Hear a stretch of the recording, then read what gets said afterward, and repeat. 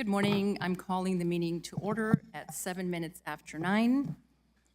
And today is Tuesday, August the 8th, 2023. And we will start with an invocation by Father Richard Katnack from Holy Cross Church. Good morning, Father. Good morning. Thank you.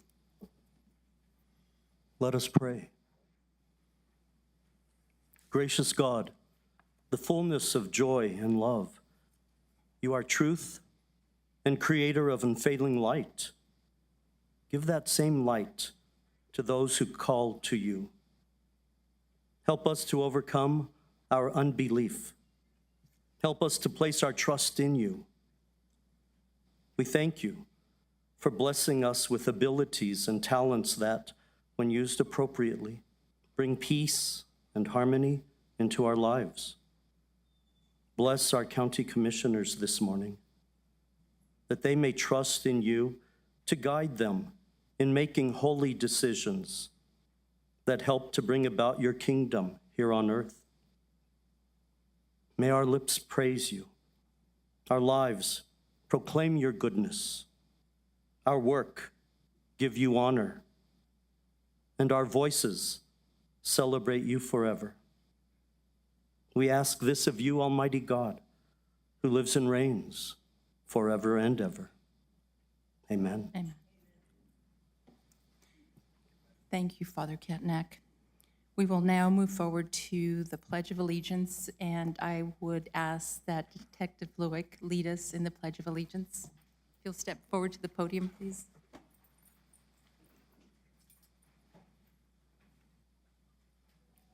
Pledge allegiance to the flag of the United States of America and to the republic for which it stands, one nation, under God, indivisible, with liberty and justice for all.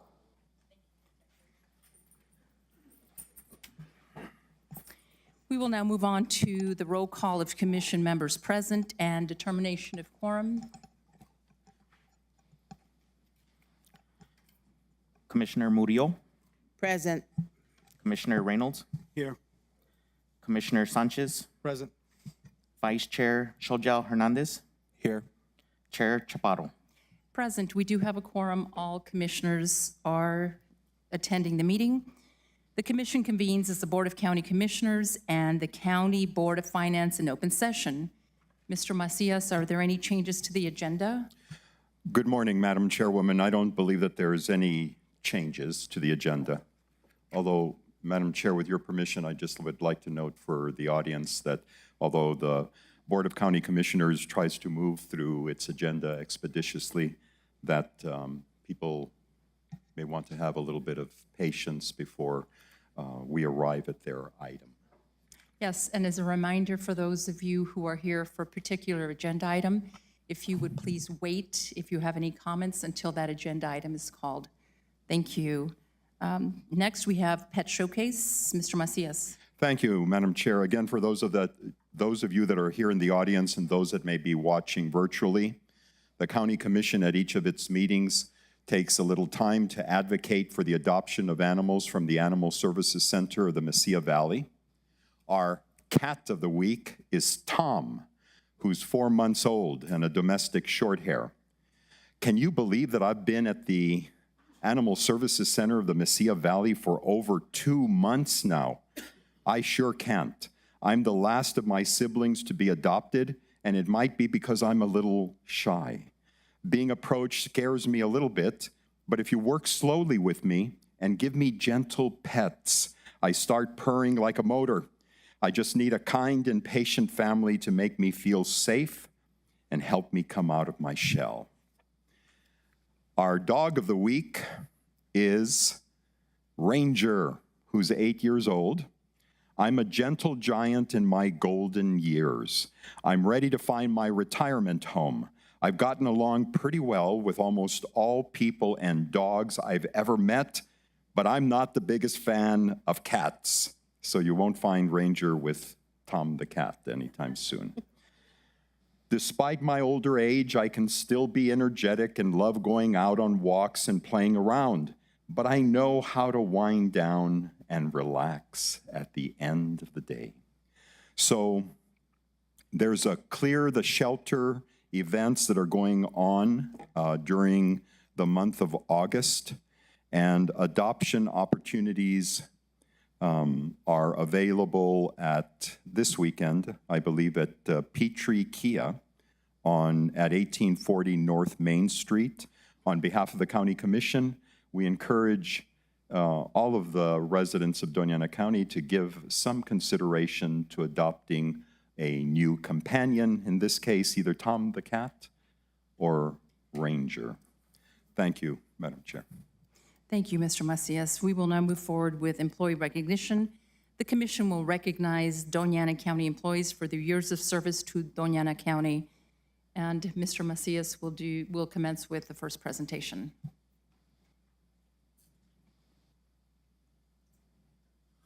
Again, good morning, everyone. Just so that you're aware, at each of the meetings, the County Commission takes an opportunity to recognize employees that have reached a certain milestone in their tenure here at the county.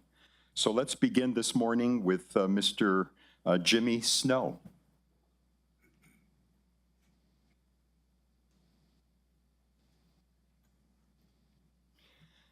Mr. Snow joined Doña County in May of 2013 as an animal control and codes officer within the Sheriff's Department at that time. These functions were transferred from the Sheriff's Office to a standalone animal control operation, as well as the Community Development Department in 2015. Mr. Snow was promoted to his current role as Animal Control Officer Lead in October of 2022. As a lead officer, he spends a lot of his work days responding to calls from the community to help with stray animals, as well as helping other officers with their own calls. He is a valued resource to new officers as they learn about their job.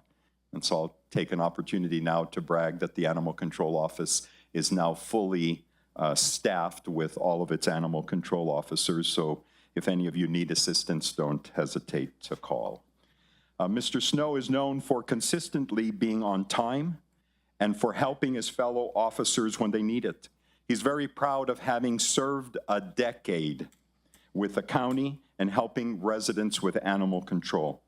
Ladies and gentlemen, please join the commission in giving a very special recognition to one of our most committed animal control officers, Mr. Jimmy Snow.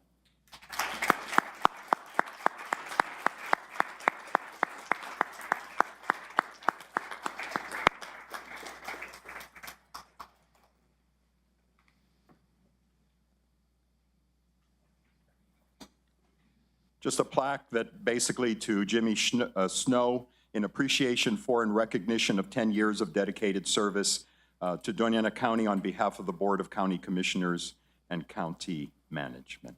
Thank you again. Thank you, sir. You bet.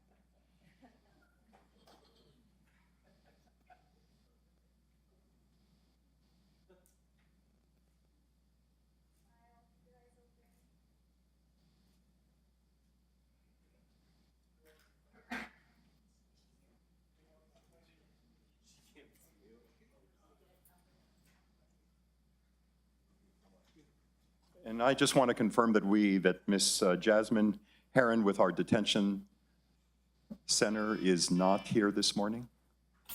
I don't believe so. So, Madam Chair, I believe that you will proceed with a special recognition for Detective Lawrence Lewick.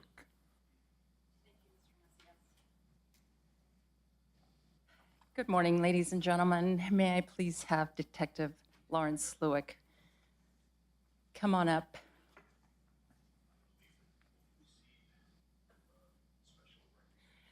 I am so proud and honored and humbled to present this plaque and talk about my friend Lawrence Lewick. Lawrence Lewick first joined Doña County in June of 2003 as a deputy in the Doña Sheriff's Office. He specialized in DWI in 2005 and was promoted to Deputy 10 Traffic in 2009. He was then promoted to DASO Investigator in 2010, and his title was updated to DASO Detective in 2018. And in this role, he investigates cases and is known for his depth of knowledge and use of force instruction and investigation. Detective Lewick also familiarizes himself with a growing body of peer-reviewed research on use of force as it relates to racial justice. Detective Lewick's supervisor, Sergeant Chase Thoenvinel, said Lewick was instrumental in creating DASO's use of force policy in 2016, which is still currently used. He's also the senior DASO member of the officer-involved shooting task force, which includes New Mexico State, Las Cruces, and NMSU police departments. And outside of work, he's passionate about fitness, as you can see, and he follows a regime that includes functional strength training, conditioning, and boxing. He's worked with the New Mexico Athletic Commission since 2014. In October of 2022, he was appointed as a commissioner by Governor Michelle Lujan Grisham to help oversee the regulation of professional boxing, professional and amateur mixed martial arts, and professional wrestling in the state. He was a professional wrestling referee for a decade and is the creator and host of Square Peg podcast, which has had 60 recorded episodes to date. And while he's not at work, he spends time with his wife and his 2 daughters. And just on a personal note, I've known this detective for over 20 years. And I first got to know him when I was a judge. And I was always so impressed by his professionalism and his preparedness when he would come in for a court case. We didn't always agree, but we were able to talk through things. And he is one of the officers that when he would come in and he would state his case, it was impeccable. He's always a professional, and to this day, I know that he has the interest of this county and the people of this county in his heart and in his mind. And most importantly, he is my friend. So ladies and gentlemen, please join us in congratulating Detective Lewick on his work anniversary and thank him for 20 years of dedicated service to the residents of Doña County and to this commissioner.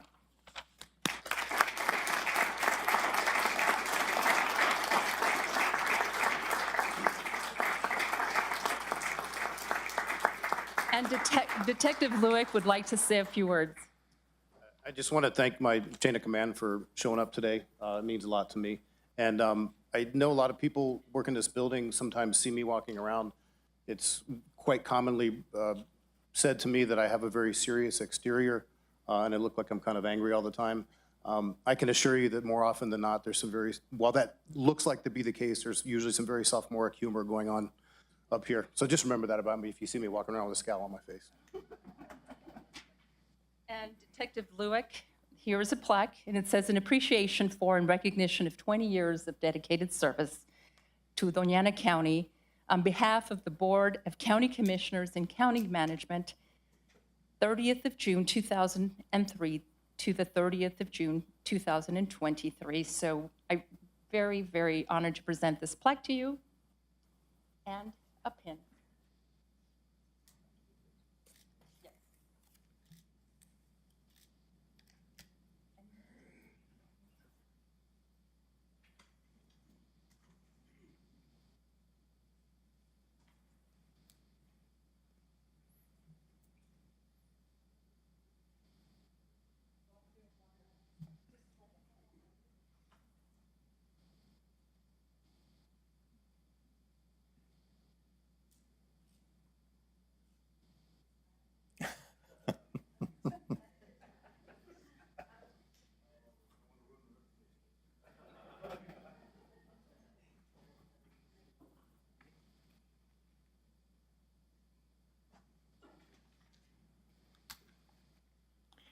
For our last recognition, and again, this is with some sadness on our part, but perhaps not for the honoree, we have a retirement for Andrew Andy Luna.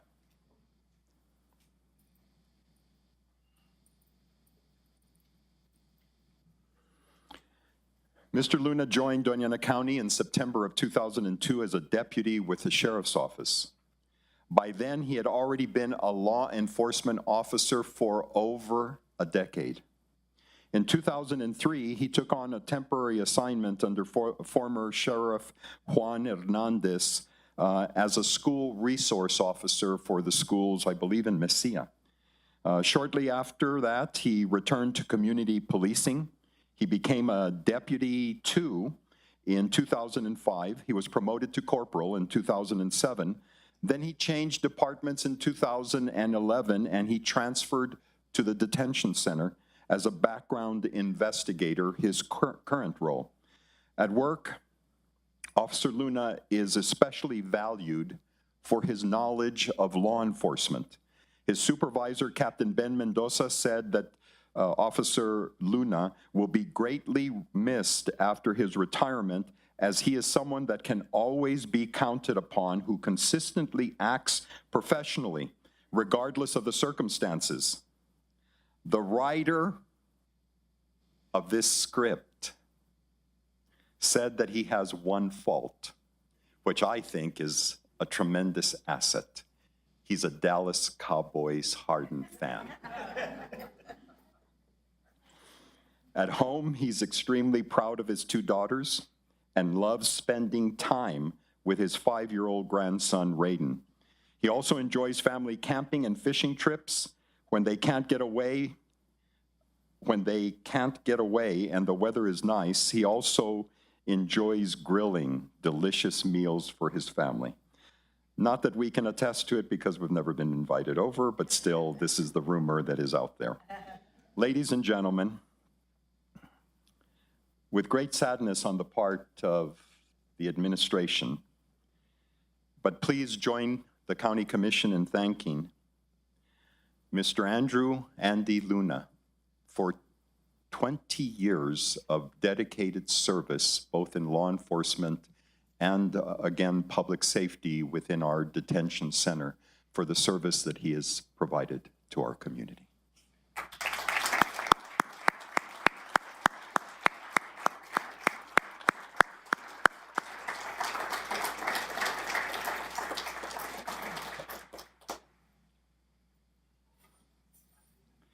And again, we always try to encourage our employees that are retiring and that are given a special recognition to remember that this is not a fruit plate, and it is not to serve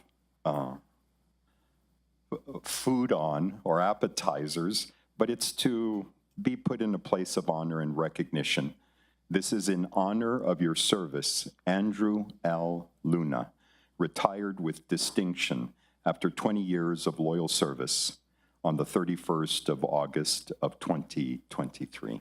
Again, ladies and gentlemen, Investigator Andrew Luna.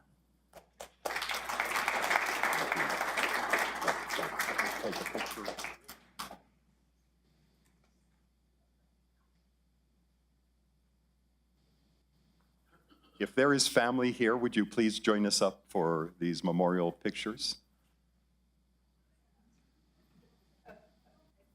Unless you didn't feel that you came appropriate for a picture today and don't want to show up.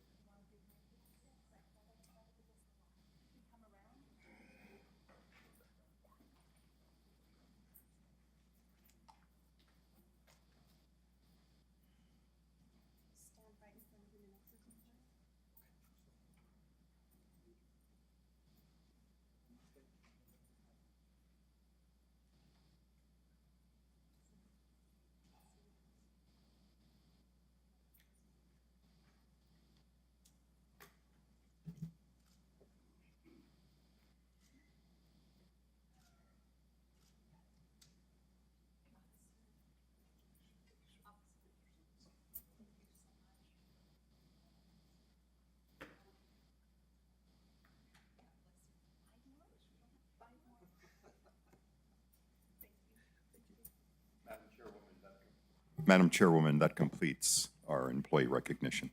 Thank you, Mr. Macias. We will now move forward to public input. And please remember, you have 3 minutes, and if there is an agenda item, please wait until that agenda item is called, and thank you for being patient with us. Good morning. And if you'll state your name, please. Commission Chair and board members, my name is America Terrazas. I live in Vado del Cerro, and today I'm here to thank you for a great job that you have been doing. Finally, we got, our community was able to enjoy summer recreation for our children when they were out of school. And thank you for letting us be part of the internship program that you all worked on. And thanks to that, we had our kids out of trouble. And we also were able to give those 200 hours to 3 participants. And I work as a community leader for my community. I've been retired for almost 10 years, and this is the first time in 10 years that I come back. And just to let you know how appreciative I am that the commission is taking note of the needs of the community. Thank you so much.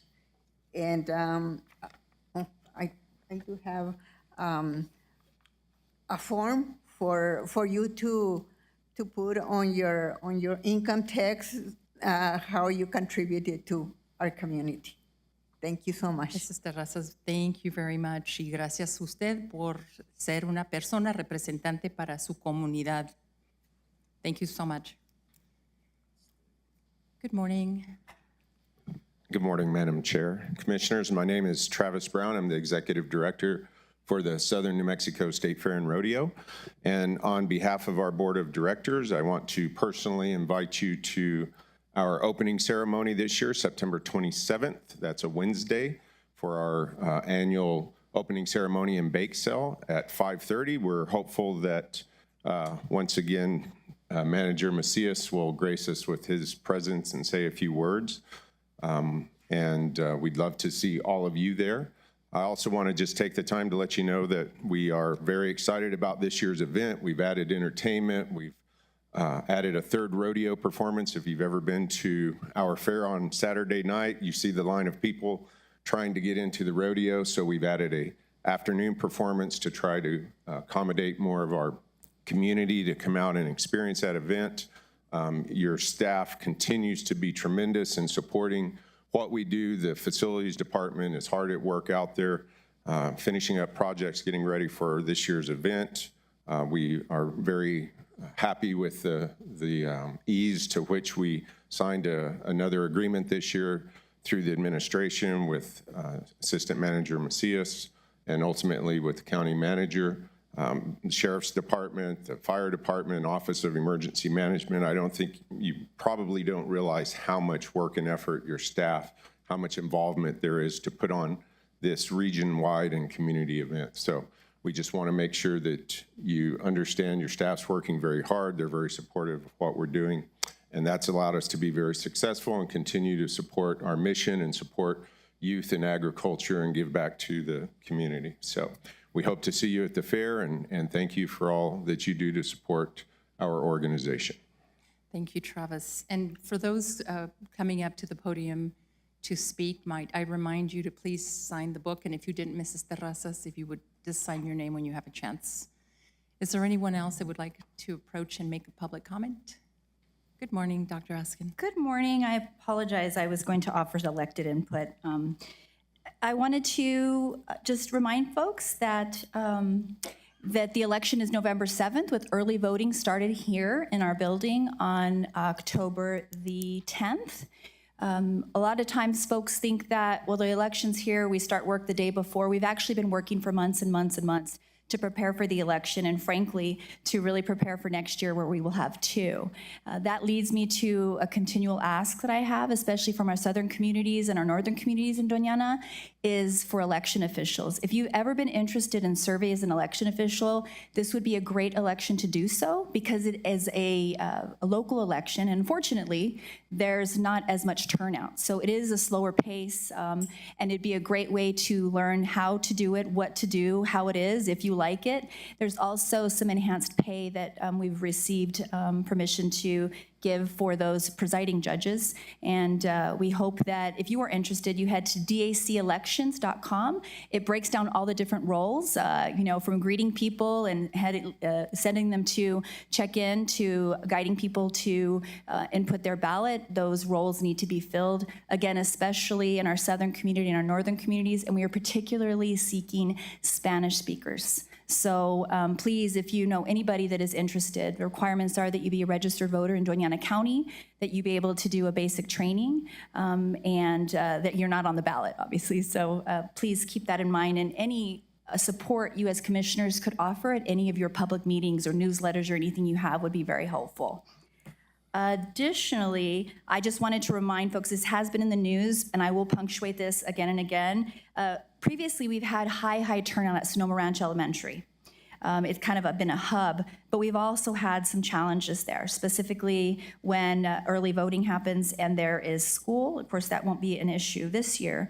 But I will say that the feedback from voters, which has been numerous, has led us to move it down a little bit, move it a little bit south to Doña Community College, where there's plenty of space and hopefully less wait times with just the way the building is made out.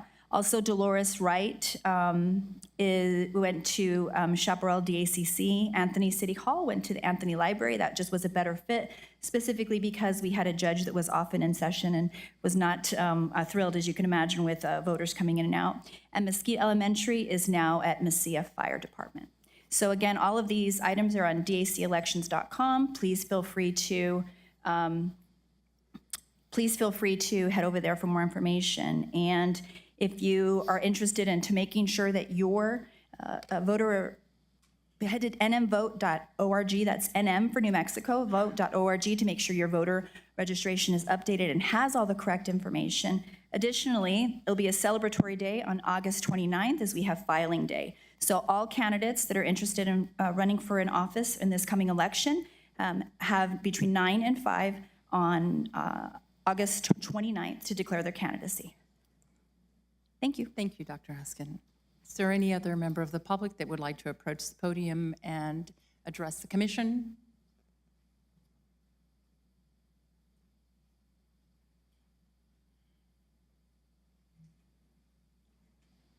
Good morning. Good morning again, Commissioners. My name is Michael Simmons.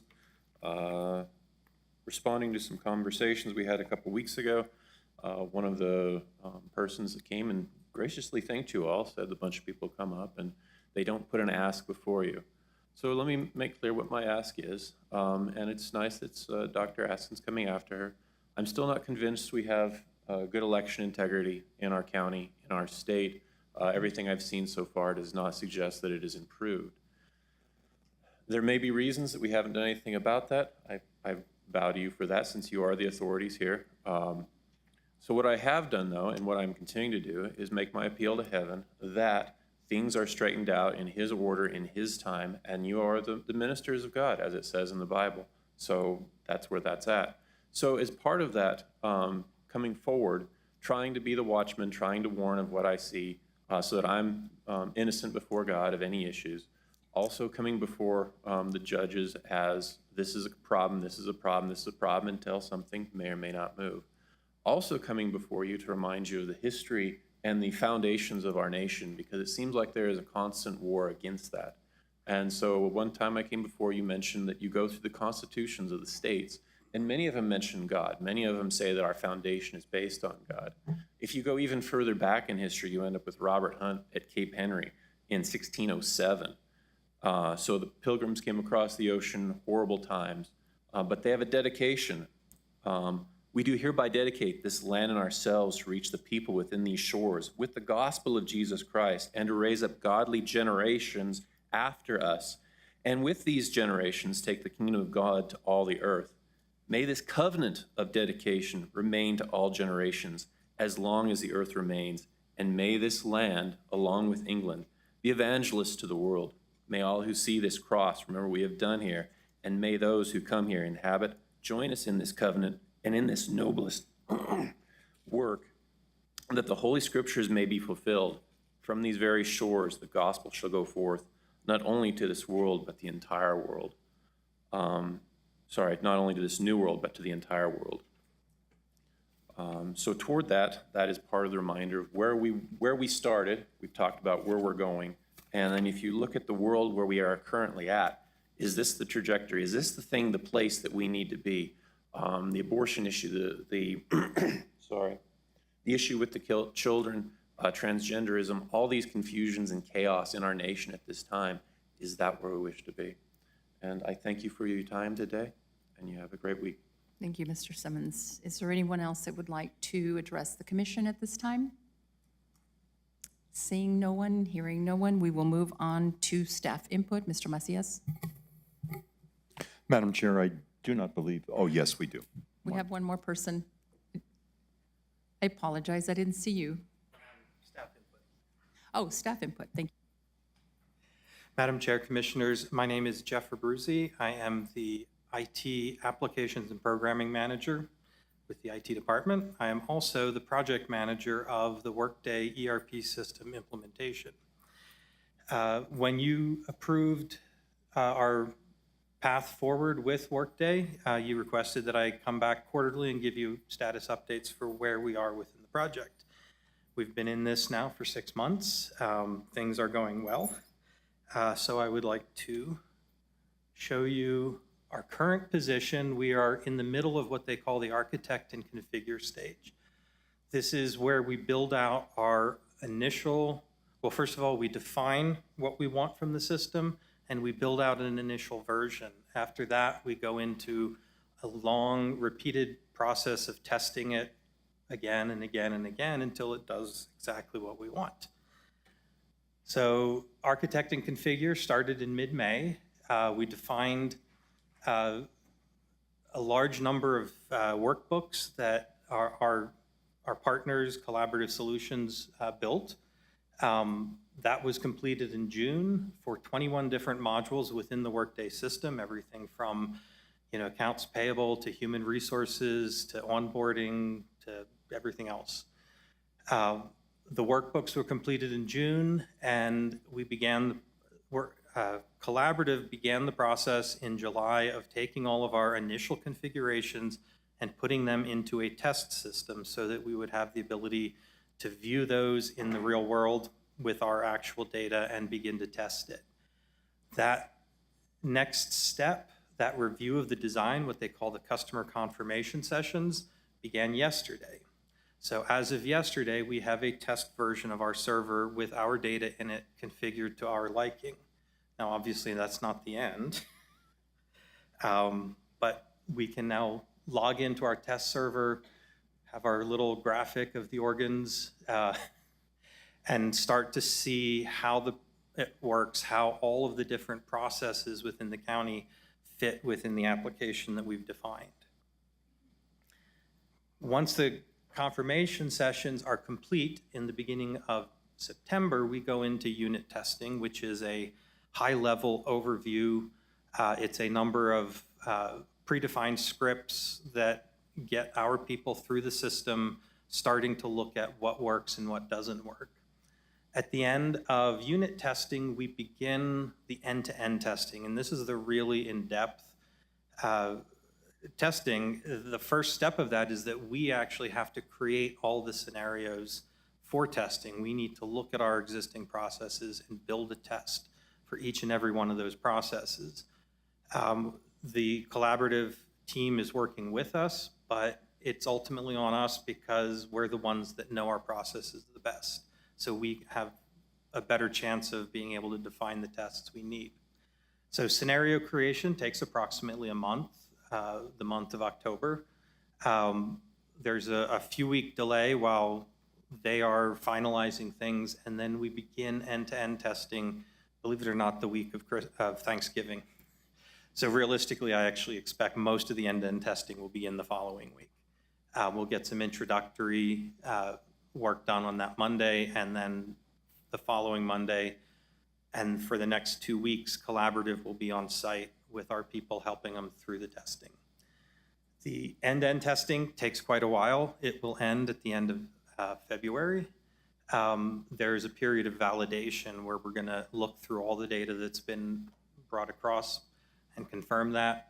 Then we go to parallel testing, which is the last testing phase before deployment, and that is to ensure that a payroll done in Workday matches number for number a payroll done in our existing system. And that was my last slide. So I want to thank you for your support, and if you have any further questions, feel free to reach out to me. Thank you, Mr. Abruzzi. Madam Chair, Commissioner Sanchez. I just had a question for Mr. Abruzzi, or I guess it might be even for the county manager. Based off the timeline, it comes in towards the end of the fiscal year, so I didn't know if there's any intent to be able to start using the functionalities of the Workday. So our projected go-live date is currently set at June 15th. Now, we are not going to go live with FY22 or 24 for just 2 weeks. There wouldn't be any sense in that. So realistically, it's going to be a bit of a soft launch where we will be launching before the beginning of the next fiscal year, but it will start for real in that in FY25.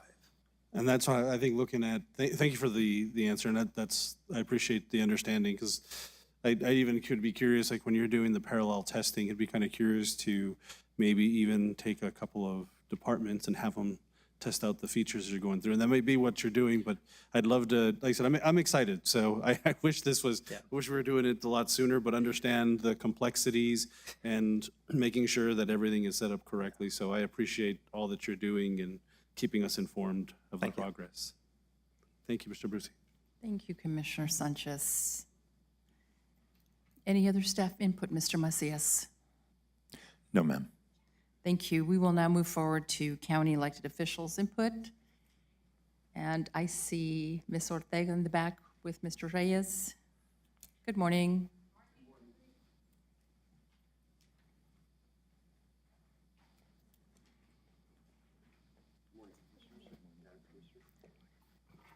Good morning, Madam Chair, Commissioners.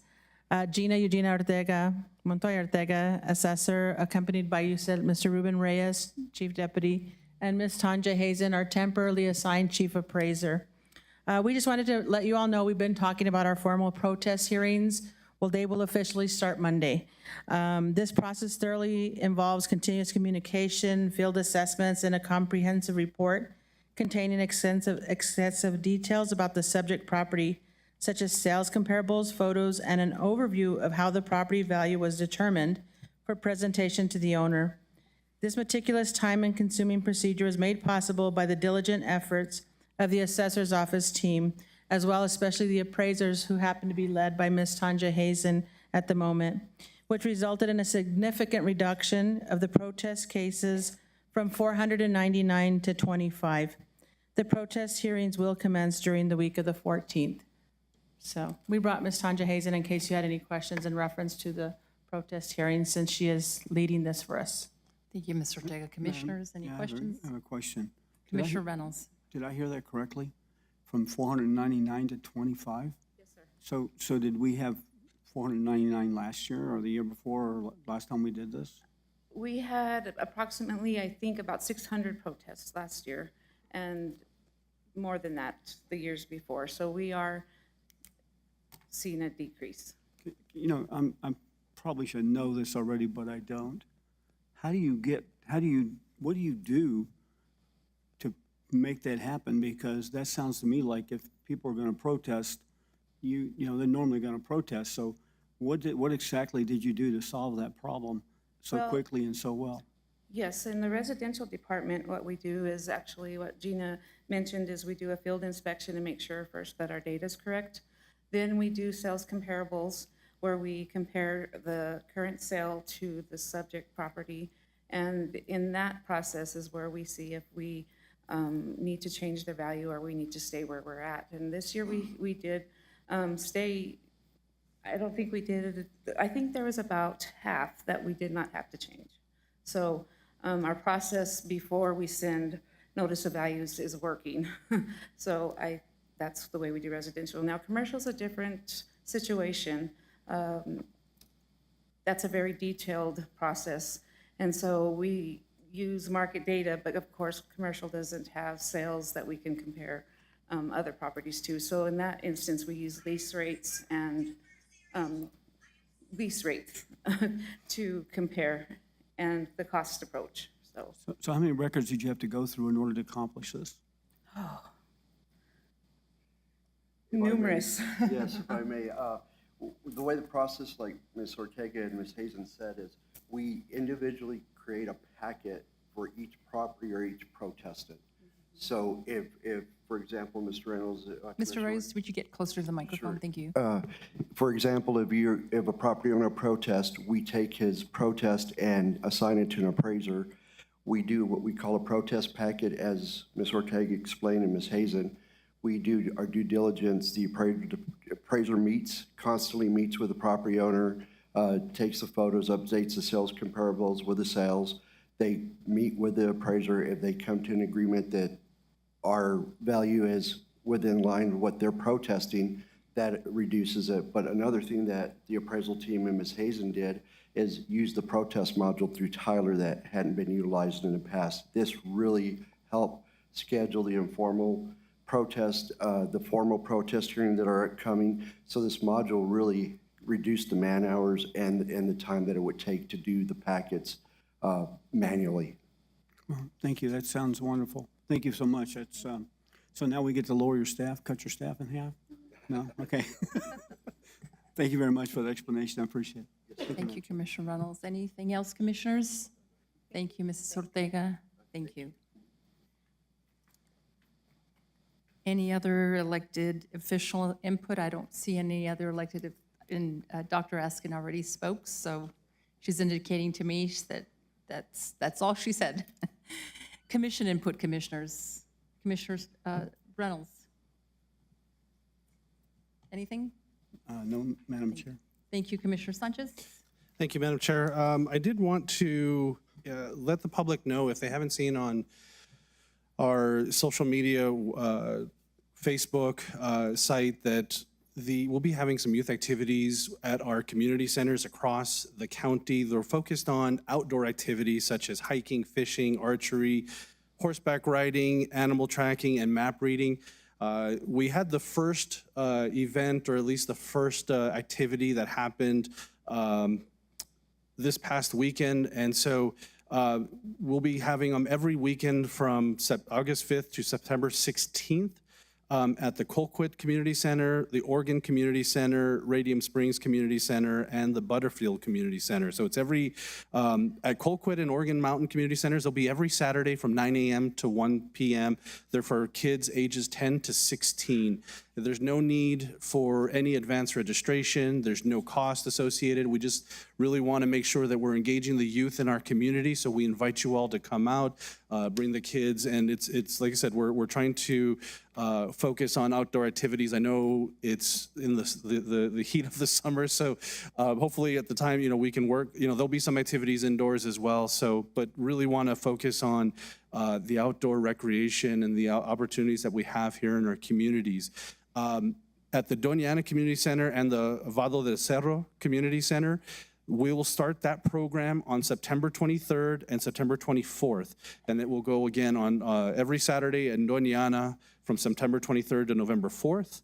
And then in Vado del Cerro, that will be every Sunday, 9 a.m. to 1 p.m., starting September 24th to November 5th. So again, if you need more information, please reach out to the county. You can look at our Facebook page. But if you know any youth between the ages of 10 and 16, please, we invite them to come, enjoy. And again, it's free, no need to register. Just come on out. Thank you, Madam Chair. Thank you, Commissioner Sanchez. Vice Chair Sheldon Hernandez, any comments? No, Madam Chair. Commissioner Sanchez mentioned what I was going to mention as well, so thank you. Thank you. Commissioner Murillo.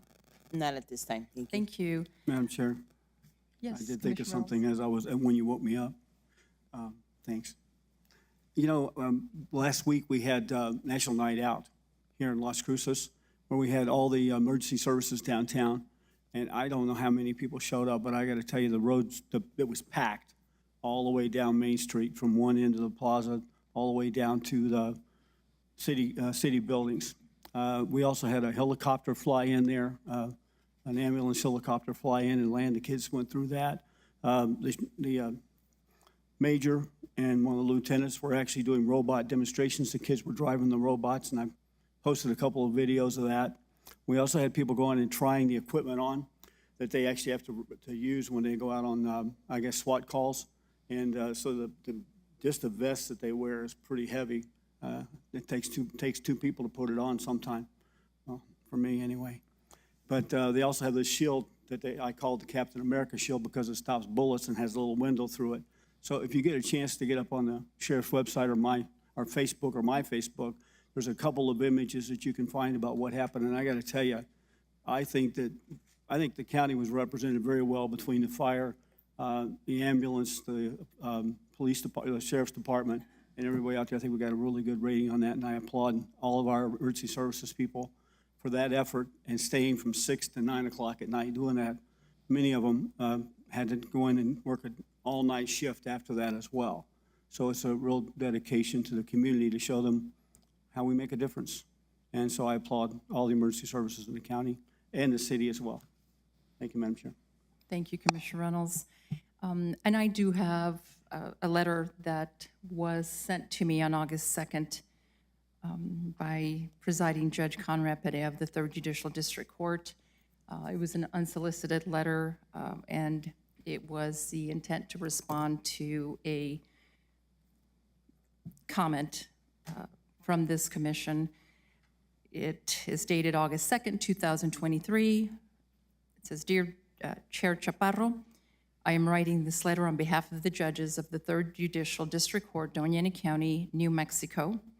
I intend to share the wishes of all the judges who are in support of the recommendation to construct an annex addition to our courthouse located at 201 West Picacho in Las Cruces, New Mexico. Many of our county commissioners have visited our current facility and have spoken with our staff members and judges. Our commissioners saw our cramped office spaces and workspaces of our staff members. We are aware that our local legislators are aware of this endeavor and have shown interest in providing legislative support. As we are all keenly aware, the COVID-19 pandemic restrictions have been lifted in our courthouse, and we are experiencing increasing numbers in courthouse visitors, hearings, and trials.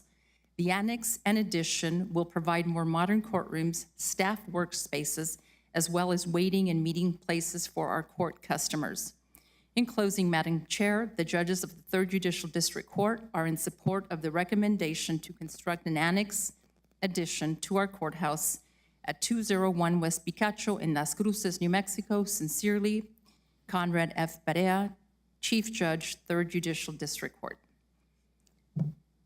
Anything else, Commissioners, before we move on? Thank you. We will now move on to agenda item number 1, minutes. May I have a motion, please? So moved. I have a motion from Commissioner Murillo. May I have a second? Second. I have a second from Vice Chair Sheldon Hernandez. Commissioners, any comments? Madam Chair, there's an error on page 4 of the minutes. Would you let us know what the typo is, please? Yes, ma'am, I'm trying to get to my version of it. Give me a second.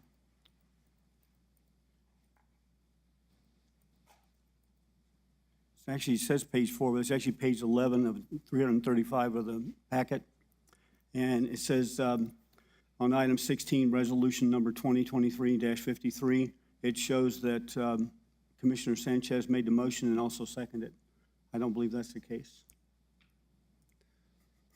You don't think I can do both? I don't think, well, you could. I think he's talented enough to do it. You could, but I don't think it'd be legal. If I'm not mistaken, I believe I seconded that. Or vice versa. I'm not sure whether I motioned it or seconded it, which one, but I think it was the two of us. I don't recall, but if we can look at the video, then that can be addressed. I'd appreciate it. Thank you, Eddie. Any other corrections? Well, he's pretty super, but I don't think he's super enough to pull this off. I don't want to break the law here, so. All right, thank you. Hearing no other changes, may I have a roll call vote? Madam, do I need a motion for that, Mr. Nelson? Mr. Gooden. Madam Chair, Commissioner, I think you're just pointing out the change, and the clerk's office can make that change, so it can be approved subject to that change being made. Okay. Thank you, Madam. Thank you, Mr. Gooden. Thank you. May I have a roll call vote, please? Commissioner Murillo, Yes. Commissioner Reynolds, Yes, with the subject change addressed. Thank you. Commissioner Sanchez, Yes. Vice Chair Shojo Hernandez, Yes. Chair Chaparro. Yes, motion carries unanimously. Thank you. We will now move forward to the consent agenda, items 2 through 6. And the board will be asked to approve by one motion the following items of recurring or routine business. Would any commissioner like to pull any agenda item or have any questions regarding any agenda item? Hearing none, may I have a motion, please? So moved. I have a motion by Commissioner Murillo. Second. I have a second by Commissioner Sanchez.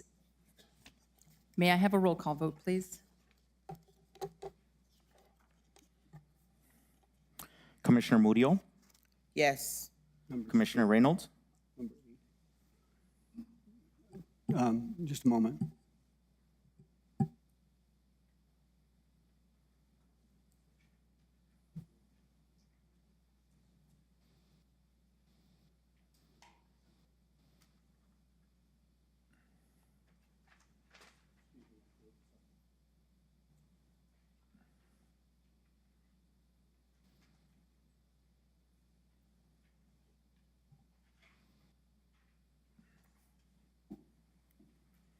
Yes. Thank you, Commissioner Reynolds. That was a yes. Commissioner Sanchez, Yes. Vice Chair Sheljo? Shaljo Hernandez, There you go, Shaljo, thank you. Yes. Chair Chaparro. Yes, motion carries unanimously. Thank you, Commissioners. We will now move forward to agenda item number 7. Madam Chair. Approval of a memorandum of agreement between New Mexico Department of Transportation. Madam Chair, point of order. I believe item 3 has a resolution number. Yes, Madam Chair, that is correct. Jump in, Eddie, because I tend to just move as quickly as I can. Thank you so much. Okay. Item number 3 does carry resolution number 2023-58. Thank you. Thank you, Commissioner Sanchez. All right, now we'll move forward to agenda item number 7, approving a memorandum of agreement between the New Mexico Department of Transportation and Doña County for electric vehicle charging stations. Madam Chair. Yes. Madam Chair, with your permission, we have Mr. Jerry Valdez, who's the Executive Director, and you can see him up on the screen with the New Mexico Department of Transportation. I just want to indicate that this opportunity presented itself probably about 3 weeks ago. So we were trying to move as expeditiously as possible in order to support the governor's effort to bring the electric vehicle supercharging opportunities. I believe, and Mr. Valdez will be able to confirm it, that these will be the first 4 superchargers here in the county.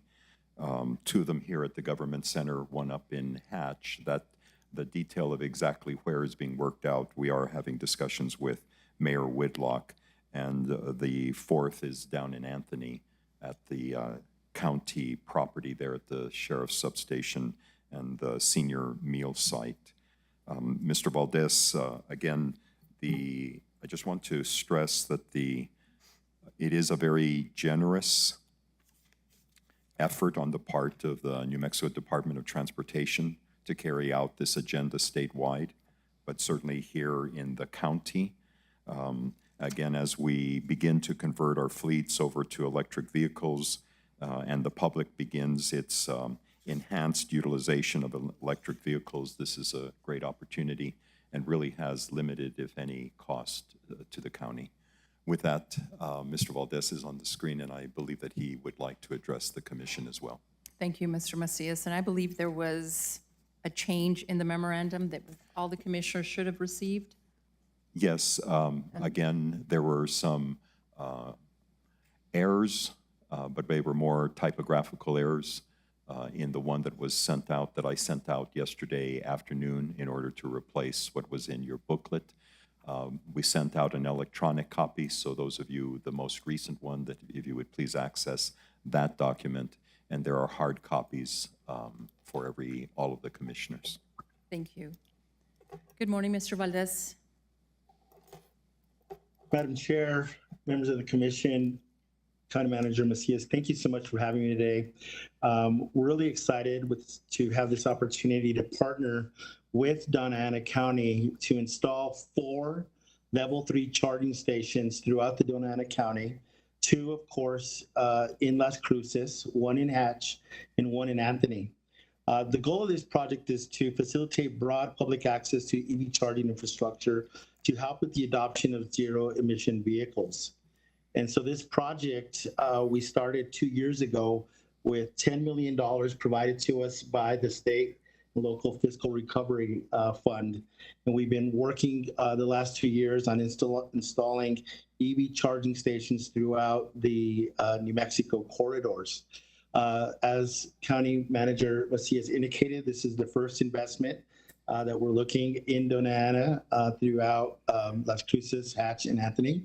The total value of investment that we're looking to make is approximately $900,000. And as County Manager Macias mentioned, the state wants to incur all the cost of the installation, the commissioning, as well as the warranty and services to ensure that you have 5 years of prepaid charge point service, parts and labor, warranty, remote technical support, and on-site repairs to these electric charging infrastructure.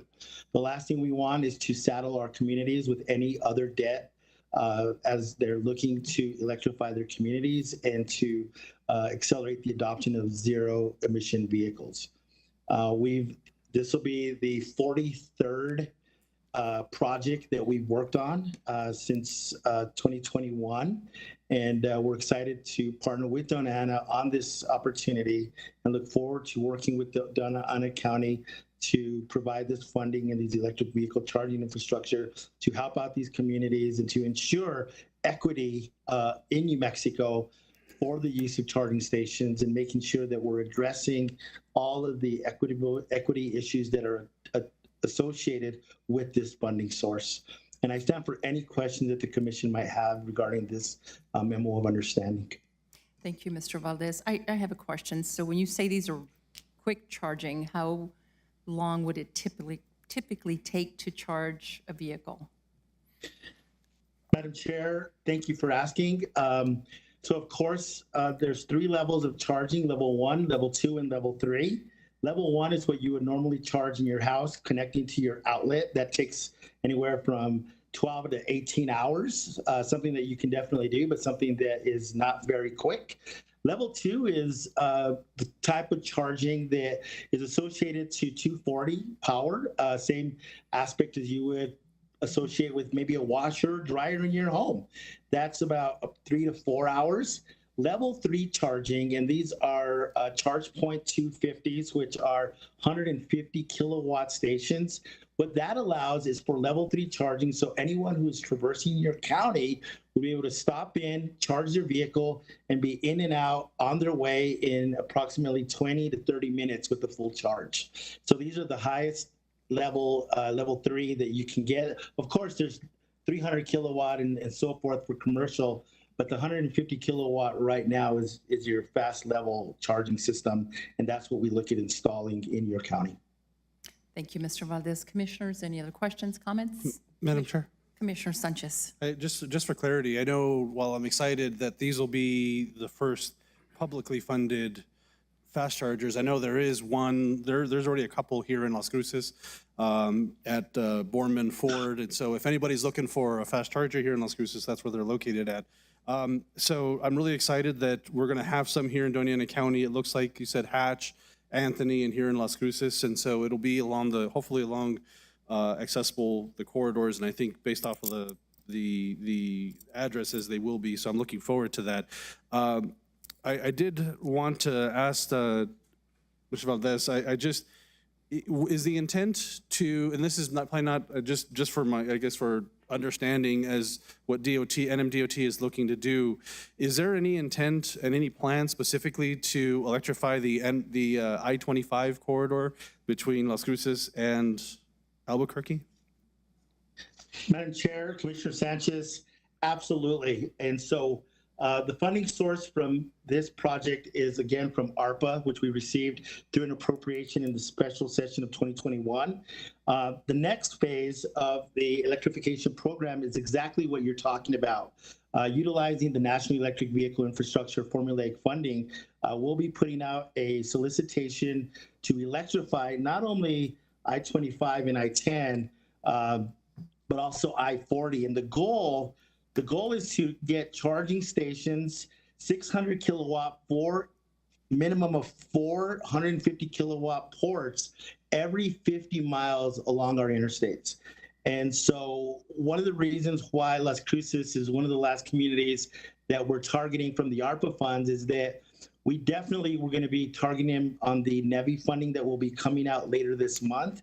However, we just believe that we can no longer wait. And as you mentioned, there are level 3 charging stations. I know there's one at the Hyundai dealership, like you mentioned. Also, Tesla's moving in, and they're putting charging stations as well. However, with these publicly funded projects, it really shows that Doña and the state are partnering on meeting the needs of electrification throughout the state. So we will be putting solicitation out this next month for level 3, 600 kilowatt stations every 50 miles along the 997 miles of interstates here in New Mexico. So really excited about that as well. Okay, great, thank you. And I appreciate it. I know, like I said, I think when we look at the infrastructure that we have, the level 3 is something that we've struggled particularly along some of the corridors here in I-10. Anything west of Deming, we didn't have anything until recently, and then going on the I-25 corridor. I did want to just add, I think as we look at this, for those that are not as familiar with EV chargers, and just for clarity, the DC fast chargers are definitely items that are used more for long travel and when you need to charge quickly, as in where if you do own or looking to purchase a electric charger, the level 1, level 2 chargers are items that you can do at home. And I know, just to put in a plug, that I know El Paso Electric does have some programs that our residents can look into if they're looking at purchasing an EV. But I'm looking forward to it. Secretary Valdez, thank you so much. Appreciate your support on this. Thank you, Commissioner Sanchez. Commissioners, any other questions, comments? Madam Chair. Commissioner Reynolds. Yes, on the, I think this is the final document that we put on our table. Is that correct? That's correct, and the one that was sent electronically before the meeting. Okay, there's some, well, there's some grammatical errors, but there's one error that I think I want to catch is item down on whereas number 4. It still says we have 2 electric vehicle chargers. I think we're looking at 4.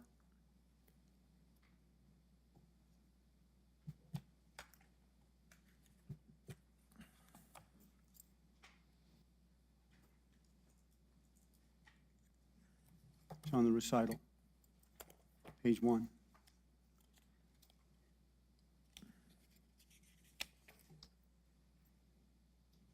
Commissioner, to which paragraph are you referring? Where it That's says a whereas. Fourth whereas, under the fourth whereas, it says 2 electric vehicle fast charging stations at the administration facilities for Doña in the county located, 2 on North Motel Boulevard, 1 on Franklin, and 1 on Main Street.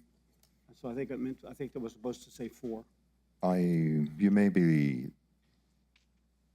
looking, forgive me, Commissioner, the latest version, and certainly we know that there were a couple of versions that went out, but the latest version in the packet is the same. That's when you're looking at the final packet.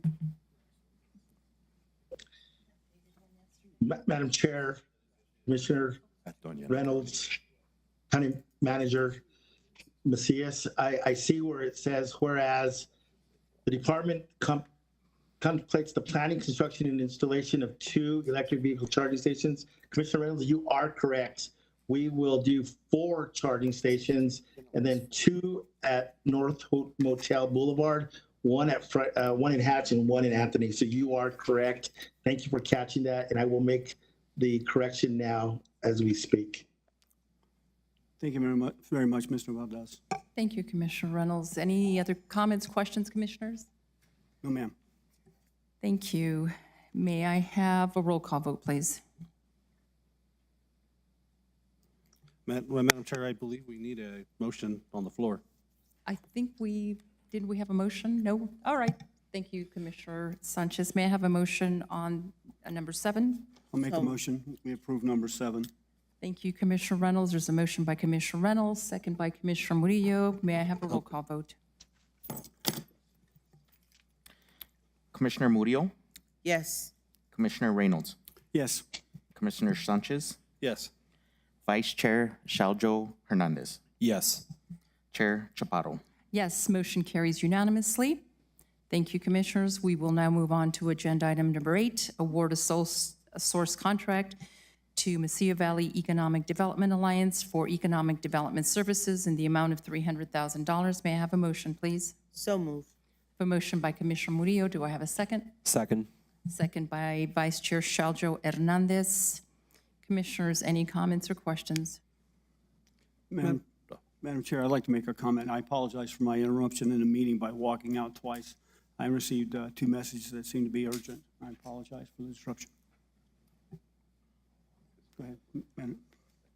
Thank you, Commissioner Reynolds. Commissioner Sanchez. I did have questions in understanding the metrics that were used to determine within the deliverables of this contract. I know this has been amended since the last time we discussed, but I do have some concerns with the proposed metrics that we're seeing and how we're going to be reviewing this. So I don't know, Ms. Ainsworth or Ms. Lopez, I'm more than welcome to discuss this. And Thank you, Madam Chair. Is there a question? the question is how did we determine what the performance objectives were going to be? Because when I look at this, these are essentially the same numbers that were given to us, the targets minus a little bit from that were approved by the Movida board. I guess my concern is that we're allowing the Movida board, who's an outside group, it does include our one representative from the county to be on the board, but perhaps we should be looking at performance objectives that are more tied specifically to the county and our success, and I look at, for example, something that was done in the city that specifically targets specific areas that the city is trying to market and work on. And so that's where I'm hoping and there's some discussion here within, the previous, right before the metrics on some of the things that they'll provide. But if we're going to be discussing and looking the effectiveness of a contract, I would love to understand where the numbers came from, and are we okay accepting numbers that come from a board that do not represent the county specifically? So that's my question. Thank you, Commissioner Reynolds. Ms. Ainsworth, good morning. Good morning. Thank you, Madam Chair. Commissioner Sanchez, I appreciate the question. I'd like to answer part of that question, and I'll give Davin an opportunity to respond as well. But, if we're looking at the metrics and the board that determines those numbers, they are members of our community and our regional partners in economic development.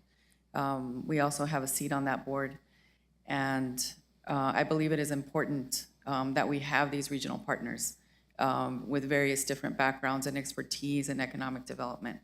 I think the effort itself requires input from a lot of different people and very strong partnerships if we're going to be successful. Some of these projects obviously are within the city limits. They may be within other municipalities in the county, but it is still the county. And I think it benefits all of us regionally if we're all successful. It's better for attracting new business if they can see the regional success, not just everybody competing for projects within a community like ours. We did have some discussion with Davin. There was a lot of back and forth over the last couple of weeks looking at these numbers, and I believe that they are appropriate. They're measurable. We can see the results of the outreach and the marketing and all of the effort that is done by Movida as well as other partners in our community. And I think that that's really what's important. They're measurable numbers. There's a basis for it. There's various expertise that go into defining those numbers. And I'm very comfortable with those metrics that we've determined. Thank you, Ms. Ainsworth. Do we have an agreed measure and where they're going to be, or how they're measured and how they're determined and how they're calculated? Do we have that agreed to? Because I think the numbers that we've had and been provided by Movida, I have questions about. And I don't know that I fully agree with the numbers that have been provided because they're projections, not actuals. And even then, when we look at the projections that were provided, they're out of date. And so when we see that an organization is taking credit for projections and we see that we know that data hasn't happened, I have some concerns that we're saying and recommending that we continue on without real accountability to understand, are these the right measures? Okay, and I can let Davin respond to a little bit more completely on that question, but we do look at what, what projects have actually come in when we're nearing the end of the contract, what jobs were created. And so obviously we need to start with some projections because we need to have a basis for what we're going to measure, but we do look at the end and what actually was accomplished. And at this point, I'd like to ask Davin if he wants to expand on that. Thank you, Christina. Davin Lopez here, CEO and President of the Mesilla Valley Economic Development Alliance. Thank you for your time today and for your questions. We hope we can answer them thoroughly and move on with the partnership we've had for nearly 20 years with you, bringing private sector dollars and public sector dollars to a really robust collaborative effort to do economic development in the region. So I think I heard two questions, and Madam Chair and Commissioner, correct me if I'm wrong in that, but the first question was, how do we determine our metrics? So yes, at the beginning of every fiscal year, we try to estimate what is accomplishable for the next fiscal year. Yes, it's projections. It's, just much like your financial advisor coming to you and saying, we're gonna try to target 8% growth. It's, the best guess based on information that's out there, based on demographics, based on changing landscape of industry and the economy as a whole. So let me tell you what we do. So staff does definitely provide recommendations based to the board based on what we're seeing. But I would hope when you talk about the board, we have a volunteer board of leadership throughout the region, experts in education, experts in workforce development, experts in a variety of different industry business. So they do provide feedback to us on whether they agree with what we are presenting to them or not.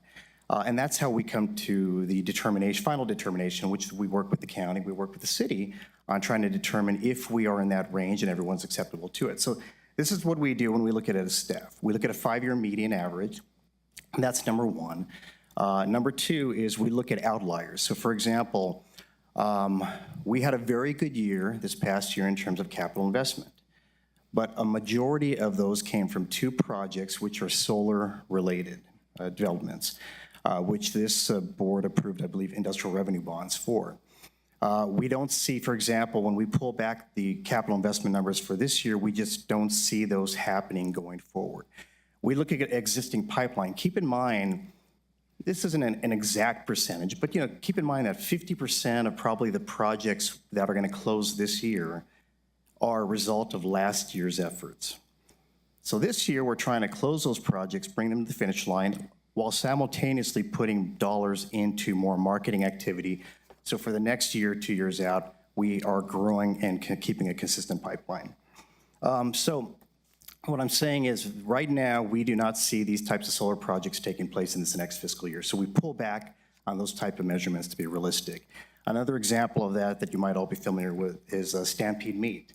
When we announced Stampede Meat, I think it was 6 years ago, at the time, that was the largest single employment announcement since Intel came to town in New Mexico history.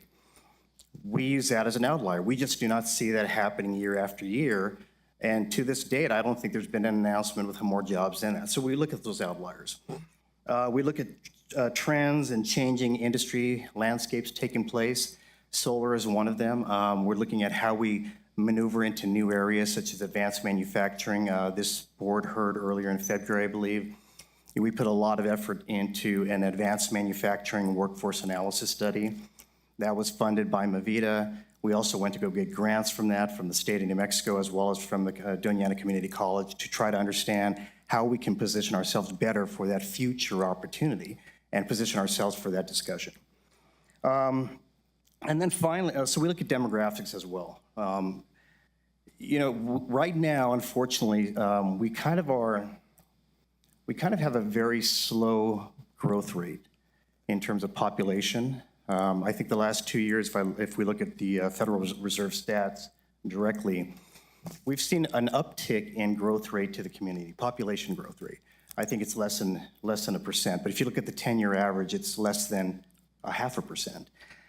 We know from the university perspective that we have had lower enrollment. High school, we're seeing greater high school graduation rates, but we don't know what that number is in terms of population. So when I talk about population, that's an important figure, because what happens is site selectors and companies, that's what they're looking at when they're making a decision to make a multi-million-dollar investment, which is a long-term into a region. They're going to be looking at, is there enough growth rate taking place where I can get my skill sets and talents moving forward? Another thing is we look at is unemployment rate. In May, the Federal Reserve unemployment estimate was about 4.5%, I believe.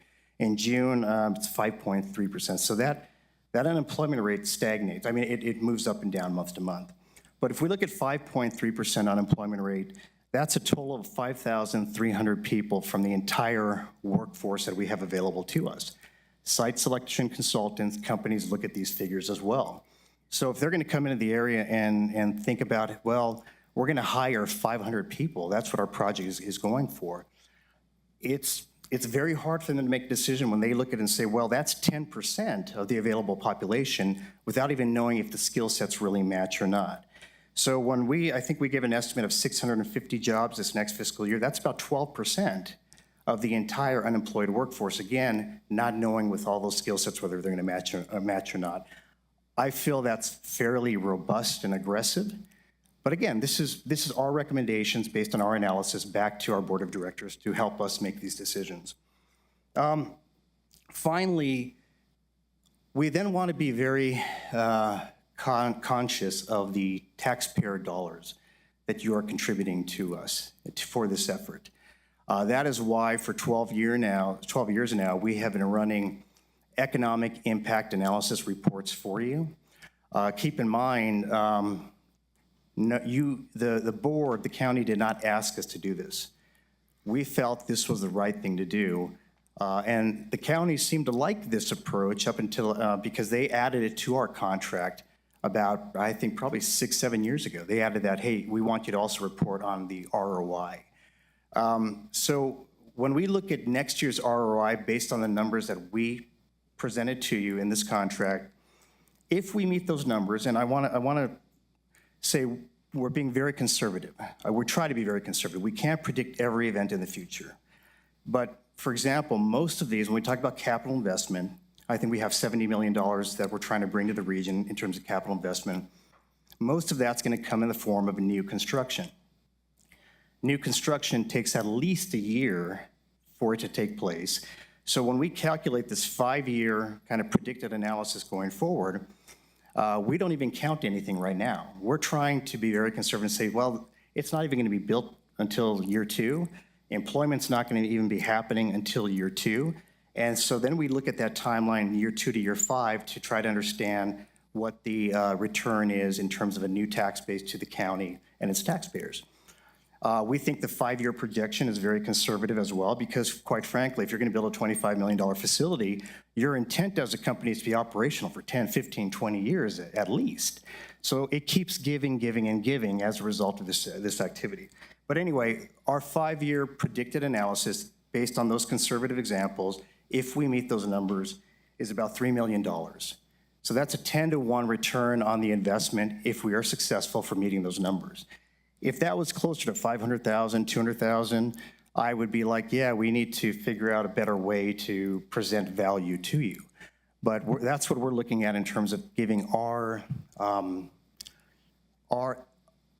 estimates on predictions on what we think we can do to our board. And again, with that expertise, they tell us where we might be wrong, and then that is delivered to you as a recommendation within the contract. Thank you, Mr. Lopez. Madam Chair, and I did want to, so I don't think I really heard an answer to fully to my questions here. How did you determine the target for next year? Yes, I know it was developed by the Movida board, but how was that done? Because what I see here is numbers that are very close to taking a 5-year median average over the last 5 fiscal years. So I don't understand how and what analysis went in to determine what are the numbers and targets for next year? Madam Chair, Commissioner, let me go over each one by one. Maybe that'll be helpful. And I think even like you said you lowered them on capital investment. So the target is 45 million on Movita's performance objectives, but yet you submitted to the county 70 million. Where did that number come from? I don't understand. It doesn't fall in line with the Movita numbers. So I'm confused because I see two different sets of numbers, one in the county's contract and then one that you were provided in a letter that said that these are the Movita performance objectives that were approved by the Movita board. So, Madam Chair, Commissioner, I'm not sure where the 45 million is, but I will tell you our board numbers that were approved in. I can share this with you, Mr. Lopez. This is a letter that was signed by you as Madam representative of Movita. So Madam Chair, Commissioner, I can go through each of these numbers. And if I may, please, Commissioner Sanchez, to what page are you referring, I'm right. please? So the letter begins on page 120 of the agenda. And it goes, and actually what I'm speaking, the numbers I speak about are at the bottom of page 122. Thank you. So, Thank you. So, Madam Chair, when we started this dialogue 2 weeks ago after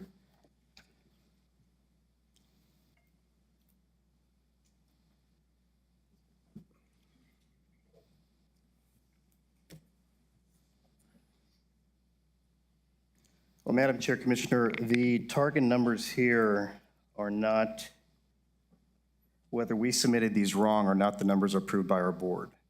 The capital investment number approved by our board was $65 million. And after discussions with the county manager for the purposes of this contract, we raised that to $70 million. Also, with the payroll we had approved by the board was $21 million. And after conversations with the county manager and his staff, we raised that to $25 million. So we actually went above our board recommendations. So I'm not sure if we submitted this incorrectly, and if we did, I apologize.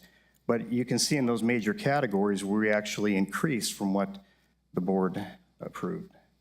and I guess, Mr. Lopez, I guess what I'm looking at, and maybe these were last year's numbers because it says fiscal year 22, 23. So maybe that's what it is, but I don't even know what I guess, so maybe I have not seen what Movita's board has approved for this year.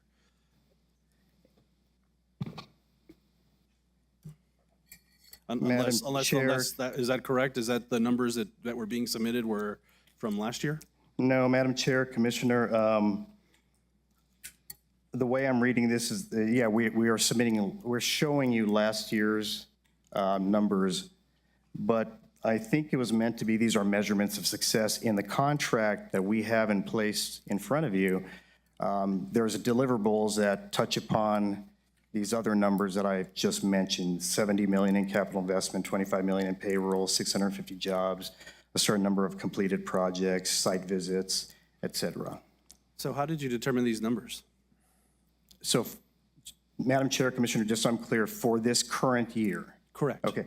We took into case everything I just mentioned to you. And I don't think you want me to say that again, but that goes into staff's trying to predict what we can do. But I can go one by one. If you look at...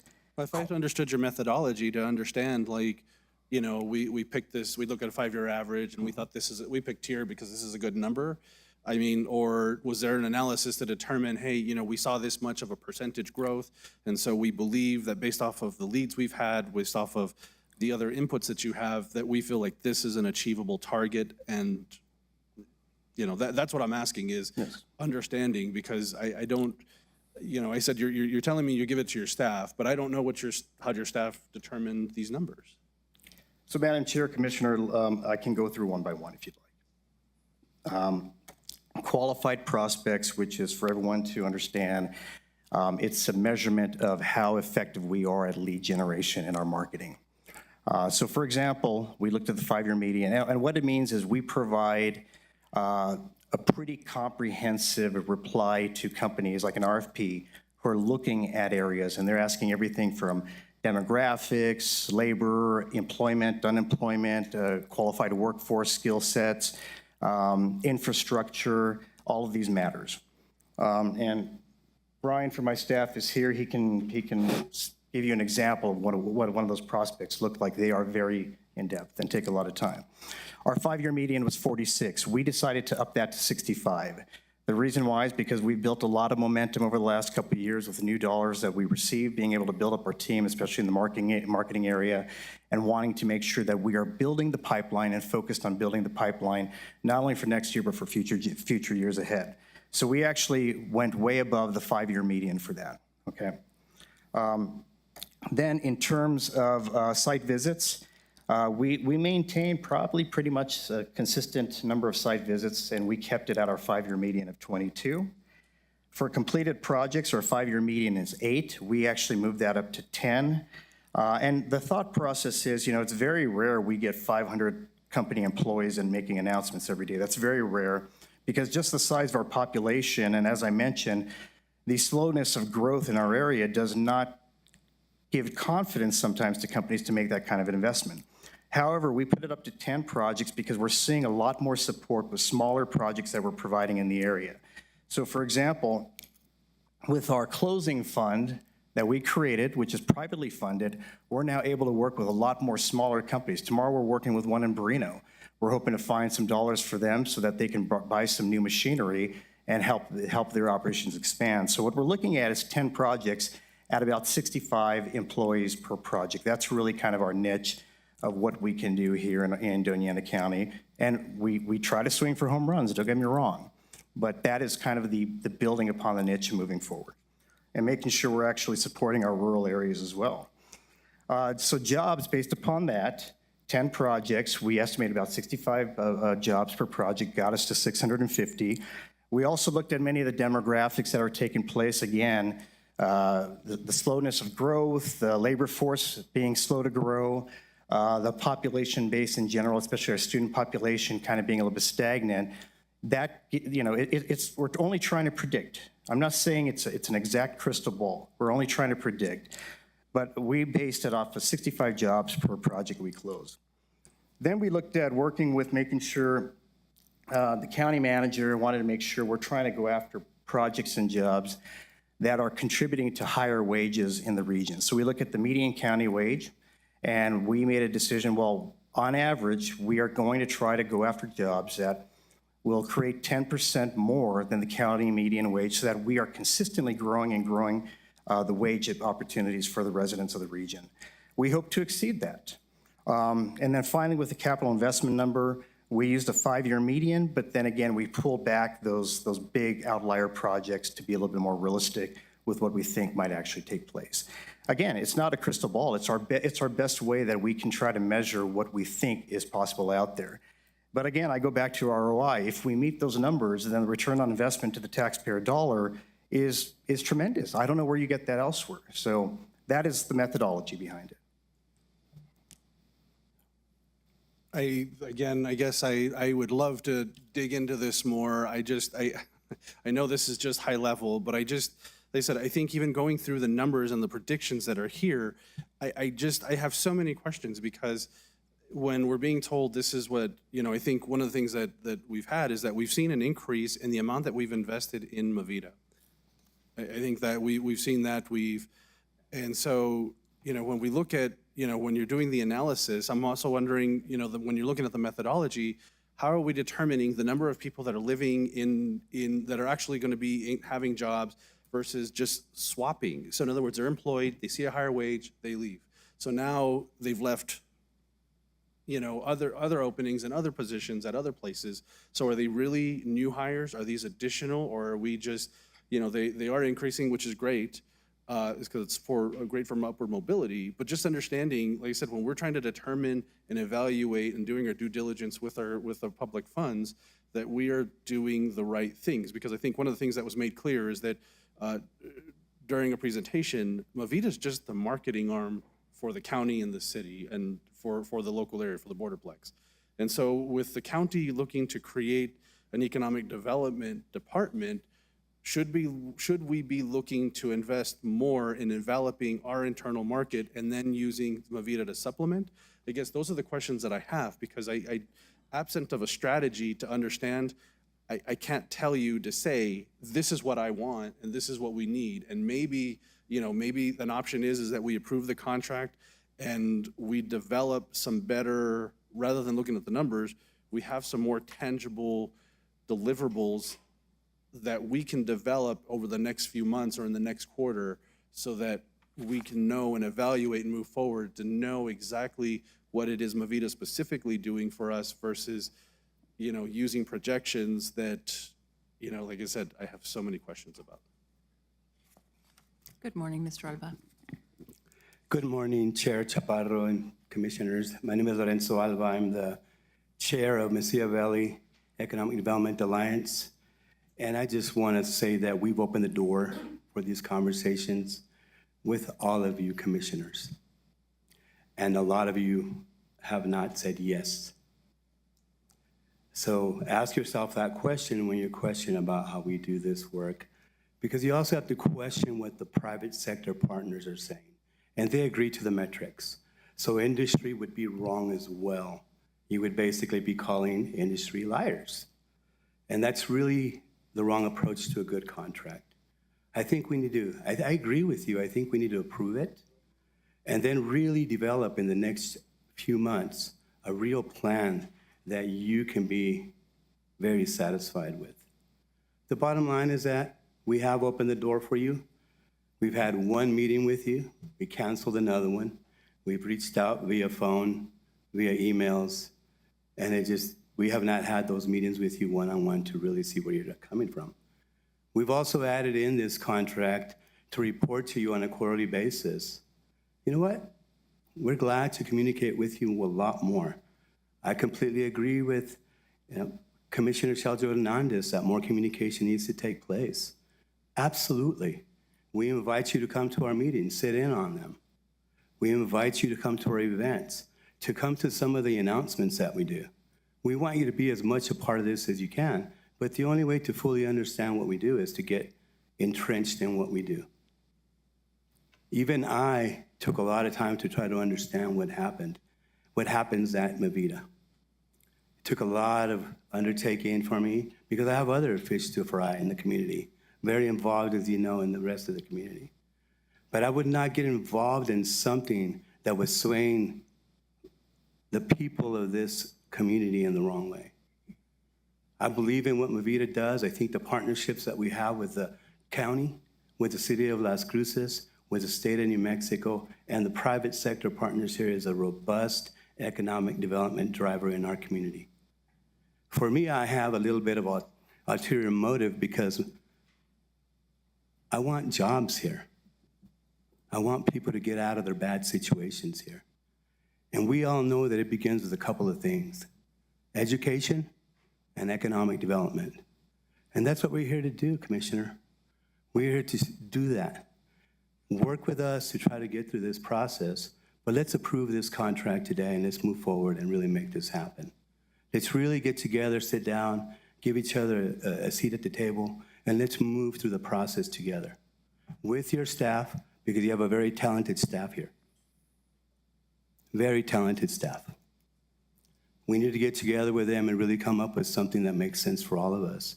And let's just do the right thing for this area. Let's try to do that, and let's work together to move through that. A lot of respect for your concern, but we need to move through this, Commissioner. We need to move through this, and I ask all of you guys to help us through this process. Thank you, Mr. Alba. Madam Chair, if I may. Commissioner Sanchez. I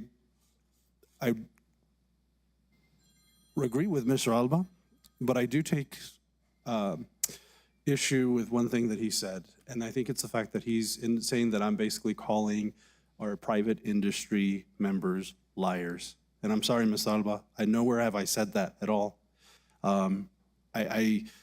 My concern is definitely for us doing the due diligence for the public funds.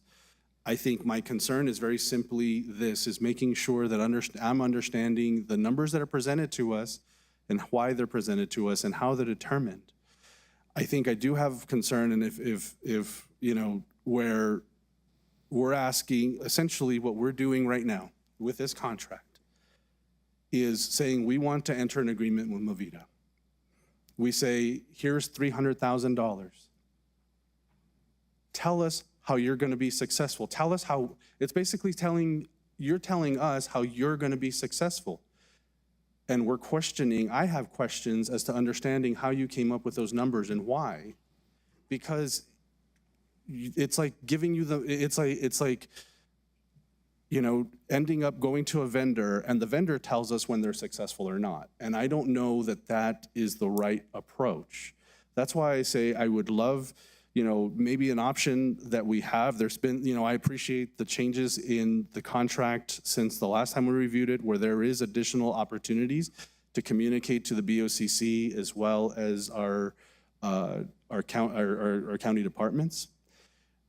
I feel like, you know, if the issue is going to be, we want to continue the relationship, I don't know that I fully agree with the numbers as they are now, but maybe the option is we set a date in this where we will come up with different goals while we approve the contract. So that way we're on the clock and that we work together to determine and build this understanding of what exactly those deliverables need to be.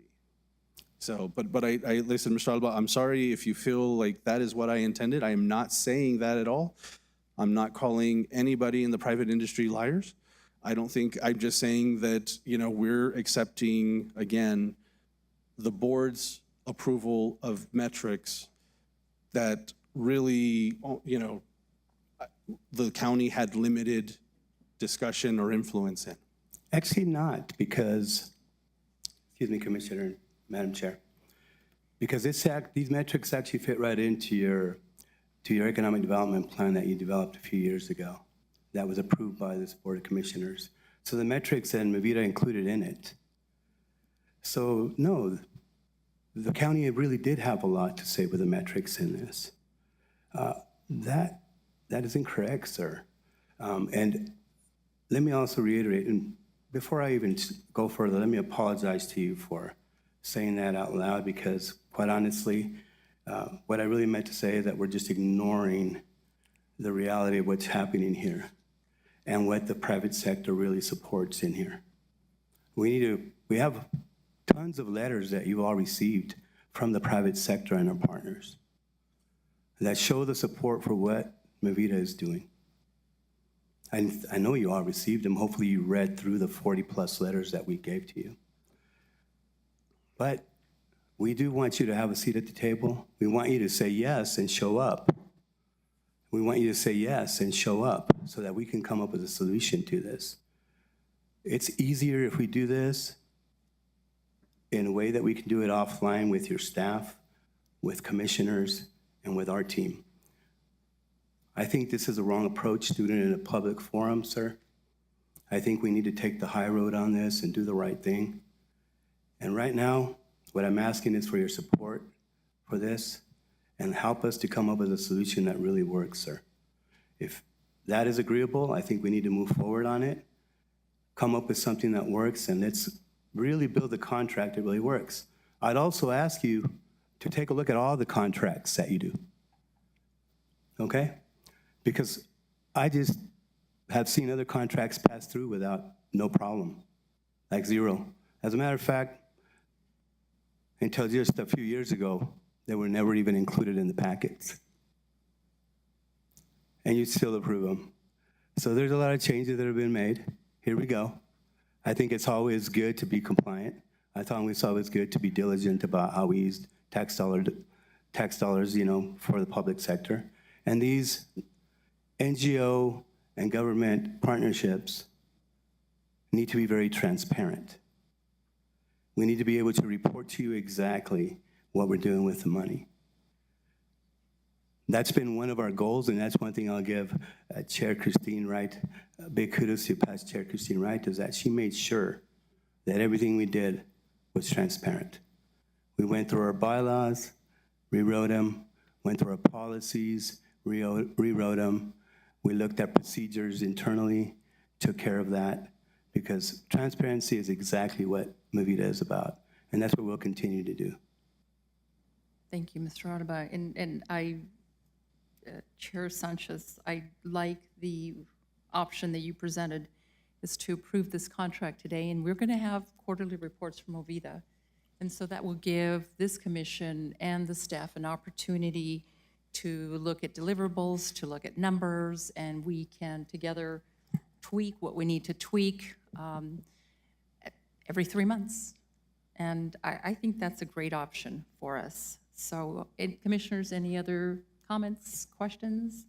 Commissioner Reynolds. Thank you, Madam Chair. Thank you, guys, for coming up here. We appreciate it. I have one question I'm trying to figure out. WTEC, the company down in Perino, okay, they're struggling to meet their requirements for LEDA. What happens to that money if they don't? How does that work? Madam Chair, Commissioners, at this point, we've talked to the state. WTC is in still good terms and standings with them on the LEDA. They're going to be patient with them. The question, I think, is whether there's a real resolution to, and staff may be in a better position to speak about this, but they have some fire suppression issues that are extending the budget quite a bit that they didn't expect coming in. And when you're dealing with older buildings in a, in such a rural area, maybe that should have been expected, but it's something that they're coming in trying to figure out how to work with. But the details of that fire suppression, Ms. Ainsworth has been in communication with them specifically on that, and she may have a little bit more details on it. But they're in good standings with not only LEDA at this point, but through the New Mexico Borderplex closing incentive, we committed $100,000 to that project as well, and I can tell you they're still in good standing with that. By the way, I want to tell you, I didn't have, after we had our conversation, I didn't share that with anybody on the board. So, but I did enjoy the conversation, and I think that some of the things we talked about would be really good to revisit as a board in a work session. I think that's where we ought to go with this. And rather than having it in these meetings where we have limited amount of time and limited amount of interaction, I think this board should schedule a work session so your team and our team can get together and really understand what our economic direction, development direction is going forward, and how we can partner a little closer on it. I agree with you that you are working with our staff, and I agree with Mr. Alma as well, that the way that we did contracts in the past may or may not be the right way to do it, but the way I think we should be doing it going forward is having something a little more definitive about what our agreement is before this board, since we're, as it was pointed out, we are the ones responsible for the budget and responsible for these contracts ultimately. So the more cooperation, what better understanding we have about the process and what the contract actually says and what our commitment is good for both of us, I believe. So I think we can absolutely go forward and do some really great things, and I think we have. Like Commissioner Sanchez, I'm looking at this, and I still have questions, but I don't think those questions are important right now. But I do believe we need to get together and come to somewhat better understanding as a board and as an organization as to how we serve you and how you serve us. We do have a commissioner on your board, correct? Two. Okay. So we have two people that do make the meetings, and I would expect that, if we can have a working session, we should have some real good interaction between us with that to help with the rest of us. Other than that, I only have one question for Ms. Ainsworth. Thank you, Commissioner Reynolds. Any other questions, any other comments? Commissioners, none? I have one for Ms. Ainsworth. Thank you. Ms. Ainsworth, what is the status of our Economic Development Director we're going to hire? Madam Chair, Commissioner we Reynolds, we did finally have the job description approved by our Human Resources Department, and they should be posting that position for recruitment, I would say, before the end of the week. Okay. Thank you. Thank you, Commissioner Madam Reynolds. Chair. Anything else, Commissioners? Hearing nothing, may I have a roll call vote, please? Commissioner Murillo, Yes. Commissioner Reynolds, Yes. Commissioner Sanchez, No. Vice Chair Shaljo Hernandez, Yes. Chair Chaparro. Yes, motion carries 4-1. Thank you, gentlemen. And Mr. Alba and Mr. Lopez, thank you so much for taking my calls in the last couple of weeks. I really appreciate you talking to me at length. Madam Chair, Commissioners, Thank you. We look forward to the partnership. We look forward to opening up our books and seeing how we can do things better jointly. So thank you again. Madam Chair, point of order. Commissioner Reynolds, yes? Yeah, I don't think we asked for public input before we voted. Is that? Thank you. Well, were there any members of the public that would like to comment on this? Thank you, sir. And your name, please? My name is Bruce Wattenpaul. I didn't quite. I'm sorry, my name is Bruce Wattenpaul. I'm the managing director of a company called Structured Logistics. I just want to say that as a person that represents companies from outside of this state who are looking to come to this area, several $1 million, multiple million, $25 million range, that if it wasn't for Movida, I would be taking my client to Casa Grande, Arizona, or to El Paso, Texas. The amount of effort that Movida has put into helping us proceed down the path of getting this company to this area has been invaluable for the client and myself. Otherwise, the real cog in the wheel for this county is not only the county and the city, is the government that takes so long to get to speed to market. The amount I have to go through to present to get things through for my client, I would much rather go to other states or other counties. But because of Movida, I've been able to move this process much quicker, much faster, and with a much more pleasant, not headbutting with the county and the cities for my clients.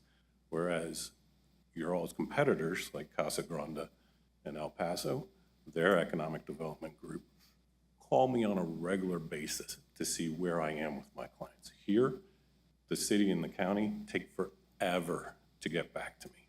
And the only reason why my clients are still looking at things like Santa Teresa and Las Cruces is because of Movida. I could have been making so much money so much faster if I just built in Casa Grande for my client. And so that's all I have to say. Thank you, sir, and I'm glad you're here in our community. I really appreciate it. Madam Chair, does he need to sign the book? Do you have a question for him? Just a comment, Okay. if I may. Yes, Commissioner Sanchez. I think as this gentleman is saying, I would love to hear your feedback about your experience with the county or the city and whatever it is, because I think it's concerning to me that your comment of the only reason you're here is because of Movida. That's the feedback I want from Movida. That's the feedback that we need from Movida. And that's why I wanted to make sure that we were having discussions in the contract with our departments, because we need to make sure that we are making it better for our private partners to come in and be easier, so that you're not saying here, I could have done this better or easier in El Paso or Arizona or whatever. That's why I feel, we're really kind of the goodness of an agreement of where we could go, because we need to figure out how we can continuously improve on the government side while still making sure we meet the laws. So I truly appreciate your feedback, and I would love to hear more, because if we need to get better at doing some of these things, returning calls, working through our processes. I know we're in the process of doing some upgrades and trying to improve our process, but man, that is so, having feedback that we can act on and figure out how we can improve, that is worth its weight in gold. So thank you so much for the feedback, sir. And I'd like to follow up on that. And what I'm hearing is that partnerships between the city, the county, Movida, anything along Santa Teresa, we need to start working together, because it's not just up to the city or the county or Movida, but it takes all of us working together to keep our businesses here and to keep your clients here, sir. So thank you so much for coming in. I appreciate it. Any other comments? Thank you.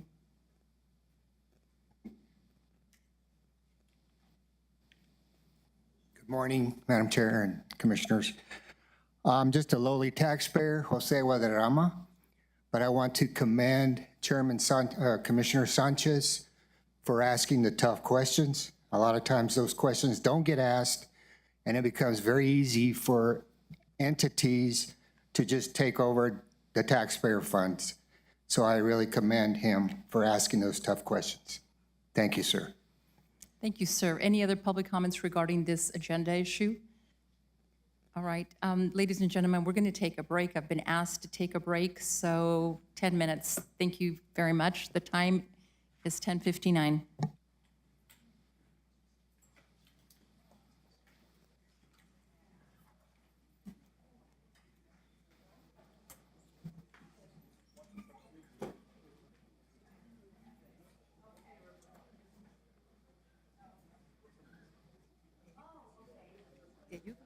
No, ya fui. I know you. No aguantaba.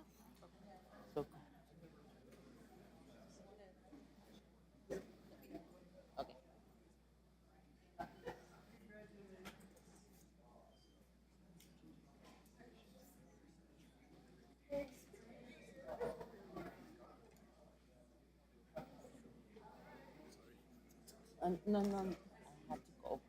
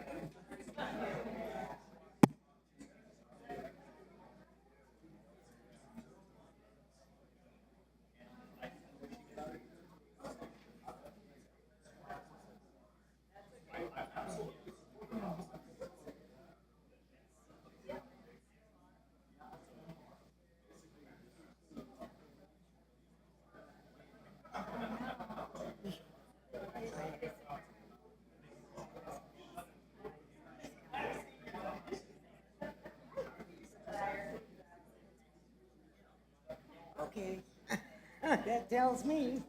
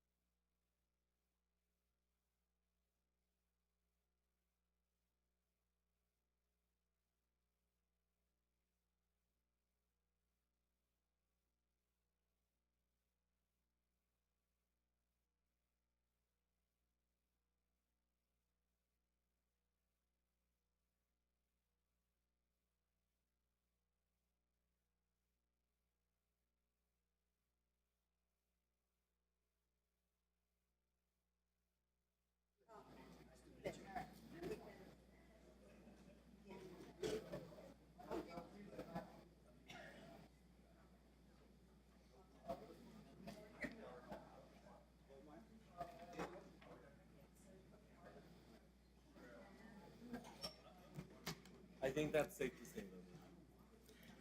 All right, ladies and gentlemen, we're back at our meeting. The time is 11 minutes after 11. We will be moving forward to agenda item number 9, resolution amending resolution 2018-26, approving a method for accepting non-county maintained roads. May I have a motion? I have a motion by Commissioner Murillo. Do I have a second? Second. I have a second by Vice Chair Shajo Hernandez. Mr. Gooden? Madam Chair, Commissioners, at the last meeting, there was some discussion about, during the ICIP, about some roads that were listed on there, but they were not ones that are actually in the county inventory at this point. So there was discussion about whether or not they should be added to the ICIP until we actually had the funding available for them. But then that kind of creates the chicken and the egg argument. You can't get the funding to put it on your to do the work until you have it on your ICIP. And if we're not putting it on the ICIP until there's been some request for some fundings, then where do you ever get it to make that determination of whether these non-maintained county roads would be brought up to standards and brought into the county maintenance as we can do. So basically what this does is it would amend resolution 2018-26 dealing with the process for bringing in currently non-maintained county roads into county maintenance. And basically all it does is adds a section that says that they can be added to the ICIP to obtain, to see the availability of funding before they're actually discussed about being, or before they're actually brought into the maintenance list itself. Thank you, Mr. Gooden. Commissioners, any comments, questions? Madam Commissioner Chair. Reynolds? Yes, I'd like to make a motion that we table this item to, because it's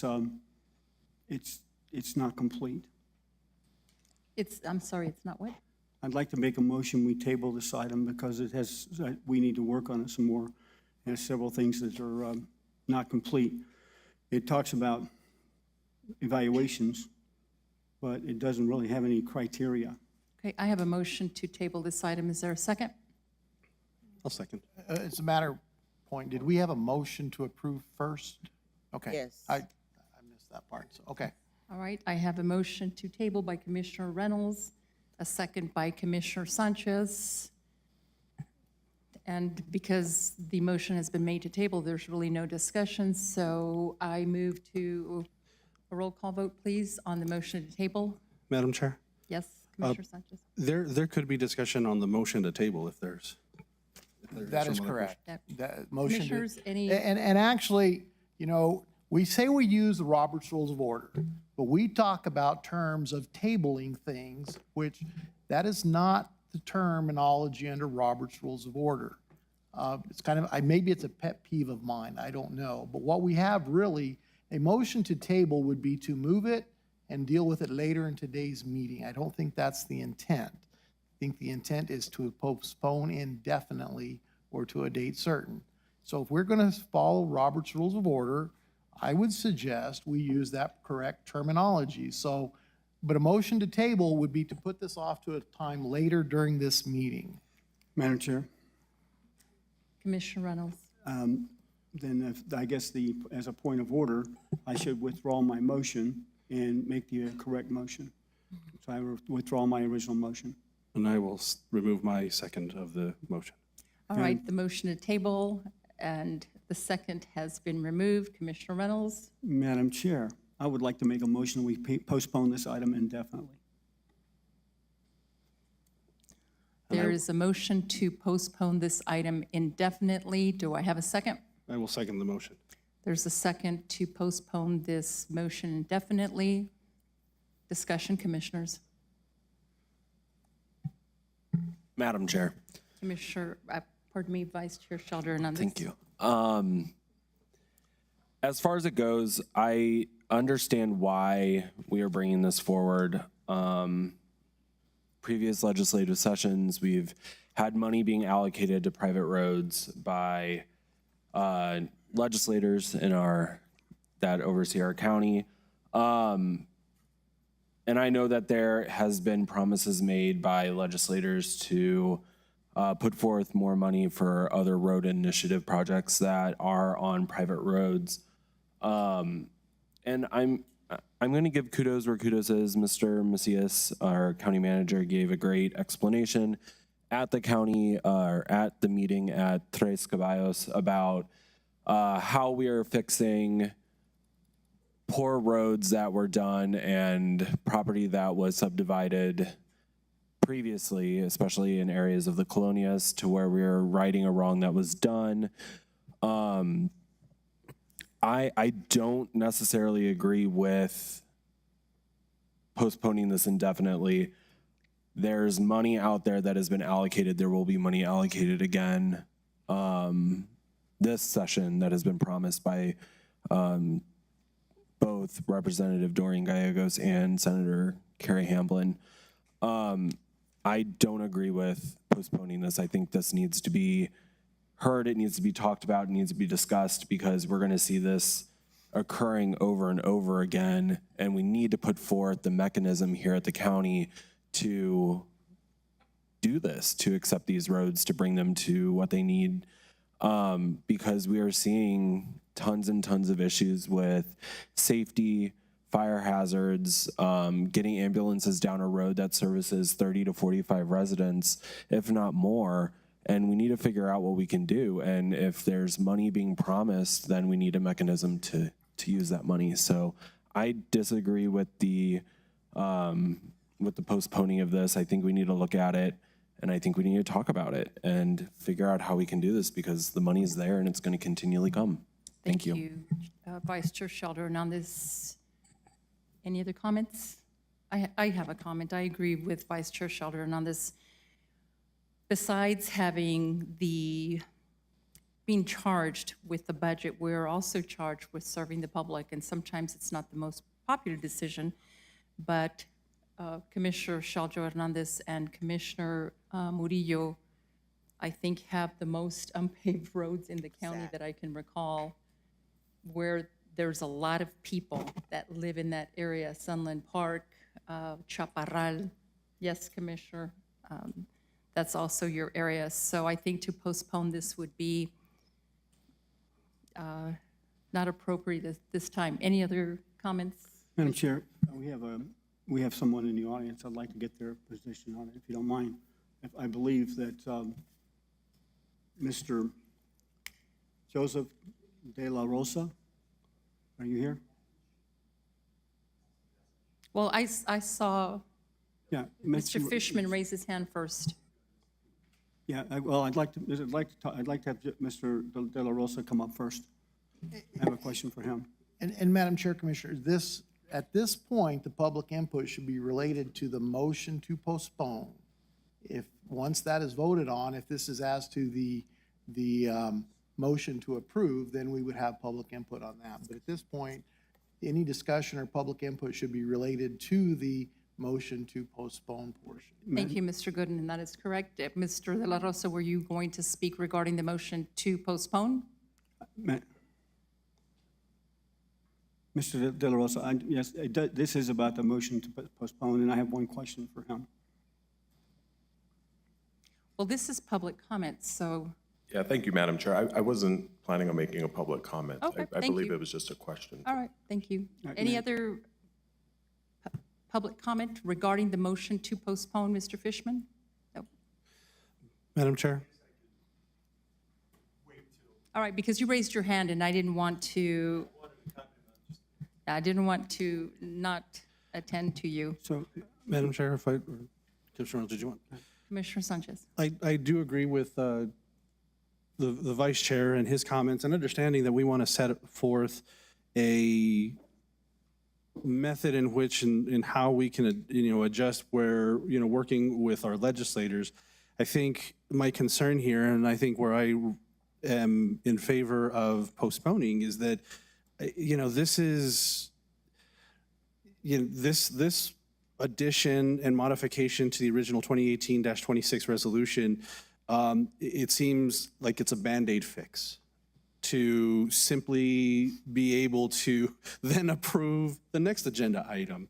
And so I think, like, for us to have to continue to things be brought forth so that we can fix them because we're under a deadline, that's not the right way we should be operating. We should have thorough discussions to review this and not be in a situation where we're forced to have to make a decision. And so that's where I believe we should do this in a time where we have the ability to have a further discussion and get input on. But that's my take. So I support the motion to postpone. Thank you, Commissioner Sanchez. Any other comments? Commissioner Reynolds? Yeah, I think I was kind of vague before, but I'm going to try to be a little more specific. In this effort to create a policy to allow us to accept these roads, I don't believe enough people were involved in the discussion, okay? And I don't want to put anybody on the spot in the process of doing this. And I think that, as Commissioner Sanchez has said, the process that we got to arrive to this version of the document was rushed. It was not well thought out. It does not have any specific direction about what criteria we're going to use to do the roads. I like your idea of yes, there are people who can't get ambulances, they can't get fire service. I like all that, okay? So I have roads in Talavera that need doing as well. Do we say every road? Do we say no roads? Do we say only these roads? I'm saying the criteria is so vague that all we're doing is giving Mr. Macias permission, and whomever else he would like to talk to, permission to basically say, yes, we're going to do this road. The criteria does not clearly define a methodology in order to come to an exact conclusion about which roads we're going to support and which ones we're not. And here's the challenge. The challenge is, if you do these roads, these 3 roads, how many more roads are we obligated to contractually and legally, okay, since we don't have a good, clear process that's going to open us up to all kinds of people coming up here and saying, hey, I can't get down my road. My road is too narrow. My road was never done right. You know, I mean, I'm saying it doesn't provide enough guidance and information necessary in order to determine, why do I choose this road versus this road? And right now, this policy, as it's written right now, says, hey, if somebody asks and Fernando says he wants to do it, then the road gets done. Madam Chair, Commissioners, that is not what the resolution says. It is not what it says. And because it says, looking at Section 1, and this is what already exists, it says the BOCC at a public meeting in its discretion in the interest of the public health, safety, welfare, may accept non-county rate maintained roads. The BOCC shall consider. It does not give the county manager, the road engineer, the county attorney, whoever, the authority to accept roads for county maintenance on their own. It requires the county, the BOCC, to do that. And when we, and so to come in and say, well, this change or the way this is written would just allow the county manager to do what he wants willy-nilly, that is not what it says. And if that's how is being read, then I guess I don't speak English very well, don't read English very well if that's the case, because that is what it says. It is this body will make that ultimate decision as to whether or not it will be accepted. It is not the county manager that makes that decision. Madam Chair? Thank you. Okay. Thank you. Mr. Gooden? I'm not done, Commissioner Reynolds. Okay. Thank you, Mr. Gooden. And I do agree that Section 1 does state the BOCC in a public meeting at our discretion. And we can discuss any road that comes before us at any time. But please remember, we are voting on a motion to postpone indefinitely. And so let's limit our comments to that. Anything else, Commissioner Reynolds? Yes, Madam Chair. I would like to say that in the form it's in right now, it needs a lot of work in order to get to a point where we can adequately have enough information for this board to make an intelligent and fair and legal decision. This is rushed. It's something that we should not consider without due diligence and having more people in the county involved in trying to put this policy together, and then present a policy to us that we can actually consider seriously and accept. That's all. It's about the same thing as the last discussion we had. Same thing as a discussion we had a couple of weeks ago. If we're going to get policy that is not clearly defined so that we understand the parameters to provide the risk and responsibility of this board, then we need to not do anything with it right now. Go back to the drawing board and get a document that actually works for everybody. That's all I'm saying. Thank you, Commissioner Reynolds. Any other comments, questions? Hearing none, seeing none. I'd like a roll call vote on the motion to postpone indefinitely.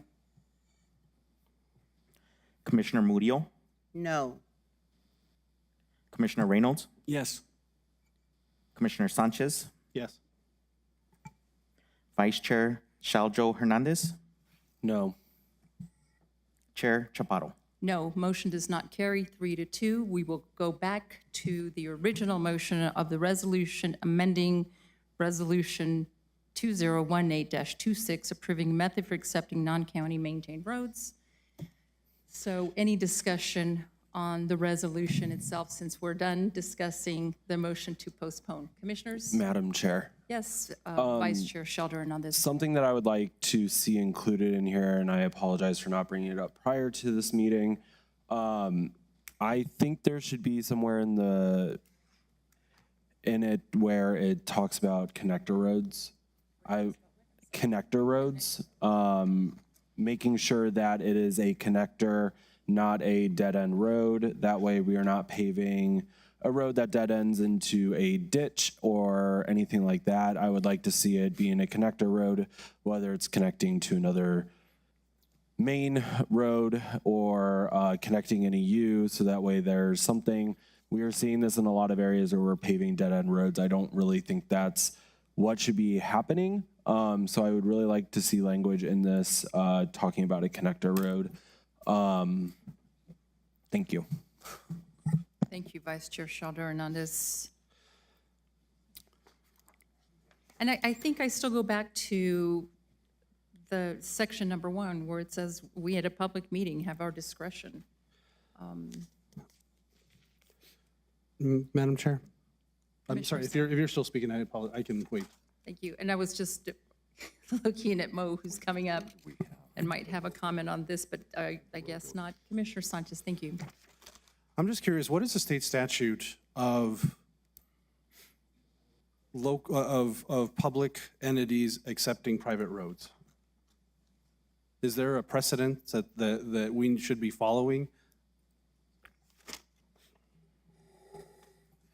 Madam Chair, Commissioners, basically the public entity we can't maintain a private road, but we can make that private road basically a public road. And by bringing it into our inventory, puts it on our public road.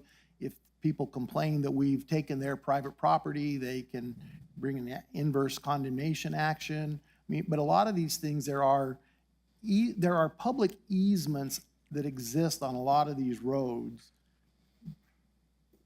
So it is for the public to use. And so then the county can bring these into the inventory as a public road. You can't bring it into being still a privately owned and maintained road and us doing the maintenance on it. But, and that's what this original resolution was doing, was trying to bring that into the mechanism where the currently non-maintained roads would be brought into the inventory and brought into being a public county maintained road. I don't know if I completely answered the question. I felt I was getting a little circular there, but. Thank you, Mr. Gooden. Madam Chair, I do have concerns because we've seen how voluminous, and we're going to find out if you weren't already aware, our next agenda item talking about the ICIP, how voluminous our ICIP list is. And while I understand that we want to be working with our legislators to continue to find ways that we can improve the infrastructure and the quality of life of our residents, I have concerns that if we continue to add on to our ICIP list, you know, we're not gonna be able to make progress. And when we prioritize roads specifically to get worked on, and then a legislator says, hey, with much respect to the legislators, because obviously we were not able to do many of the projects without capital outlay funding. So I'm not meaning this as a criticism or a slight of our legislators. I just am concerned if a legislator all of a sudden brings up a road that we've never identified to be a county-maintained road, I believe there's a reason why the county has not identified it as a road that we would have been accepting. And so nothing here, I know it says here, and I know probably Mr. Gooden's going to say this, so I'll beat him to it, where it says it's at the discretion of the BOCC approval. So it's still at our approval. But if a legislator says, I want to put money on this road, we should still be evaluating all of the other items that we need to. I don't see why we actually even, I think we should be, I think if Section 3, we're adding it to the ICIP, now we're going to have a mix of private, public items without a full analysis other than we're trying to see if we're going to be able to get money from the state legislators when we have, 70 other projects that we could use money from our legislators from.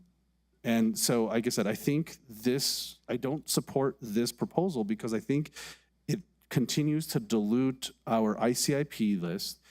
And I think we should be working with our legislators to actually discuss and have input as a whole on our ICIP list. And if there's a road they're identifying from talking to constituents, then we should be working with our roads department and identifying, does that meet the criteria to add?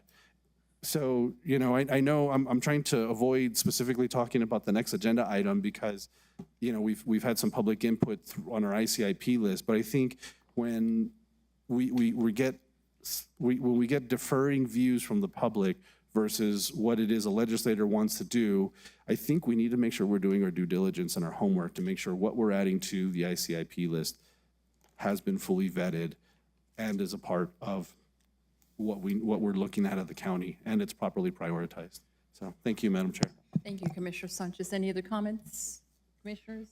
Madam Chair? Commissioner Reynolds? Yes, I agree with Commissioner Shaljo Hernandez that we need to put in something that actually requires that the roads that we're actually going to take on be connector roads, which I thought was the policy before, that we don't do any roads that go up to somebody's property like has been done in the past by officials.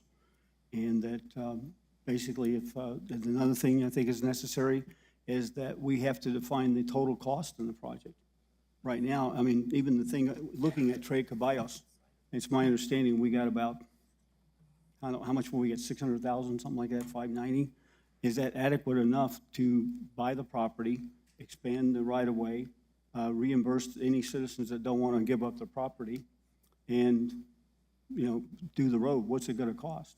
I don't think we have a good estimate yet, and I think before we decide to even start to take on the property, we have a better understanding of exactly what the whole project is going to cost.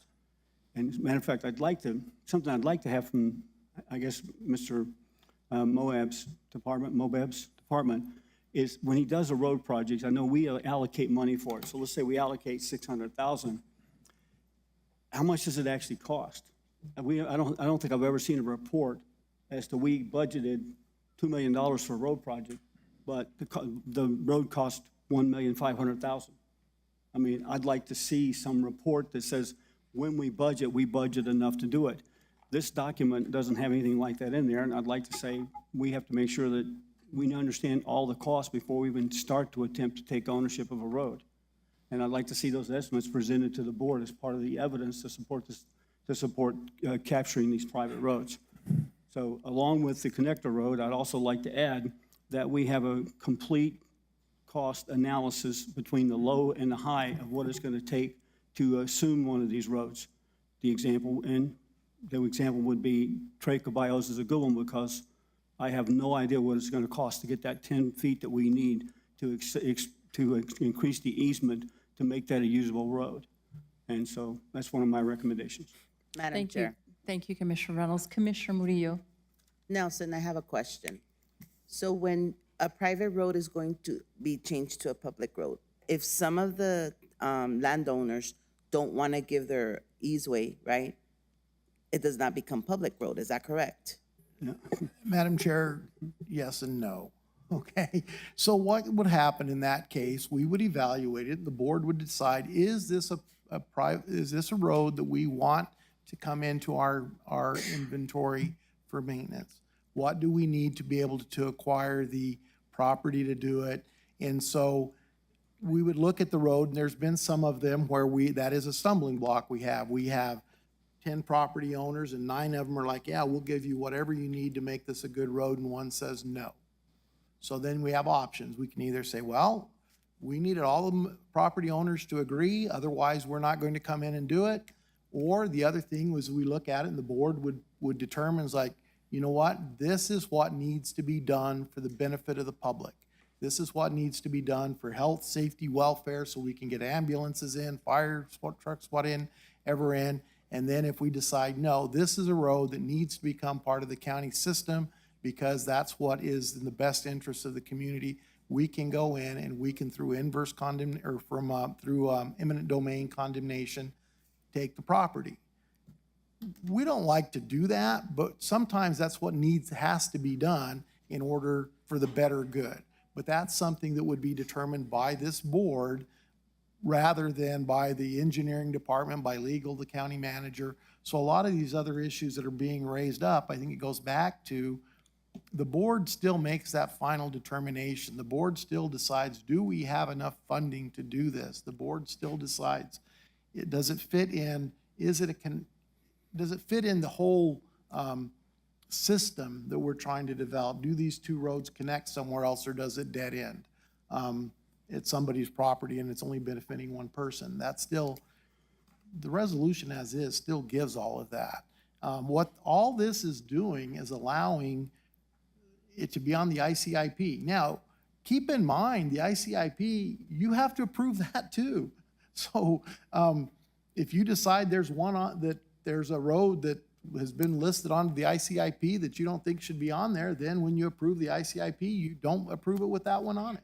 So it's not trying to circumvent the process anywhere else along the way. It is just trying to give that ability to say, okay, this one is not yet in the county maintenance. We know legislature may want to give some money. We're trying to figure out what would it take, how would we be able to do this? It just gives the mechanism to put it there, but it doesn't mean that it has to be there. It's still up to you to decide what's on the ICIP, and it's still up to you to decide which roads would or would not be ultimately accepted into the system. And this resolution, has it been before, years back? Or is this the first time? Okay. Because obviously, this has been going on for years, that every year or every 2 years or every 3 years, all of a sudden, now the language is not correct this year. Why? Well, okay, so if you want to go back to roads, that's a whole history lesson in and of itself of the process. But it starts out in 2002, there was a resolution put into place, or 205-22, and that really restricted the ability to get into dealing with what roads would be brought in. And it was very restrictive, required, as we were saying, every landowner had to agree, every landowner had to give us the property, and if they didn't do it, that was the end of the discussion. So in 2018, seeing that there were some areas that needed some improvement, I think Berry Patch up off of Highway 70 by our community center was one. It was decided, let's reevaluate that, and that's when 2018 26 came into being, trying to address those issues and setting out some criteria for it. And that has been the way it has been until this year. And I don't know that the issue about whether or not a road that might be in the future brought into the system, if there was funding available, be added to the ICIP. That didn't become an issue until 2 weeks ago. That was the first time that issue really was raised as to whether or not they should be on the ICIP list, because it didn't fit in, whether it fit into our policy. It wasn't addressed one way or the other. There was nothing that said you can't put it on the ICIP to see what funding's available. There was nothing that said you could. But because this dealt with, one of the aspects is the money available. So that's what brought this forward. So it's not that, the language is good until 2 years ago and then it wasn't good anymore. I mean, that's really not the issue. But it's trying to address things that came up. But this is addressing the issues that came up for the first time in 8 years that I've been here as to whether or not it could be on the ICIP unless it was actually currently approved to be in the maintenance. Thank you, Mr. Good. Mr. Macias. And it still depends if it gets approved in legislation, which ICIP items are gonna get approved or not. I mean, that's all it is. But this is just a resolution for a blessing. It's not like we're going and, I mean, this should have been asked before, one-on-one, not now. You know, if, and in questioning what's going on, I don't like this, I don't like that. And it's always like that in every item agenda, that every time we have a meeting, oh, I don't like this, I don't like that. I mean, talk to the people that head departments, the county manager, whatever, but it just prolongs and prolongs to just nothing. So that's all I have to say. Thank you, Commissioner Murillo. Mr. Macias, you indicated you wanted to make a comment. Madam Chair, let me respond. And again, I'm not trying to belabor or delay the process here, but I think it's important to basically go through a few steps that the county has taken previously. Let me respond to Vice Chair Sheljo Hernandez's question about kind of the connectivity language. We put that language in 5 years ago, and it's under Section 1. If you go through the pace of how you accept certain roads that are not county maintained, if you look at item number D, the extent to which the road proposed for maintenance by the county may comprise an integral part of the county's road network, improve connectivity, or improve traffic flow. That language is already built in. There is, in terms of what the county will accept through the utilization of county funds. Probably 7 or 8 years ago, and I think it's important because the majority of the people that are here live in the La Union area. And this is really applicable to those kind of smaller communities and what we were attempting to accomplish. Somewhere between 7 and 10 years ago, the county commission adopted this road maintenance ordinance to basically restrict the ability for the county to accept roads. Why? No money. The county had no money. So it literally was limiting the ability to make improvements throughout the colonias. When I first came on as county manager, one of the first actions was to come forward with a road initiative. So that was a $10 million commitment from county resources to basically start making improvements, road improvements throughout the county. One of the things that we did to promote equity was, for the very first time, we modified and put in this Section 1 to allow us to accept roads in the colonias, La Union being one of them, so that we could begin to address what has been probably decades worth of complicity on the part of the county and the state to allow these colonias, underserved areas where the property is subdivided, where roads were not put in, where utilities were not put in, to try to recover.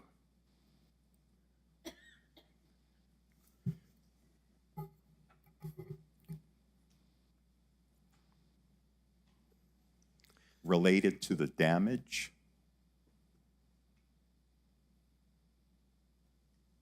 that we had allowed to occur. So this mechanism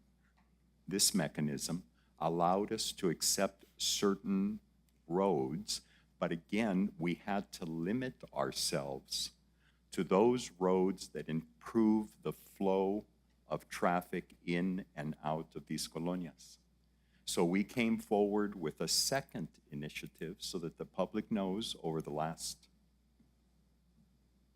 4 to 5 years, the county commission in its various forms have committed over 25 million to make these improvements. So the commission, for those of you who were on the commission, who voted for the first road initiative, the second road initiative, all of those, at least a third of those roads were basically private or non-county maintained roads. So the process of already accepting these kind of roads, there's a historical precedence for it already. We're not doing anything new. However, when it came to neighborhood roads, and a lot of people, I mean, some of them are nightmarish. Some of them look like they're a battlefield. We don't have the resources. The county does not have the resources.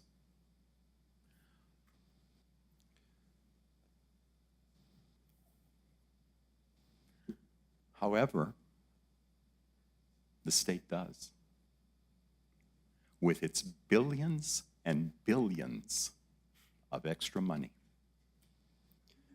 All this mechanism, this little paragraph, it was just meant to respond to one commissioner's, is our policy consistent with if a legislator and if their constituents, if someone in La Union goes to Representative Lara or Senator Cervantes and says, I live in this neighborhood and the county won't come in to pave it because it doesn't fit their criteria.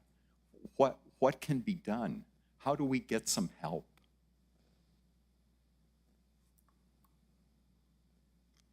So this is a mechanism to allow those areas of the county that the county hasn't prioritized to get money because the road gets put on the ICIP, the capital improvement plan that has to be submitted to the state. That's all this mechanism does. It gives neighborhoods that maybe didn't have an opportunity to come to the county to get funding, but to be able to go to the state. And if the state wants to fund it, the other mechanism, and I'm sorry that we're forgetting, Tres Caballos in Vado del Cerro is a perfect example. The state appropriated money to the county, but it comes to you in a grant form. The county commission has the right to reject it or accept it. And it came to this commission twice, prior to Commissioner Sheljo's tenure, but twice through 2 different pockets of funding to do that project. That project would never qualify under the county. But if it can be built to county standards, just like any subdivision that you approve and accept, all of those roads are built to county standards, you take on those responsibilities. And where I agree that the list of ICIP projects is long, it's about 69 projects. Nevertheless, 1 or 2 other projects that come to you from legislators saying, I want to help this community, I want to help be able to get emergency vehicles in and out of that neighborhood, and we build it to county standards, we won't have any maintenance-related issues for about 10 years because they're low-volume traffic areas. They don't fit the county priorities, but they fit the needs of the community. Madam Chair. Thank you, Mr. Macias. Commissioner Sanchez. Thank you, Madam Chair. A couple of points. I think to what Mr. Macias is saying, I don't disagree that understanding that if a state legislator is raising the issue, they can bring it to the county and we can evaluate that. But this mechanism that we're adding in this resolution now allows us to add this in the ICIP before it's even evaluated by the BOCC. So you can say that we are going to approve the ICIP, but this resolution identifies when we'll accept monies and when we'll accept the road. But this mechanism allows us to add it to our ICIP list before the BOCC has even accepted the road, before it's been evaluated if it should be a county road, before we have even discussion of whether or not we have to buy private right-of-way and whether or not we can do that. So it's almost putting the cart before the horse with saying a legislator can come and say, I'll dedicate money to this, but then now we have to go and talk and look and see, will it meet our criteria? Will we have to go and purchase private land in order to meet county standards? And if we don't, are we willing to invoke, to condemn lands of private lands to meet county specs? So while I agree that our priority needs to be the colonias, and I believe that's something that we've done as a county, this is allowing us to bypass our assessment, adding it to an ICIP, asking for funding, and then we figure out the problems later. And I think you hit the nail on the head when you said we won't have to do anything for 10 years. It's kicking the can down the road when we should be evaluating it now so that we can understand what the effects that the decisions we make now are in the future. I did want to also respond to Commissioner Murillo and asking, and I don't know if maybe I misinterpreted her comment, but about making sure that we're doing our homework before we come to a meeting. And I'll say one of the concerns that I have is that if we have a resolution like this, yes, we can discuss, kind of the details behind it, but I would very much love to have a discussion in public with my 4 other members of this BOCC to fully understand if, the way that I feel, the 4 other of you may not. And I could be, I think is proven, depending on we have 4 different varying views. We have different, we represent our people here in the county, but I want to understand, like, maybe there's a point of view that I'm not seeing when we discuss this. But I want you, that's where I want to get your feedback and understand. So if there's an understanding or a thought that maybe if we've had some extended discussions on some of these items that maybe, may not be as consequential, hopefully that's where I come from, is making sure that we have these discussions, because I truly, even if we disagree on a point of view, I want to hear your input on an item, because maybe I misinterpreted something, or I'm coming at it a little differently that may not be correct. So, but I understand Commissioner Murillo bringing up the fact that we should be doing our homework as commissioners to make sure we're evaluating and looking at the agenda items prior to coming here. So, thank you, Madam Chair. Thank you, Commissioner Sanchez. Anything else, commissioners? Madam Chair. Commissioner Reynolds. Yes, this discussion's actually brought up some questions. And Commissioner Chazos Hernandez talked about the connector road. I'm good with that. I talked about needing some sort of understanding of what the total cost is put in here. Do we in fact want, as Mr. Gooden talked about, do we in fact want to say if there's 10 owners, 8 of them agree, 9 of them agree, all of them agree? So as a board, do we want to make it so all property owners have to agree with us taking over the property and doing it? Or do we really want to use eminent domain to take a 10-foot right away from somebody who's lived there for 40 years? We need to put those in writing, okay, those guidelines. And the other thing I'd like to know is when you're talking about the health, safety, and welfare, about somebody, let's say we can't get an ambulance, can't get a fire truck down there, how many times does something like that have to happen before we say, yes, this road warrants us actually taking action now? Do we need 5 times that can't have 5 houses burned? Do we need 2 people who can't get an ambulance? Do we just need 1? I mean, we need to box this in so we know exactly what this board is going to approve and what they're not going to approve, because right now this doesn't have any of that in it. And then the last thing, I may be wrong, and I think the gentleman in the back, De La Rosa, can help me with this. I believe that the Department of Finance won't approve funding for a road that doesn't already exist in the county's inventory, a private road. And when does that happen, and how does that happen? I think all of this needs to be in this resolution, and I'm not ready to come to a conclusion on these 4 or 5 items today. And this doesn't have enough boundary around it to direct us on how we're going to make a decision using this resolution. That's why I tried to table it in the first place, okay, or postpone it, is because these are things we have to figure out. And as Commissioner Sanchez has pointed out, we can't do this in a vacuum independently. We need to do it as a commission, as a board, and have input from the roads guy, the community at large, Mr. De La Rosa from New Mexico Department of Transportation. I'd like to see what other people are doing and how they would handle this, or how they are handling this in the state. That's why I asked him for his opinion. Anyway, thank you, ma'am. Commissioner Reynolds. Madam Chair. Well, excuse me, if I may, and I'd like to address Commissioner Reynolds' concerns. I think this resolution allows us, at our discretion, Commissioner, I mean, I don't know how many times an ambulance has to be called to a certain area, maybe 1 and maybe 10. And to limit ourselves to 1 call or 5 calls or 10 calls, that's just not fair to some people. So to put it in a resolution saying, okay, if somebody calls 1 time, okay, we're going to maintain that county road. Or if somebody has to call 50 times, that's tying our hands. And that's why we have a public meeting regarding each road, regarding the needs of each community, each neighborhood. It gives us the freedom to vote on that so that these concerns may be brought up to this board. It's going to be extenuating circumstances pretty much every time.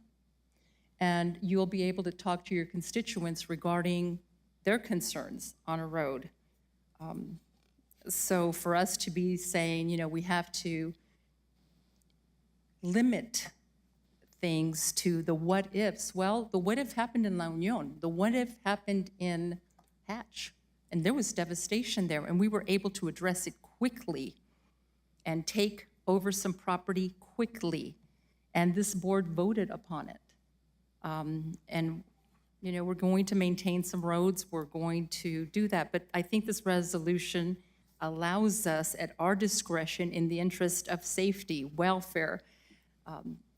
I don't think we need to add any more language to it that would limit the concerns of our constituents.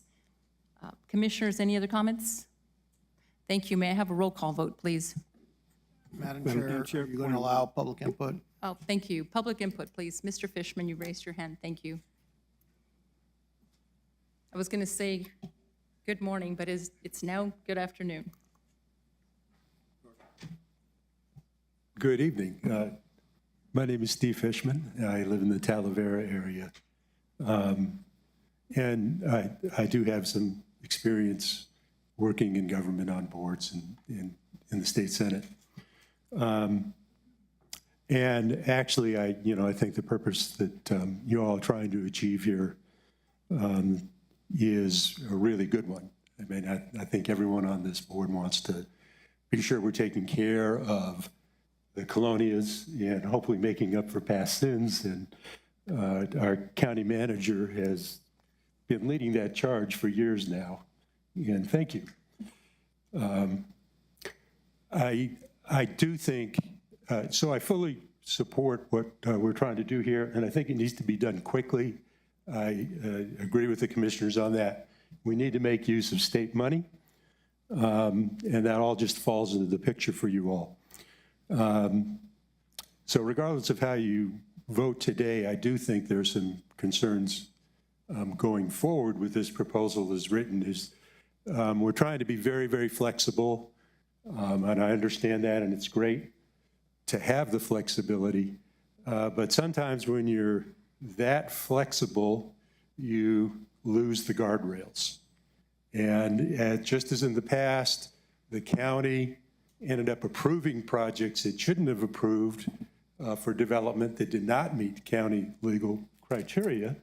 The lack of criteria here could lead to similar problems in road selection. And, when I look at capital outlay, Having been in the legislature, it's kind of a patronage program, quite honestly. People come, they make their pitch. The legislature says, oh, okay, I want this in my capital outlay. And it's something that hasn't been studied. It's a bunch of one-offs. So I very much understand the issues that Commissioner Sanchez and Commissioner Reynolds are raising. And I think to put some criteria in place of the type they're talking about for the longer term is probably a really good idea. And maybe you can even lay out roads that you need to do and show those to the legislature and say, if you're going to do this, if you're going to give the funds, do it from this list. But the point is, you don't want to set yourselves up to be accused of making arbitrary one-off decisions. And you want to kind of do it within the framework of a policy. So regardless of how you vote on this particular issue, I think you should look at that issue going forward. I think it really helps your credibility as a public body and longer term leads to better decision-making. So I'll just leave it at that, and I think everyone here is trying to go the right direction. So thank you. Thank you, Mr. Fishman. Any other public comments? Seeing none, hearing none, may I have a roll call vote, please? Commissioner Murillo, Yes. Commissioner Reynolds, No. Commissioner Sanchez, No. Vice Chair Shaljo Hernandez,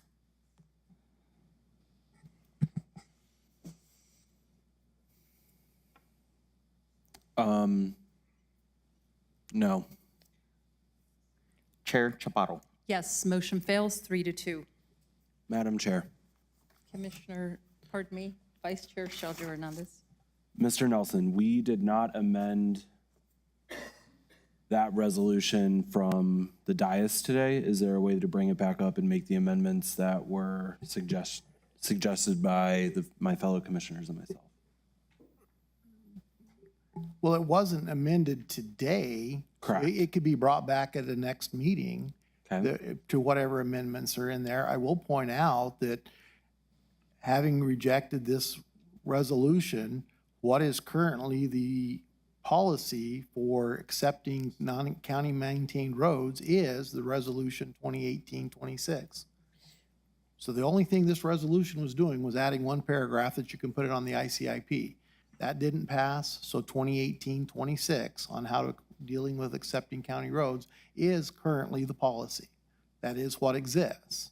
Now, if that whole issue about accepting county roads wants to be brought forward at another time in another resolution, that can be done.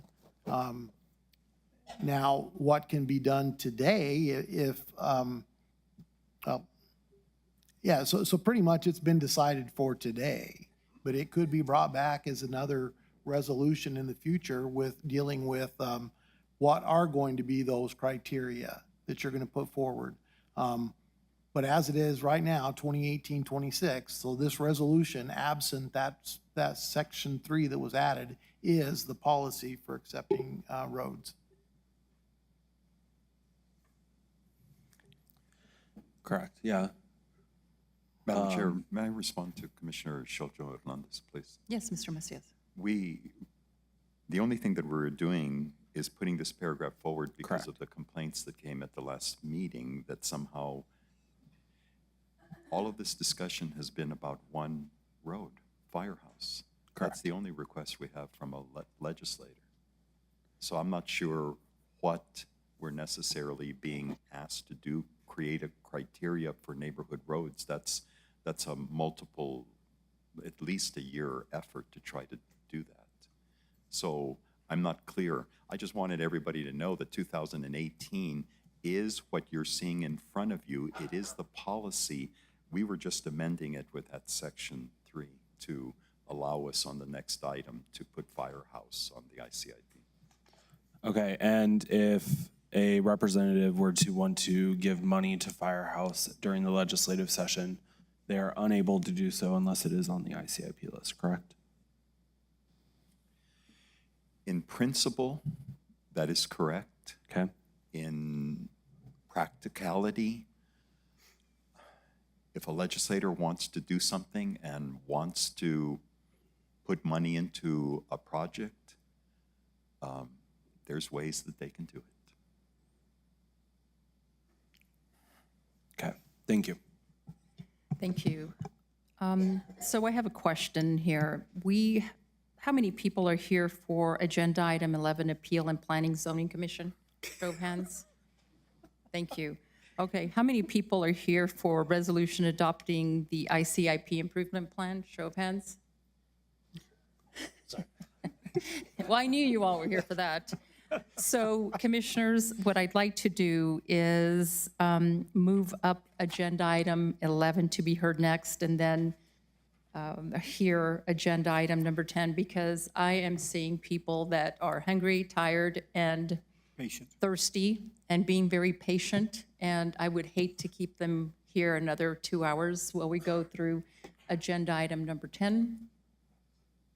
Is that cool with everybody? Okay, thank you.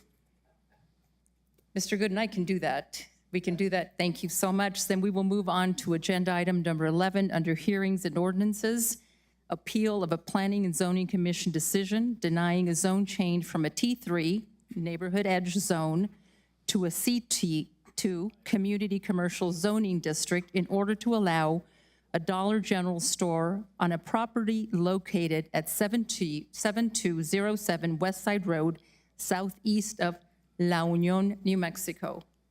May I have a motion? So moved. Oh, I don't need a motion on that. I need a hearing, right? Ms. Ainsworth, do you promise to tell the truth? I do. Thank you. Thank you, Madam Chair. This is an item that has come before you on appeal. This is an application for a rezoning. The existing zoning is T3, and the request is to change the zoning to C2 in order to allow a Dollar General. The P&Z did review this request, and it was denied. I will explain how that decision occurred, because there is a clause in our ordinance that triggers a specific situation with regard to the vote. This is the location you can see up on the map, and the site plan for the proposed Dollar General. The close-up aerial, you can see the property is primarily vacant there. Surrounding property, you can see this is a pretty rural part of the county. There's a lot of agricultural and a little bit of a mix of uses there along those main roads. There is one commercially zoned property directly opposite, but the large majority of this area is in fact zoned agricultural residential. There was a petition that was submitted to the P&Z in opposition from the majority of the surrounding property owners. And there is a clause, as I mentioned, in our ordinance when there is opposition in the manner of a written petition with a certain percentage of property owners within a certain distance from the subject property, then it requires a supermajority vote of the decision-making body. That would be a 2/3 vote. So out of 5 commissioners, we need 4 votes. And so while the Planning and Zoning Commission voted 3-2 in favor of supporting the zone change, the motion failed because it was not a 2/3 majority. There was quite a bit of public input in addition to the written opposition, the written petitions, some of which are in your packet, which we received again when this hearing was announced. And so just to make it clear, the same clause applies. So when you take your vote today, if there is not 4 members voting in favor, then the zoning will not be approved. Thank you, Ms. Ainsworth. Commissioners? Pardon me. Any questions, any comments? Commissioner Reynolds? Thank you, Madam Chair. I'm looking on page 203 of 335 on our packet, and I have a question about that. Okay, which page was that? Page 203 of 335 in our packet.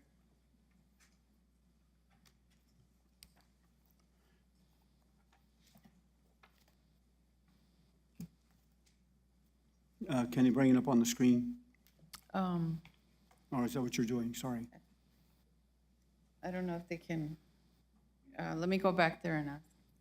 Or Albert will take care of that. Okay.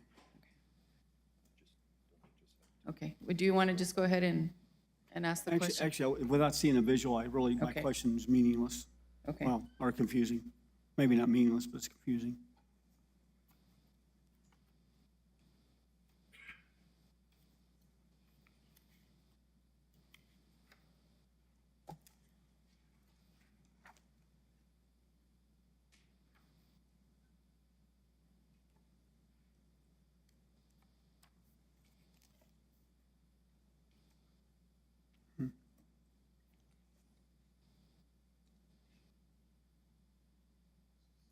Keep going down. Scroll down.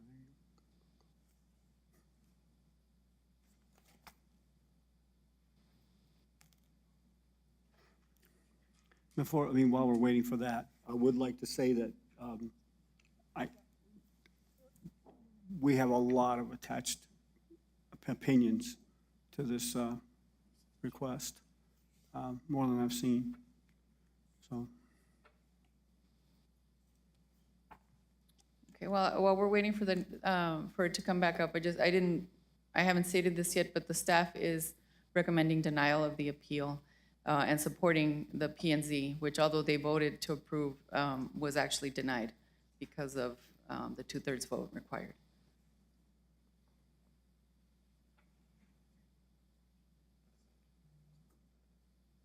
Download the packet to the left.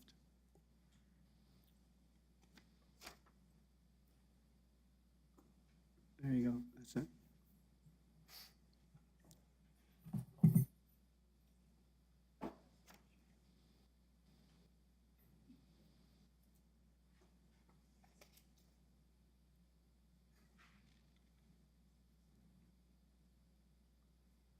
I apologize, I thought they'd already have this Yeah, as part of the. it's such a large packet Yeah, I that thought it's taking some time to I didn't know it was download. going to take this much time.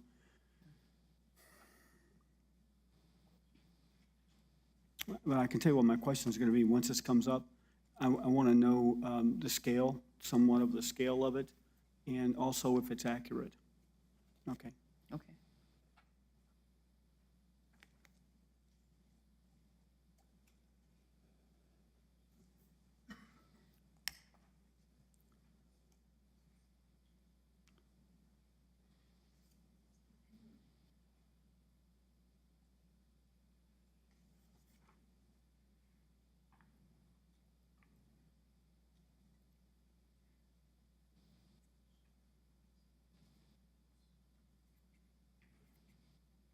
You guys are looking at it, aren't you? Yeah.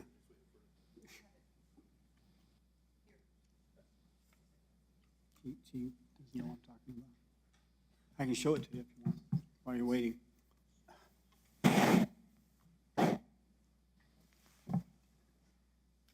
You can scroll there with this mouse. Is that an accurate representation of the community? Yeah, have it right here.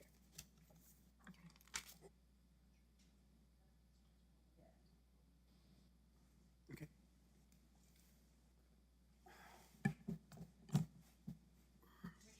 I think all the commissioners have that pulled up either on their computer or. Thank you, Madam Chair. front I've of them. also shown it to Ms. Sainsworth, and she can respond to my question. And when the rest of it comes up here, you all see what I'm talking about. I'll explain what the picture is. The picture is one that was sent by one of the constituents that actually showed the location of Dollar Store, Family Store, Dollar General, Dollar Tree, and some other, all in kind of in the same area. And I'm asking if this is pretty accurate representation of the amount of resources that are currently there in that area. That's what I'm asking, and what the scale is. Is it 20 miles? Is it 2 miles? Okay. Bless you. Okay, Madam Chair, Commissioner Reynolds, as you mentioned, that is an image that was submitted by one of the members of the public who's opposed to this rezoning. It appears to be something from Google Maps or something similar.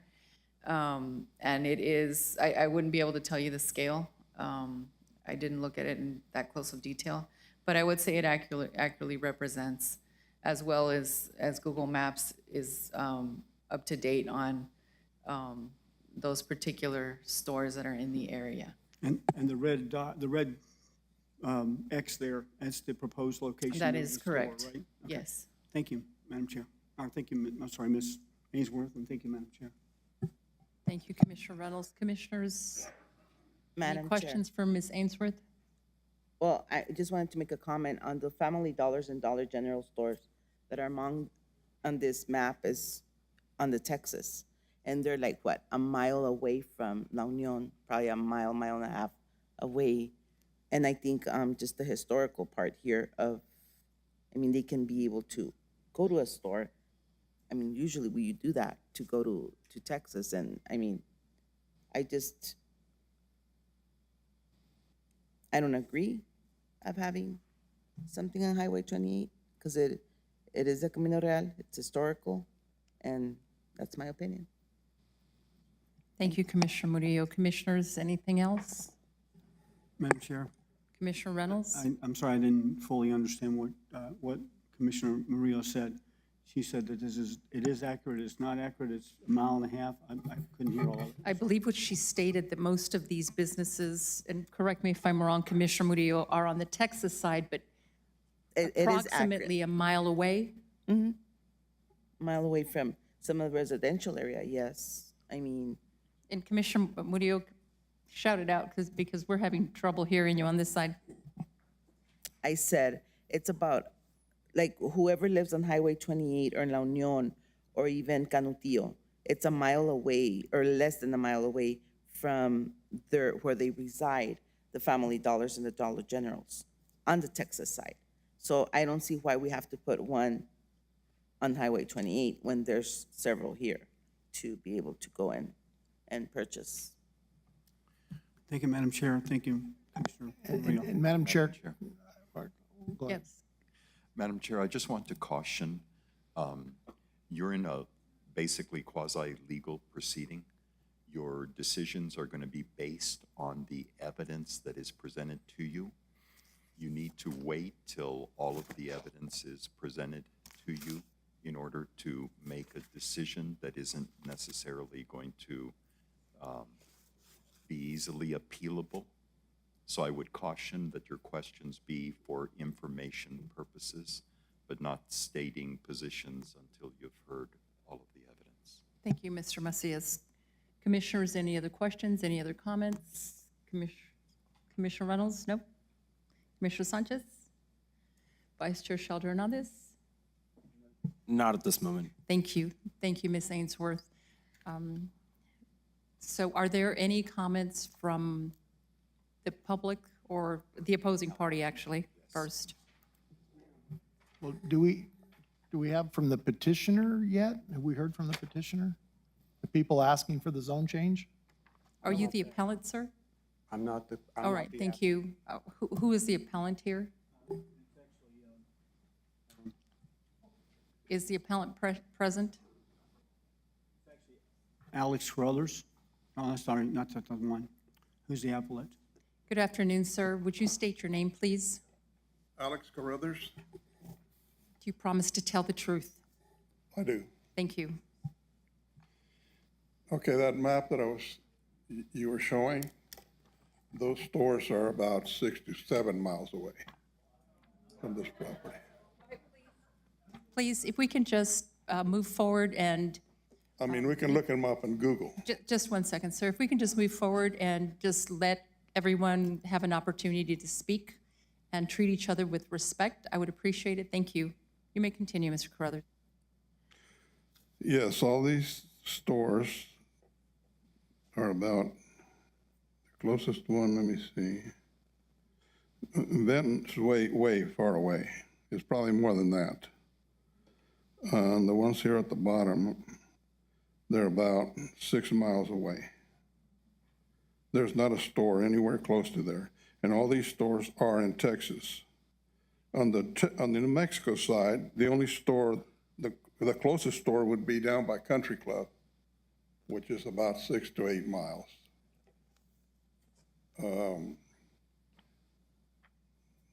The other way, there's no stores going up north. There's La Union, there's a little tiny store. Past that, there's no stores. So that whole area in New Mexico has absolutely no stores, no 7-Elevens, nothing until you get to Country Club, which is down by El Paso.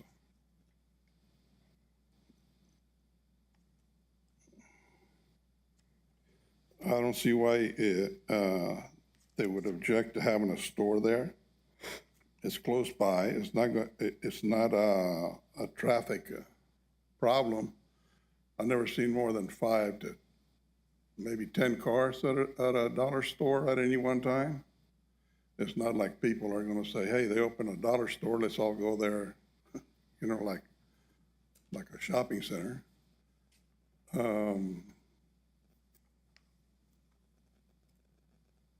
And it would be a benefit for everybody around there to have something closer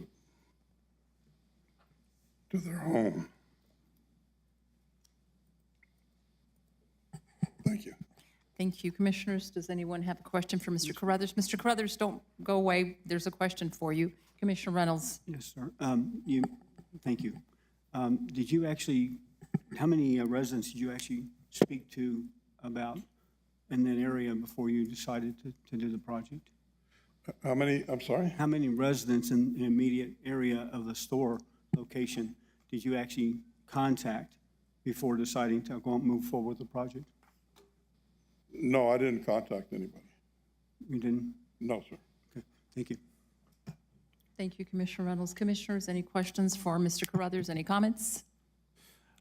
Madam Chair, Commissioner Sanchez. I'm just curious if within the location that was selected, are you looking only because it's within the area of because it's in New Mexico? Or I'm just trying to understand, because I think when I'm looking at this, where it's within a residential and agricultural area, I don't see any other commercial areas within the local community. So I'm trying to understand why you're selecting the site that may be located more specifically in a area that's currently zoned as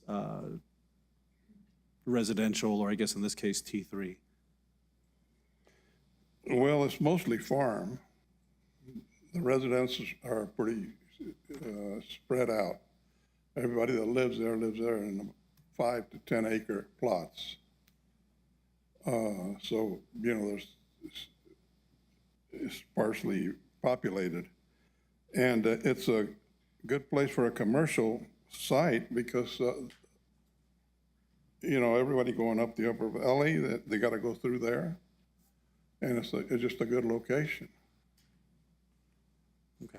Thank you, Mr. Carruthers. And I think it's serviced the area. Okay. Thank you. Thank you, Madam Chair. Thank you, Commissioner Sanchez. Any other questions for Mr. Carruthers, Commissioners? Thank you, Mr. Carruthers. Thank you.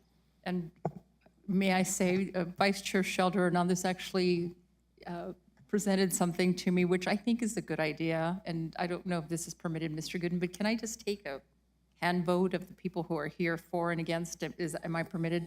I believe I am. Madam Chair, yeah, you can. I think you still need to give them the opportunity to present testimony, though, if they wish to do so. But you can do that, too, to determine how you're going to allow the meeting to proceed. Everybody in favor, provide testimony, and then everybody opposed, provide testimony. Thank you, Mr. Gooden. All right, based on that, how many people here are supporting the Dollar General store besides the appellant? If you raise your hands. All right, and how many people are against? All right, and Mr. Abrams, are you here representing the residents? That's correct. All right, may I have an idea of how many people will be addressing the commission? It looks like it would be 8, and then I'll sort of summarize at the end, if that's okay. Thank you very much. All right, we'll begin with the people that are against because Ms. Amersworth went first. And so when you approach, would you please state your name? Yes, ma'am. Madam Chair, I thought I saw somebody else in the back that was in favor. I may have. There's 2 in favor. So we should let them go first, because it's the petitioner is making their case, so get everybody that's in favor, get their testimony, and then go to the other. Thank you. Would be my recommendation. Thank you. Sir, if you don't mind waiting, all right, thank you so much, I appreciate that.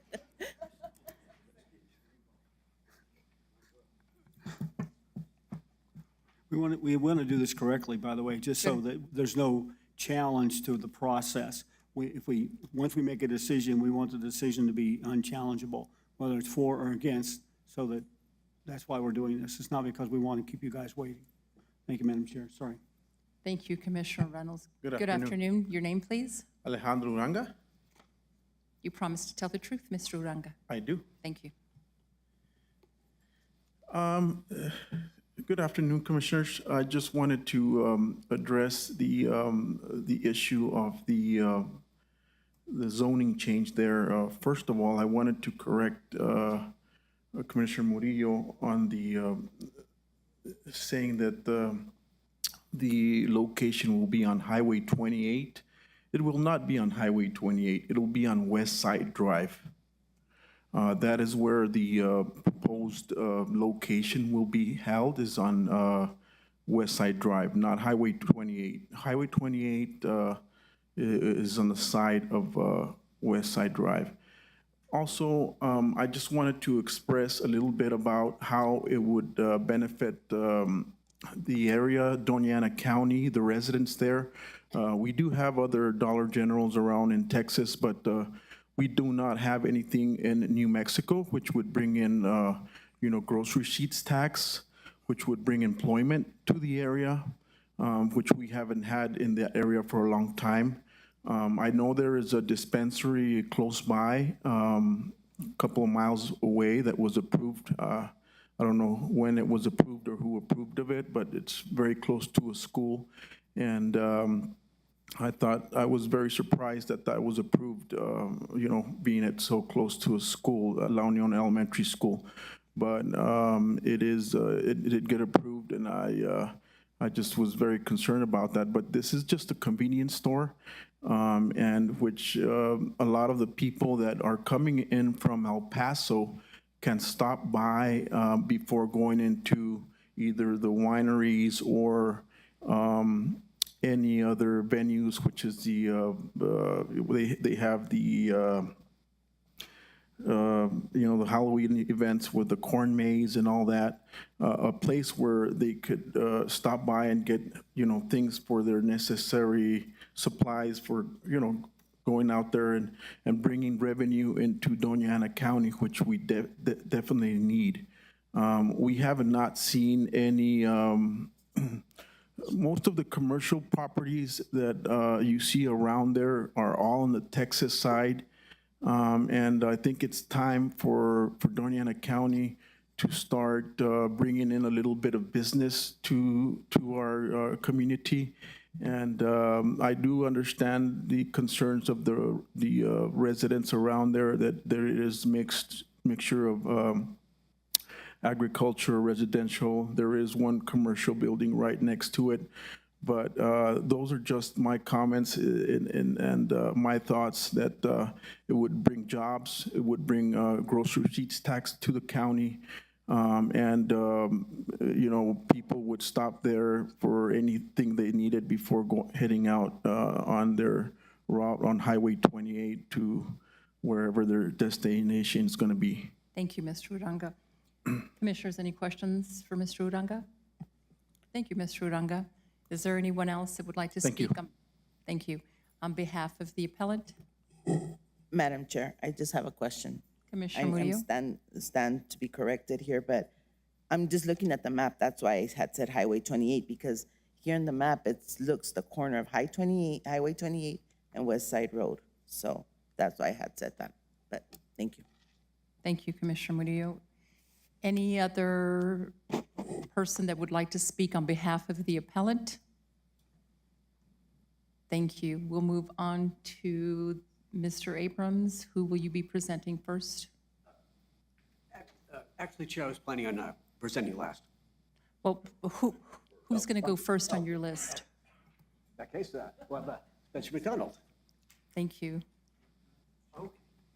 Good afternoon. Would you state your name, please? Yes, ma'am. And good afternoon. Spencer McDonald, 500 Highway 28. Do you promise to tell the truth, sir? Yes, ma'am. Thank you. Proceed. I'm directly across the street from your red X. Okay, 8 acres, T2. You know all the stuff that I started with. Historically, Highway 28 is a national scenic byway, Don Juan de Oñate Trail. In your file, you will see the 28 and the Don Juan from the state. It's in my driveway. It starts at the state line 1/2 mile west of the Red X. It is the oldest and most continuously used highway in the United States. Now I'm going to clarify. If I'm wrong, you can accuse Mr. Google, whoever owns it. There is no need for another Dollar General store at this location. There are $5 general stores within a 6-mile radius of the proposed rezoning site. Dollar General Canutillo is 2 miles away. Vinton is 3.5 miles away. Dollar General Upper Valley Road is 3.5 miles away. This is from the Red X. Santa Teresa is 4.2 miles, and Anthony is 6 miles.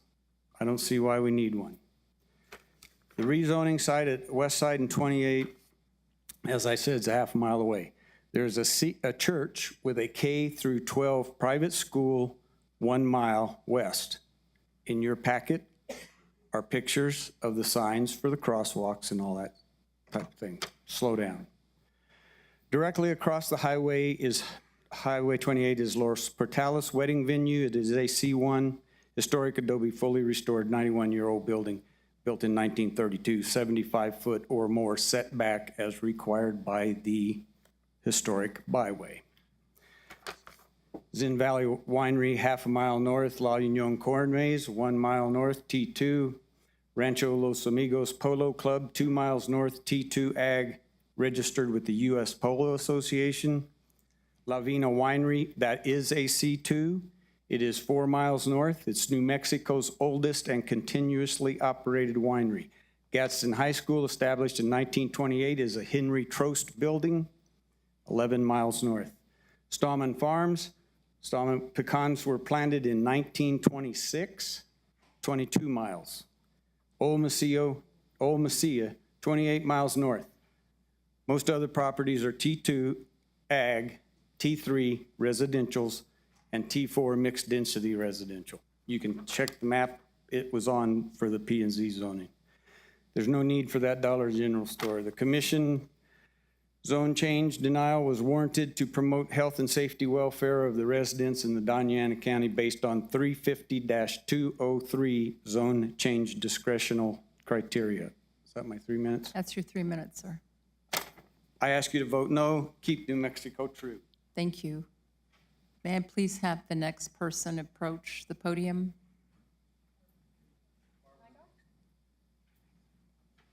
Good morning, or good afternoon. Yeah, that's right. Good afternoon. Your name, please? My name is Barbara Sands, and I live on, and I will tell the truth. I swear to. Thank you for swearing to tell the truth. Thank you. Thank you. Again, my name's Barbara Sands, and we live on Whittington Place for the last 32 years. This is a street that is one street south of the parcel that we're talking about today. I am here to talk to you about a gift that you all share and we all share in this room, and that is the original El Camino Real. This is the road that was established by the Spanish in 1598. It started in Mexico City. Hundreds of people gathered. These are Franciscan friars, the military, Spanish colonists, headed north, establishing small towns along the way. They get to what is Sunland Park. They go another 13.5 miles north, and they turn towards the river, going east. They get close enough to the water, they turn again north, and this is the turn that we are talking about today. This is the base of 28. This is McNutt and 28 that come together, and this is where our parcel sits. The parcel is on 28. It is on El Camino Real. The Spanish continued north. We know this, establishing small towns that we can still see.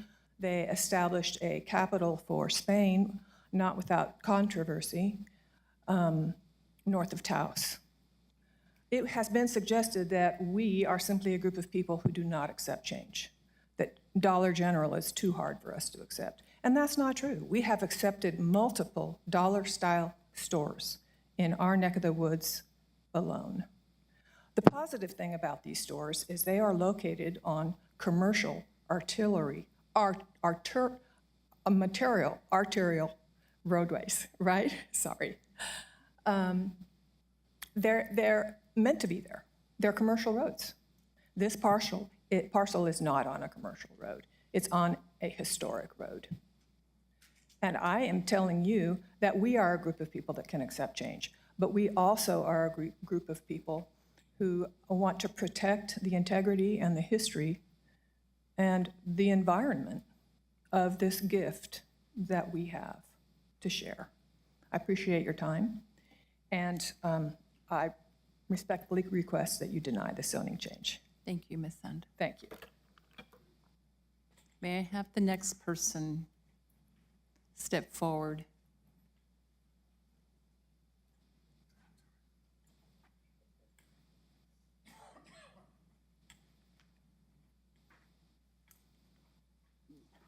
I hope you don't take the walk up here all of my 3 minutes. Good afternoon, sir. Good afternoon. My name is Your name, Rudy. please? My name is Rudy Franco, and I live at 126 Whittington Place, which is about 10 yards from the proposed. Do you promise to tell the truth? I do. Thank you. Anyway, this is about 10 yards from the, I live about 10 yards, my back fence is about 10 yards from the proposed dollar store. And I'm gonna tell you just a quick story because it relates to where most of us are. I see this as a quality of life issue. I grew up in the Valley and I went to New Mexico State Gaston High School, and I spent 35 years in law enforcement all over the country. And I always wanted to come back to my place in the Valley where I had the quality of life that I grew up with. And I found a place, and we built a house 22 years ago, and it's a beautiful house and reminiscent of my growing up. To me, this is a quality of life issue. Everybody here who raised their hand is fighting for quality of life. And I want to paraphrase something you said, Commissioner Chair, that this is, you're here to serve the public. And I think you've seen the consensus of what the public wants. And I thank you for this time. Thank you, sir.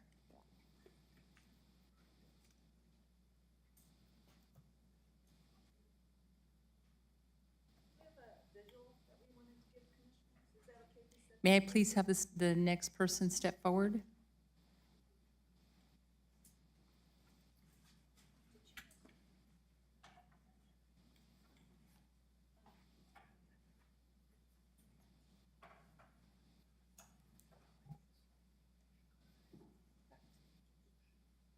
Madam Chair, I think just a visual presentation was going to take a second, but it's ready to go. Of course.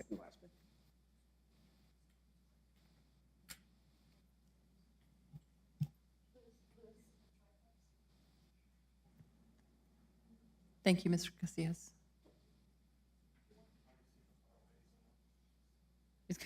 Move back and forth. Ma'am, if you'll approach, please. And unfortunately, I don't believe that's large enough. So Mr. Casillas will be moving from side to side so that the commissioners on either side can observe that. We apologize. So who will be speaking next? I think I'll be first. Thank you. Good. Your name, please? My name is Jose Guadarrama, and I live just next to the Sands, just maybe a quarter-mile south. Do you promise to tell the truth, sir? I do. Thank you, Mr. Guadarrama. Okay. I'm an engineer by training, and my concern is the traffic flow in the area, and so I'm going to kind of focus on that. But in the immediate area there, we have like 7 stop signs within 500 feet of the proposed store. Stop signs in and of themselves, not a problem. The problem is we have a lot of biking, school buses, farm equipment, trucks, swathers. They cut hay balers, a lot of traffic going through there. The stop signs concern me because there's a couple of them, four of them actually, that would directly impact the flow of traffic in that area. In that once people stop, then the very next thing they do is accelerate to get across an intersection or to get onto a road. And that's going to put a 22-foot wide road. It's going to create potential problems there with traffic. Congestion is going to increase if you have a store there, and I'm concerned from a safety perspective. I would like for the commission to consider that in their decision, and I thank you for your time. I don't know if you have any questions. Thank you, Mr. Valderrama. Commissioners, do you have any questions, comments? I have a comment. I am so sorry, you all. I'm getting calls. I'm trying to stop. My phone's muted, but it keeps calling. I'm going to shut it down, but these have been more important than I expected. I'm sorry. I'll be right back. Thank you, Commissioner. Thank you, Mr. Valderrama. Thank you. May I please have the next person approach the podium and address the commission? Thank you, Mr. Casillas. My name is Bernadette Guadarrama. And the other right hand. I'm sorry? The other right hand. If you'd raise the other right hand, your right hand. Do you promise to tell the truth? I to tell the truth, yes. Thank you, Ms. Valderrama. It's similar to what Louis was saying. I just wanted to make a statement. As demonstrated on the board, this is a display of an aerial view of the area. West Side Drive, is a 2-lane road with no center stripe. The road is not built to accommodate trucks or trailers that would be bringing goods to the store. The increased traffic will pose a hazard due to the close proximity to the St. Luke's School and Church and the Gonzalo and Sofia Garcia Elementary School. It would be very hard for the semi-trucks to be able to navigate that 22-foot road, especially if they have a trailer on them. I've reviewed several accident reports that have already implemented that area has a great number of accidents that have occurred at the intersection of West Side Road and at Highway 28. And that by including a Dollar General store at that area, that the Dollar General on that corner will cause the possibility to escalate the potential for more accidents. I will provide those police reports that I got from the record department if the commission would like. And I'm just asking that you deny this. I don't see the value of having that Dollar General store at that intersection. Thank you. Commissioners, any questions, comments for Ms. Valderrama? And if you have any questions about that, we can give any input that you need. Okay. Hearing none. No. Thank you, Ms. Valderrama. May I please have the next person step forward to address the commission?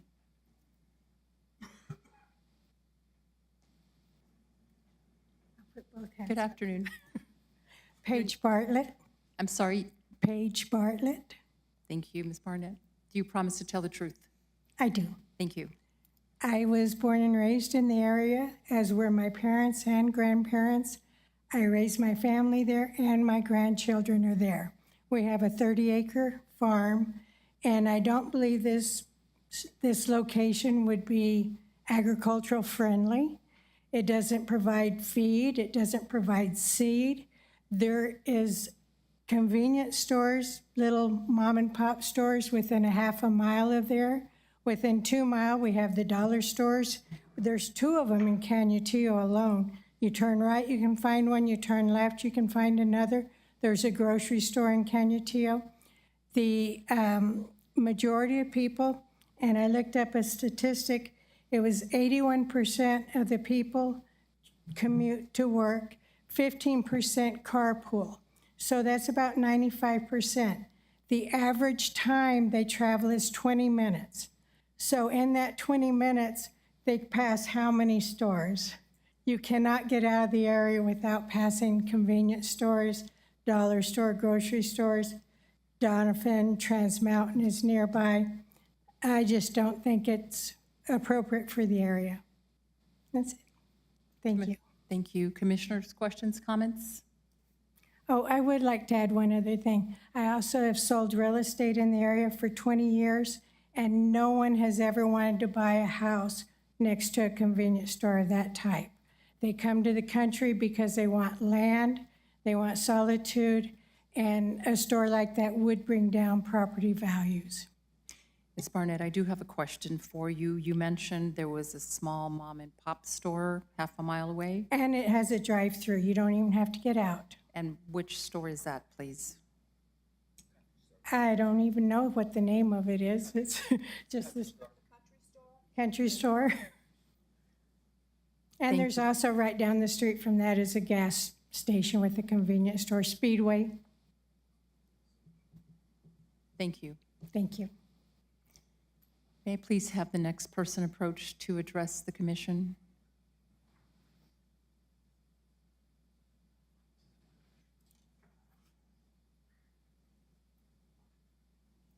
Good afternoon. Hi, good afternoon. Your name, please? My name is Oscar Del Valle. Del Valle? Del Valle, yes. You promise to tell the truth, Mr. Del Valle? Yes, I do. Thank you. So we're right across the street from the proposed property, and I'm one of the partners in one of the few commercial properties there. Of course, we went through the zoning process, and one of the things we did as a small business, the first thing we contacted our neighbors and see if it was okay for them to zone.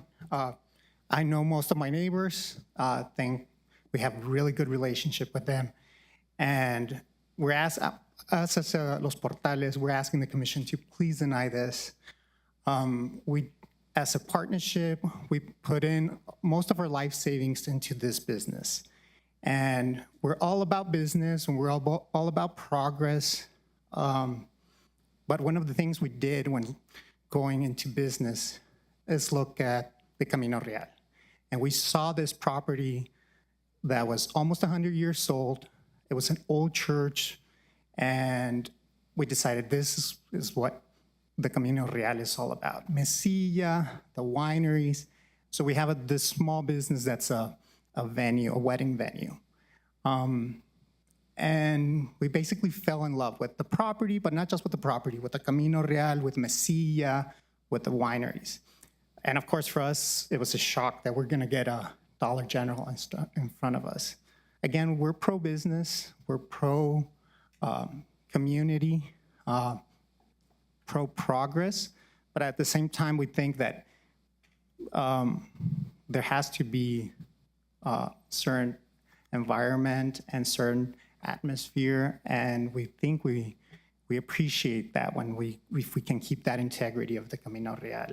And of course, we ask the commissioners to please deny this today. Thank you, Mr. Del Valle. Commissioners, any questions, any comments? Thank you, Mr. Del Valle. Mr. Abrams, your next presenter.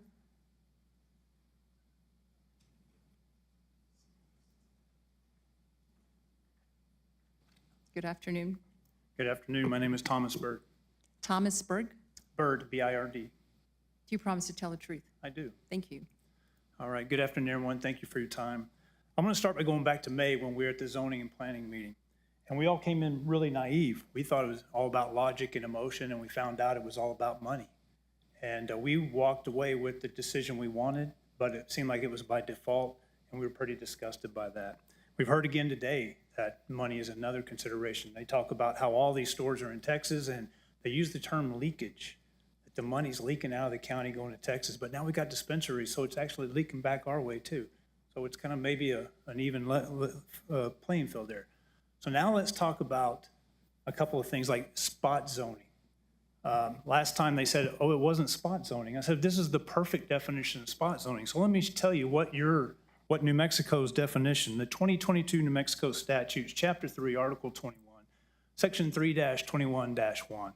Your definition for spot zoning is the rezoning of a small parcel, which this is, of land to permit a use that is inconsistent with surrounding area, which it is, grants a discriminatory benefit to the parcel owner, which it does, and is harmful to the neighboring properties or community welfare, which it is. It's the perfect definition. And it's very much frowned upon to do a lot of spot zoning. So that right there should be the end of the discussion. But we'll go on to this right here, Plan 2040 for Doña community. Y'all know this, it's the comprehensive plan, right? Well, in it, it says, this is where we define desirable change with consensus-driven principles with purposeful collaboration, which is what we're doing here today. It says, first, the people who live and work in a community are the true experts on what they do need and what they don't need, what does work and doesn't work. Second, you want buy-in from the community, so you have them as co-producers of your decisions. That's why we're here today. So one of your livability principles in the Plan 240 is to preserve our heritage. We've already established this is a historic community. So a Dollar General doesn't fit at all whatsoever. Next, a couple of studies. 2023 Institute for Self-Reliance and a 2022 Clemson University study came up with a bunch of issues on why dollar stores, chain stores, hurt unincorporated areas. They erode community identity. They are predatory in their business practices. They eliminate local competition. They create food islands. They don't have healthy, nutritious foods, and they put others out of business that do. They're bad values for customers. They're not really discount stores. They sell at high prices and low quantities. They invite increased crime. They drive down property values. We just talked about there. In the study, 16 to 21% lower property values around a dollar store. You put in a grocery store, the property values go up. Last, let's look at the four interested parties here.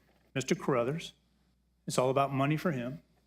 And the reason why, the answer to your question was why that piece of property is because it's the piece of property he owns. That's why. Dollar General, of course, they want to make money, send it back to Tennessee, that's their corporate headquarters. Us, you know what our interest is. We don't want it, we don't need it. And then finally you guys, you're the fourth party. So is it about money or is it about people? Is it about Tennessee or Sir, about your New time's Mexico? expired. Thank you very much. Thank you. Mr. Abrams, your next presenter.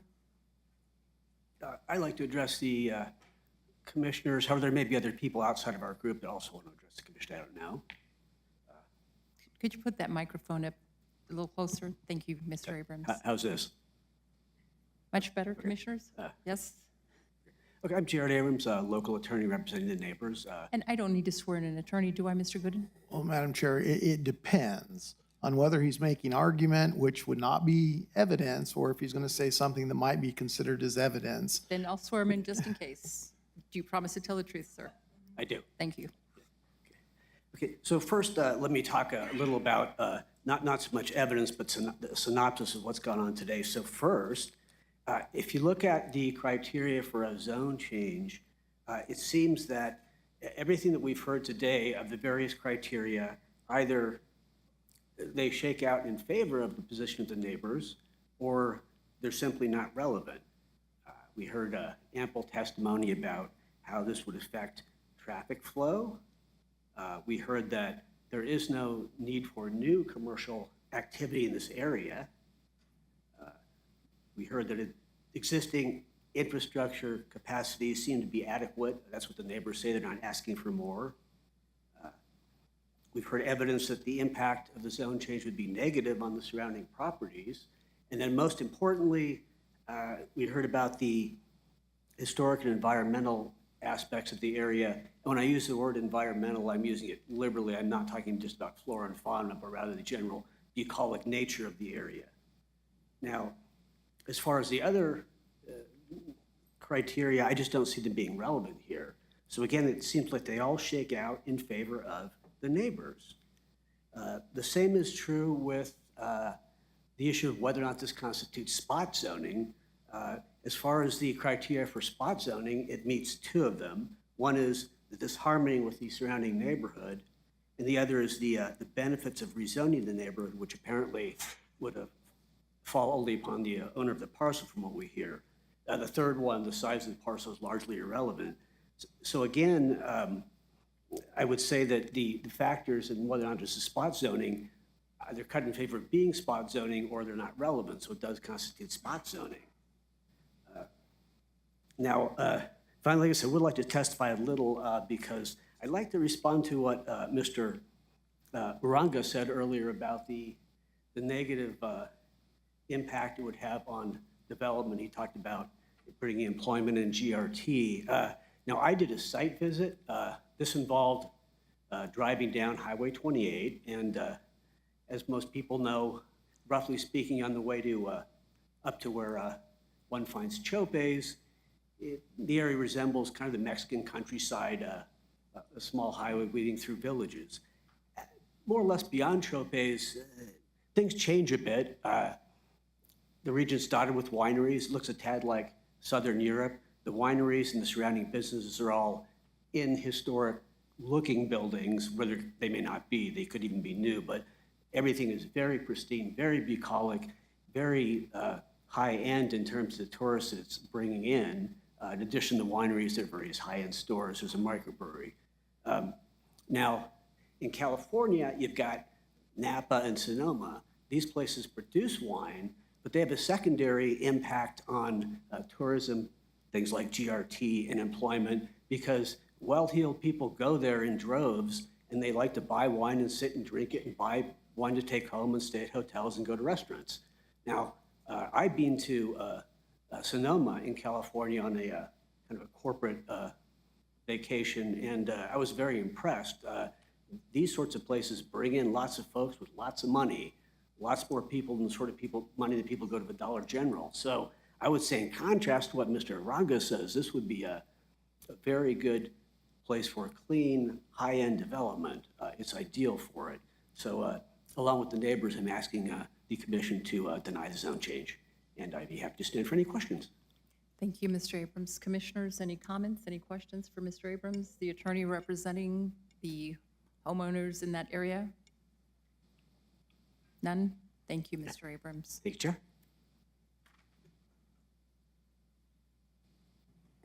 And Madam Chair, I think Mr. Abrams did indicate there might be other people here that he does not represent. So there could be other people that would like to testify too. They're not part of his group.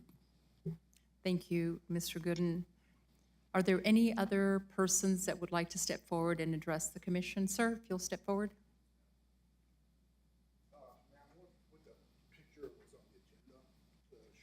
I'm sorry, sir. Can you step up to the microphone and state your name?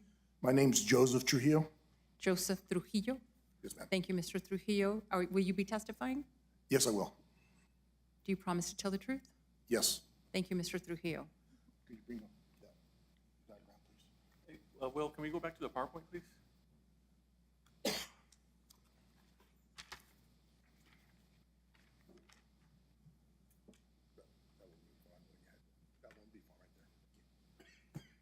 Man, this won't take that long. I just wanted to. Can you put the microphone closer? Sorry about that. Thank you. Much better. My name's Joseph Trujillo. What I wanted to address is pull on that thread about spot zoning. They reiterated to exactly what it means. I want you to show you on this map shows the property in question. If that piece of property there was to be rezoned, the three properties directly to the south of us don't have anything on them. There's no reason, if you approve this one, those other three properties, if they so desire, can do the same thing and become commercial requests. And now you've put a commercial entity in an area that has been rural. And I would ask that you be curious of that. It affects me particularly because those two properties that are immediately to the west of those three are the ones that I own. And my worst case scenario is that I have a strip mall right next to that my property's abode. And there is, if you want to do commercialization, that should be planned out and zoned properly, not back-ended into it. That's all I have to say. Thank you. Before you step away, commissioners, any comments, any questions for Mr. Trujillo? Thank you, Mr. Trujillo. Is there any other member of the public that would like to approach? Step forward to address the commission, please.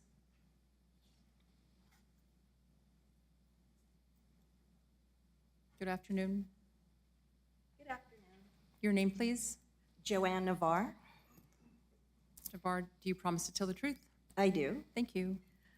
A lot has been mentioned about historical value, zoning laws, but my main concern is infrastructure and something that deals directly with quality of life, and that is water. The majority of us just got water within the past 1 to 2 years. And now you're wanting to put in a commercial entity when we were told when we first got the water, that even though some of those fire lines are still questionable as to whether or not they'll have enough water or water pressure to get those to those houses. That's what I was told. And so my concern is you bring in a large entity like that, number one, if there is a fire there, what happens to the rest of us? Number two, that entity is going to consume a lot of water. People are going, oh, it's just a general store. No, ma'am. Or I'm sorry, no, that's not correct, Commission. Because they have to maintain it, they have to clean it, they consume a lot of water. That's gonna affect us. And you say, okay, well, maybe they're gonna drill. That affects us with our water table as well. Within all of us that have wells, have something in there that says that the state has the right to allocate our water, to appropriate our water. How does that affect us if Dollar General ends up using some of that water? So my concern is, number one, water. Number two is the road infrastructure. It is a 2-lane highway. There are 1, 2, 3, 4 2-lane highways. And to put a Dollar General there where there are no turning lanes would be highly irresponsible. So if anybody here wants to vote yes in favor of this, I beseech you to please do an infrastructure study of the area, a conclusive one that looks at the traffic patterns, that looks at how it's going to affect the water in the system, how it's going to affect the pollution in the area. And so I bring these concerns to you and ask you for your help on this. Thank you. Thank you, Ms. Navarre. Commissioners, comments, questions? Thank you, ma'am. Is there anyone else that would like to address the commission at this time? Thank you. And Madam Chair, you are allowed to go into closed session to deliberate if you so desire. You would need a motion. I was about to request one. Do I have a motion to go into closed session to deliberate Chair, this issue? Point of order. Is there specific statute that we have to quote, or just basically say we'd like to go into closed session? No, so you do need to cite the provision that would allow it. So what you would be asking for is a motion to convene in closed session to deliberate in connection with an administrative adjudicatory proceeding as authorized in the Open Meetings Act, Section 10-15-1H3. So I make a motion that we do that. Do I have a second that I'll that second. we go into a closed session to discuss what Mr. Gooden stated? I'll second the motion. Thank you. I have a motion by Commissioner Reynolds, a second by Commissioner Sanchez. May I have a vote, please? Commissioner Murillo, Yes. Commissioner Reynolds, Yes. Commissioner Sanchez, Yes. Vice Chair Joe Hernandez, Yes. Chair Chaparro. Yes, motion carries unanimously. We will be in recess while we discuss the aforementioned at 1:05 p.m. Thank you.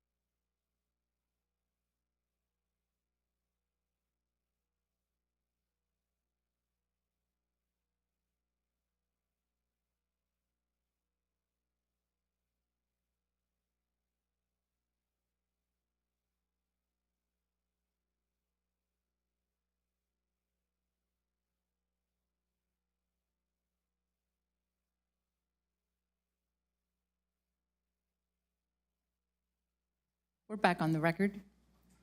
May I have a motion, please? Madam Chair, I move that the board convene in closed session to deliberate and Oh, thank you, Nelson. Give me one moment.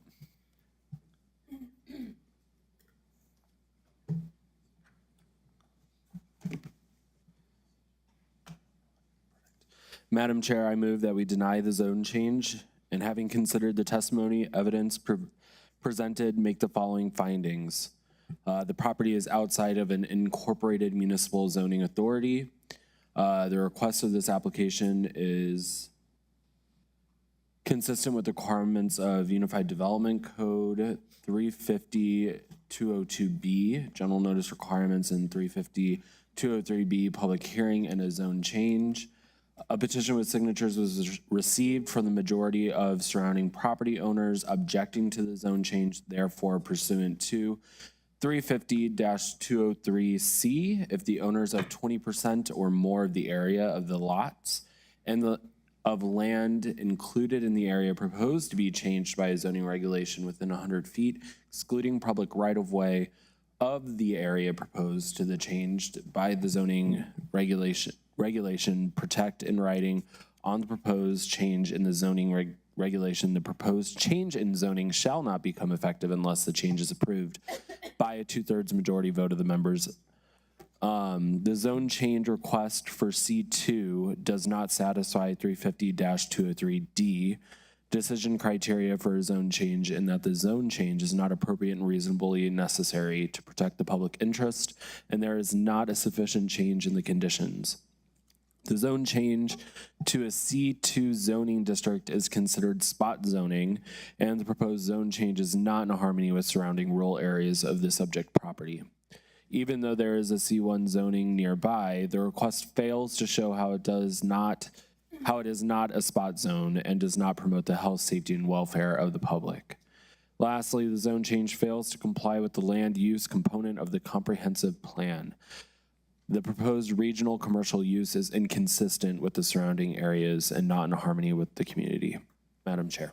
Thank you, Vice Chair Shaljo Hernandez. And before we move forward, just for the record, I'd like to say that during the discussion that was held by this commission, nothing else was discussed besides the appeal of a Planning and Zoning Commission decision denying a zone change from T3 Neighborhood Edge Zone to a C2 Community Commercial Zone District in order to allow Dollar General store on a property located at 7202 West Side Road, southeast of La Union, New Mexico.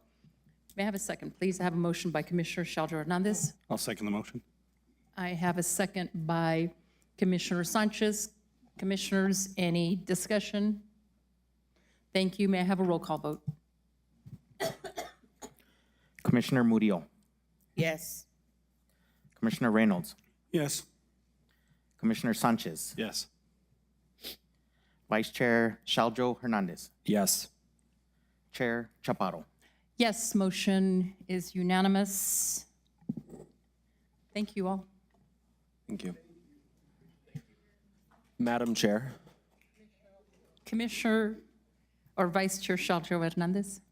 At this time, I would, since I voted in majority on agenda item number 9, the resolution amending the resolution number 2018-26, approving a method for accepting non-county maintenance roads, I would like to reconsider that vote, Madam Chair.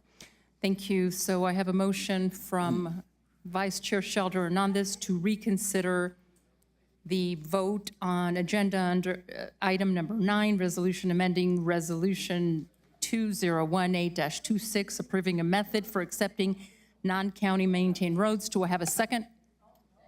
I have a second from Commissioner Murillo. Any discussion, commissioners? Madam Chair, just a question. Commissioner point of Sanchez? order. Nelson, Mr. Gooden, does only the motion need to come from those that voted in the negative, and they can be seconded by? Give me 1 second.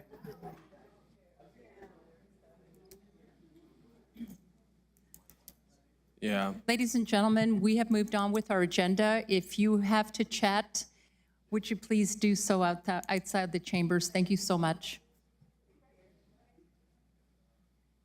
And thank you for your patience today. Because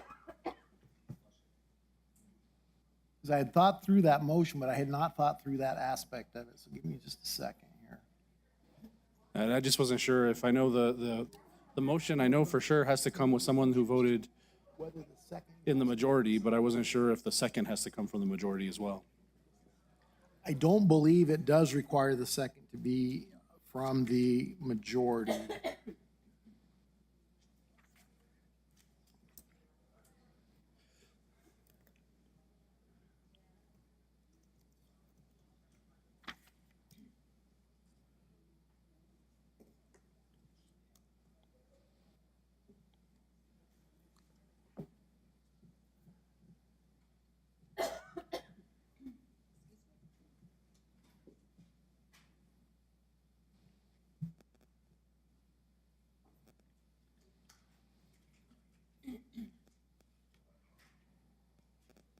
It seems to be a two-part motion.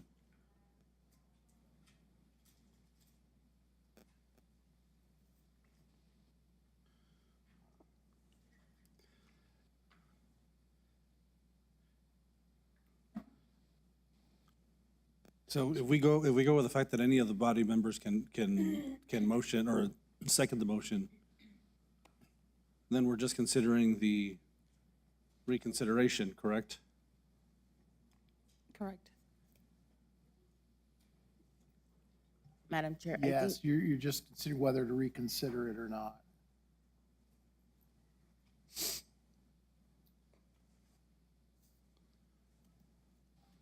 I think for the sake of being expeditious, I believe we should just move forward with accepting that Commissioner Murillo's second will suffice, and we can move forward with the motion. Thank you, Commissioner Sanchez. So there's a motion to reconsider agenda item number 9. There was a motion by Commissioner Shaljo Hernandez, a second by Commissioner Murillo. Any discussion, any Madam comments? Chair, I'm just curious as to why we just voted on it, or what's the reason to reconsider so soon after the vote? I think that we're about to also have to approve the ICIP list.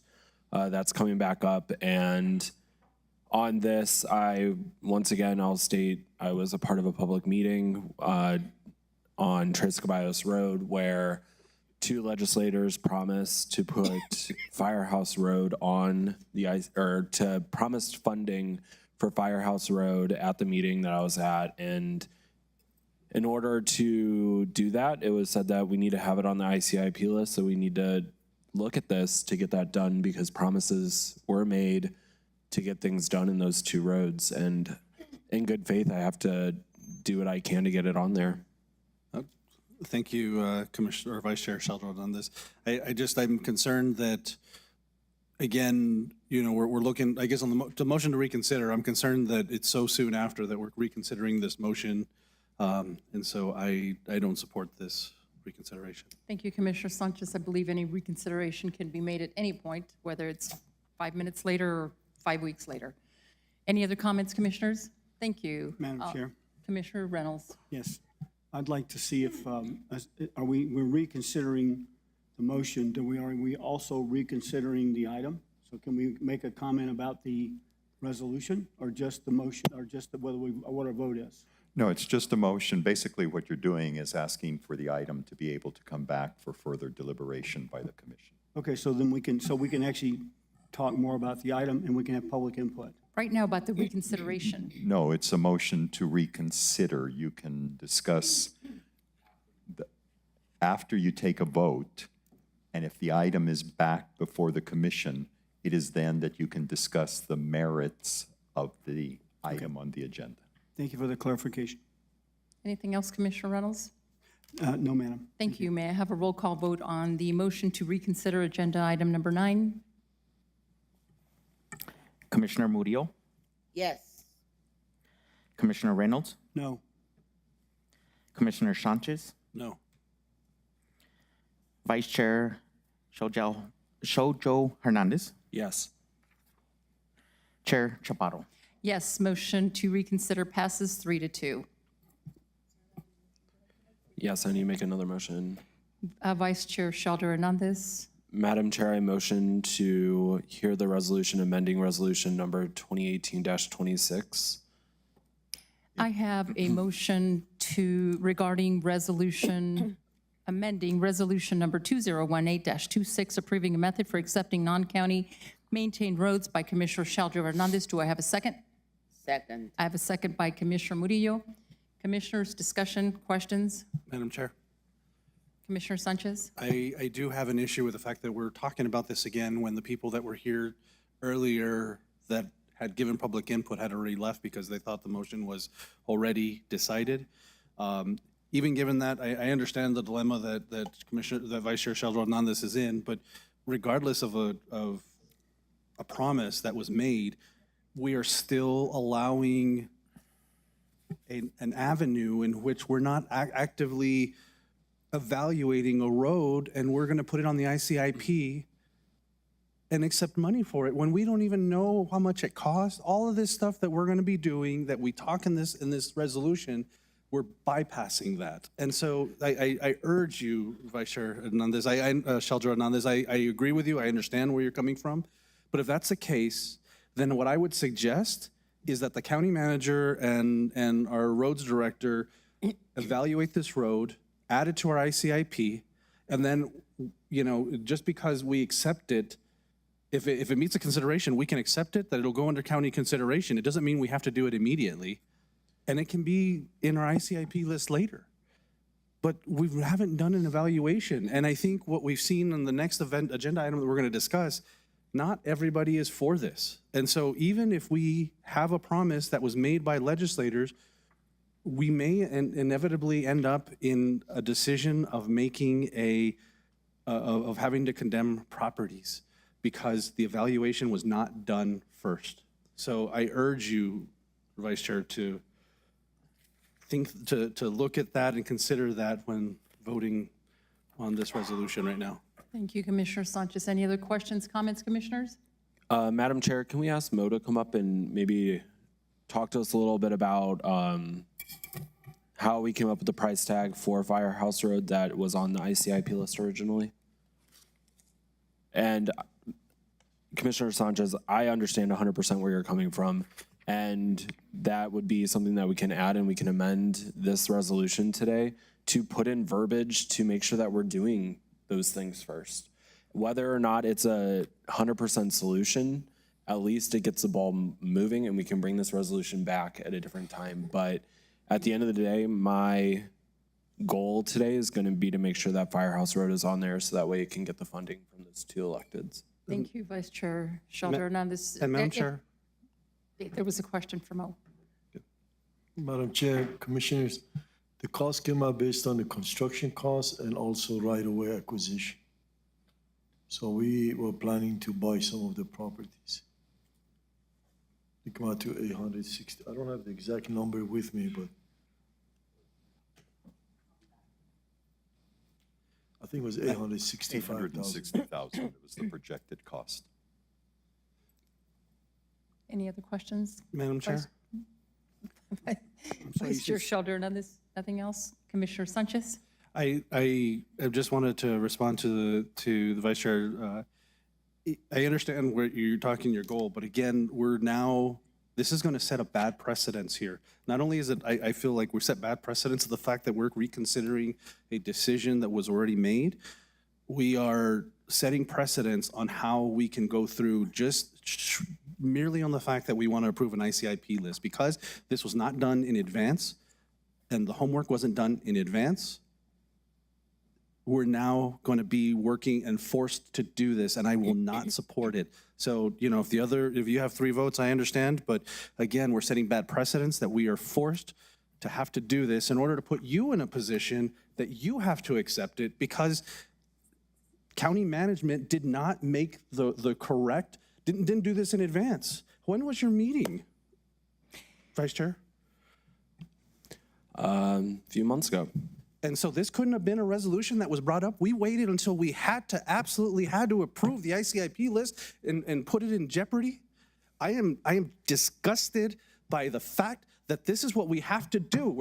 The BOCC is put in a place where we have to make a decision to actually have to make it in order for us to keep promises to our constituents. I'm sorry that I'm frustrated, but this is not the first time in the past couple of months that we've had to make a decision based on county management not bringing these forward, doing its homework, and we have to make a decision right then and there because we're forced to. So I'm disgusted because this is not the first time. And we wait and we wait and we wait, and it puts the BOCC in a bad situation. Instead of thinking thoroughly about how we can do this in a manner that is best for our constituents, the best use of the monies, and working with our legislators. Thank you. But again, thank you, Madam Chair. Thank you, Commissioner Sanchez. And with all due respect, Commissioner, I disagree. We've had 2 weeks to speak to any member of the staff or county manager, and I don't believe we're forced to do anything at this point. I'm glad that we're able to discuss it, but pointing fingers when we should be picking up the phone, and staff is always available to answer at least my questions, and I'm sure everybody else's if we take the time to do it. I'm not arguing with you in any way, Commissioner Sanchez. I'm not disrespecting you in any way. I just have a differing opinion. I am aware that anytime I've picked up the phone with any staff member, they've walked me through any question that I might have. And so to state that we are being forced to do this time after time after time, I completely disagree, with all due respect. Commissioners, any other comments, questions? Yes, Madam Chair. Commissioner Reynolds? Thank you. This is awkward, but sorry. Commissioner Sanchez Hernandez, I understand where you're coming from. Commissioner Sanchez, I also understand where you're coming from. I don't know that I can add anything, but I would like to ask if any other member of the audience would like to share something, like Mr. De La Rosa. Would you be able to give us an idea of the policies that are used throughout the state since you're with the New Mexico Department of Transportation in making these kind of decisions? Okay, excuse me, I didn't understand the question, Commissioner Reynolds, forgive me. Okay, I'm asking Mr. De La Rosa, since he is actually works for the New Mexico Department of Transportation and is responsible for having some of these kind of discussions throughout the state. I wonder if there's other counties that you have experience with that are struggling with these kind of policies and have any kind of insight as to what maybe you would recommend.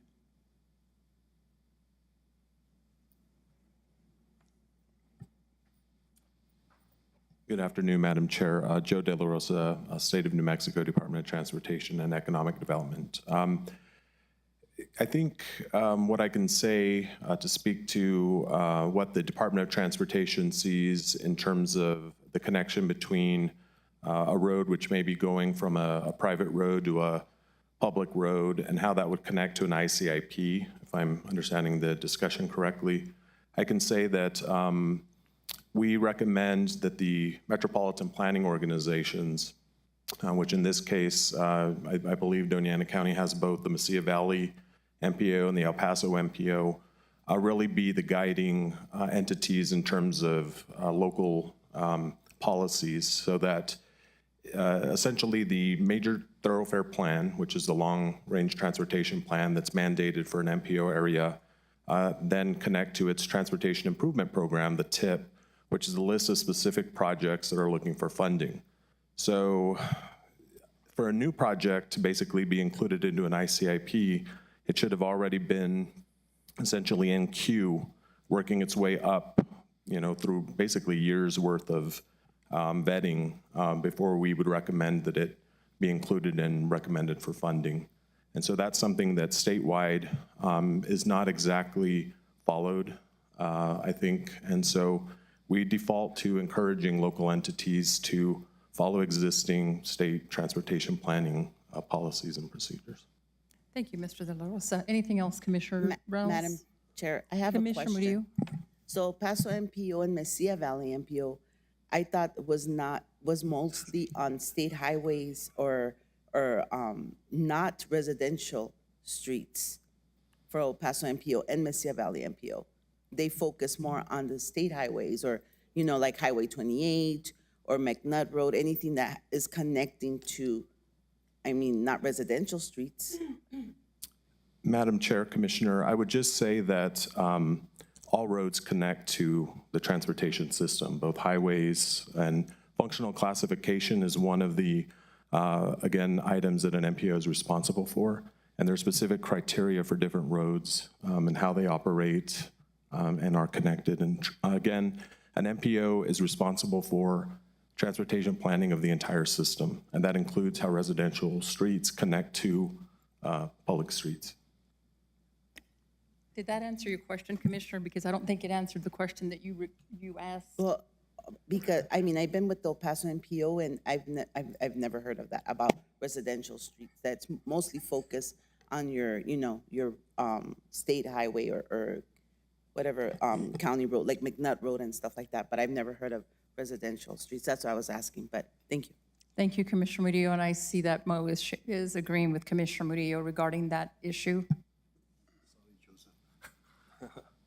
Madam Chair, Commissioners, MPO would, I agree with Commissioner Murillo. MPO would get involved if the federal funding are involved in the project. This is not federal funded project. So, and it's a local road.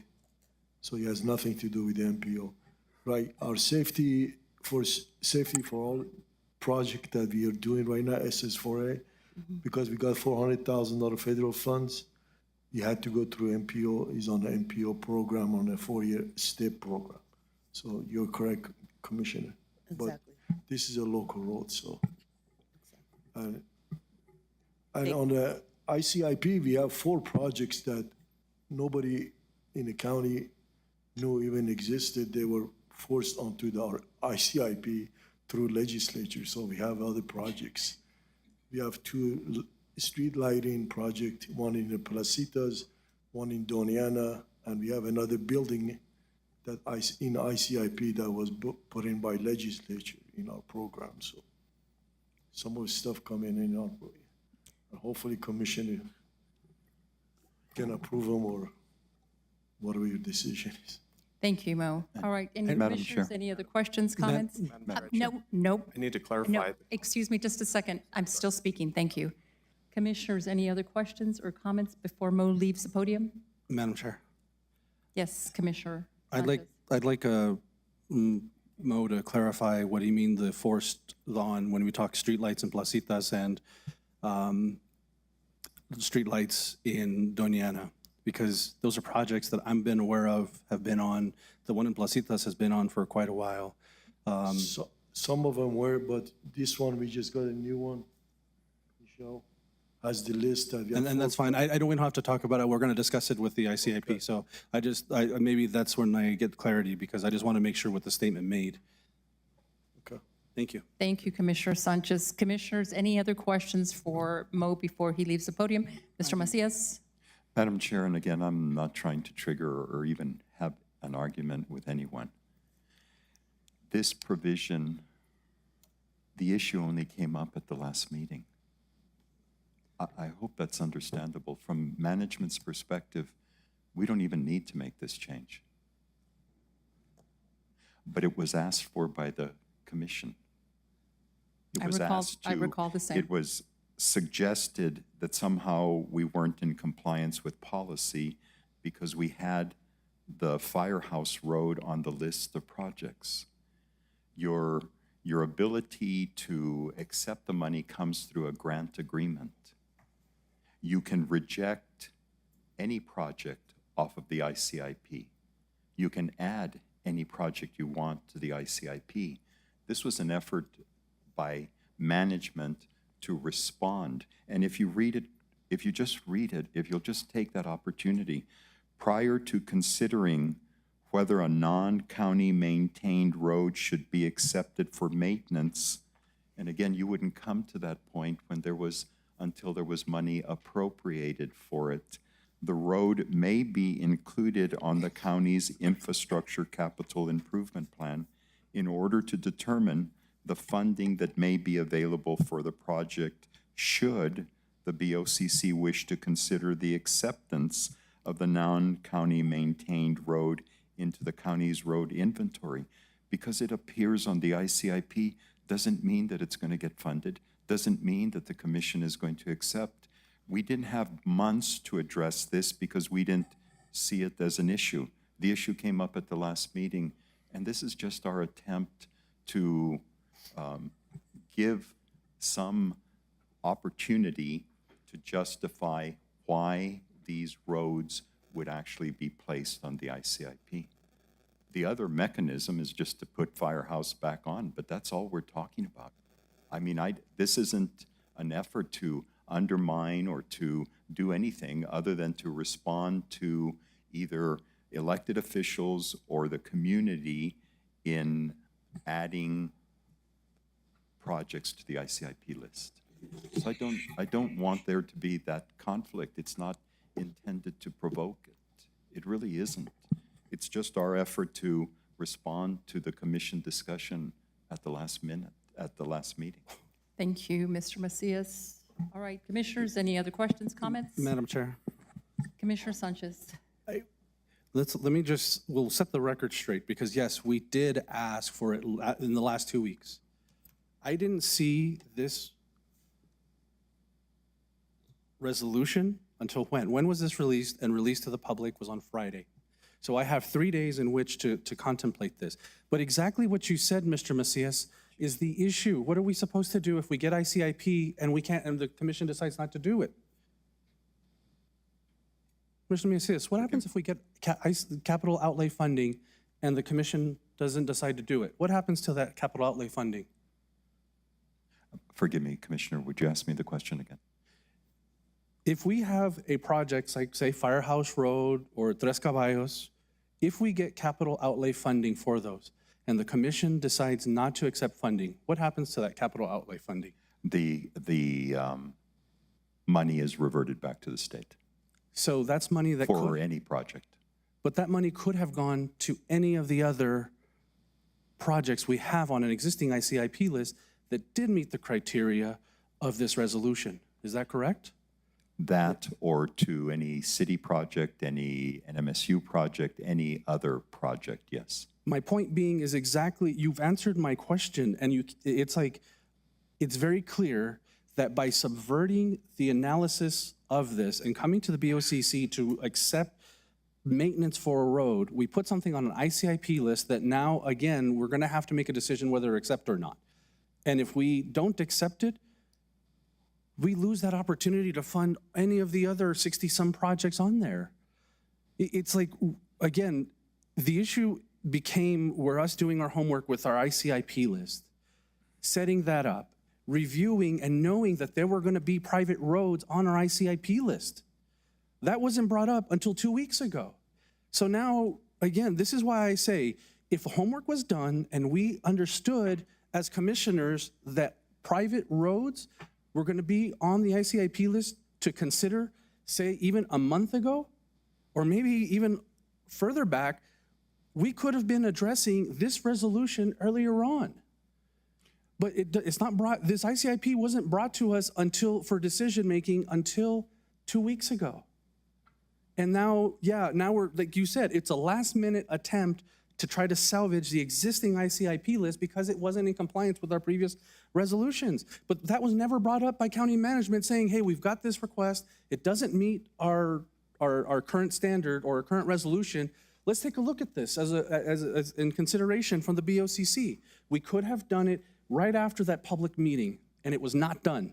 It was done when we had to approve the ICIP list. So again, now we're at a point where we have to submit our ICIP list, and I'm sorry that we're putting Ms. Blackwell in a bad situation because she's the one that has to enter them all in. But it's again, it's either we approve it now or we don't approve it, and then we don't submit it, and then we're putting ourselves in a bad situation with the state. Again, like I said, that's where I feel I don't agree. I feel like, again, our homework was not done by the county management, and with all due respect to Chair Chaparro, this is not something that could have been done in a few days or a week. I could have calls with the county manager, I could have calls, but we're the ones that decide. This BOCC is the one that decides, not the county manager, not Mo, not anybody else in this room except us 5. And if we don't discuss it in advance to get our take and have and work together, maybe having work sessions and looking at this and analyzing this, that's what we get. then we're in this situation. So thank you. Thank Madam you, Chair. Commissioner Sanchez. Madam Chair. Mr. Macias, were you going to respond to that, or? Well, no, I don't want to be doing the back and forth. Okay. I just want the commission to understand that we've been accepting private roads into our inventory now since we implemented the 2018 resolution. There is no ulterior motive. Firehouse is not on the list in front of you. We removed it in order to bring this topic back. We felt that this was the way to address the concern. If it isn't, then I apologize. I apologize. To me, it is a remedy, and we already have a precedence in Tres Caballos where the funding came to the county in 2 different amounts in order to cover the entire cost. Thank you, Mr. Macias. Commissioner Reynolds? Thank you, Madam Chair. I attended a couple of MPO meetings for the Mesilla Valley MPO. I didn't go to the El Paso one. But the conversations we had there were about hiking paths, bike trails, all the roads around that, and all the roads in the community. So I think the different EPOs must be operating differently, or maybe they don't. Maybe they have different priorities. But I know in Mesilla MPO, they told me specifically that, I said, why are you considering a bike path? And they said, well, we're responsible for all modes of transportation that exist throughout the entire area, and our plan should encompass as many as possible. So the fact that they do it there and they don't do it in El Paso, I don't know what the answer is. But so the MPO plan, it sounds like from my experience, and I think from maybe Mr. De La Rosa's, maybe there are communities that do include local roads in their MPO plan policy. I don't know. Did you have something else? Can he respond? He was going to say something else. Do you have a question for Mr. De La Rosa, Commissioner Reynolds? I do, please. What would you please pose your question? My question is that do other MPOs throughout the state actually take into consideration other modes of transportation or avenues of transportation besides just state highways and Madam federal Chair, roads? Commissioner Reynolds, again, thank you. I'll clarify my comments. So there is a difference between the funding and what you see at, for example, the El Paso MPO, which has programming authority and receives direct federal funding appropriations. For projects to receive federal funding, there are specific criteria, and that's why and largely it's driven by the type of roadway, and so that's why state highways and the major thoroughfares get most of the attention.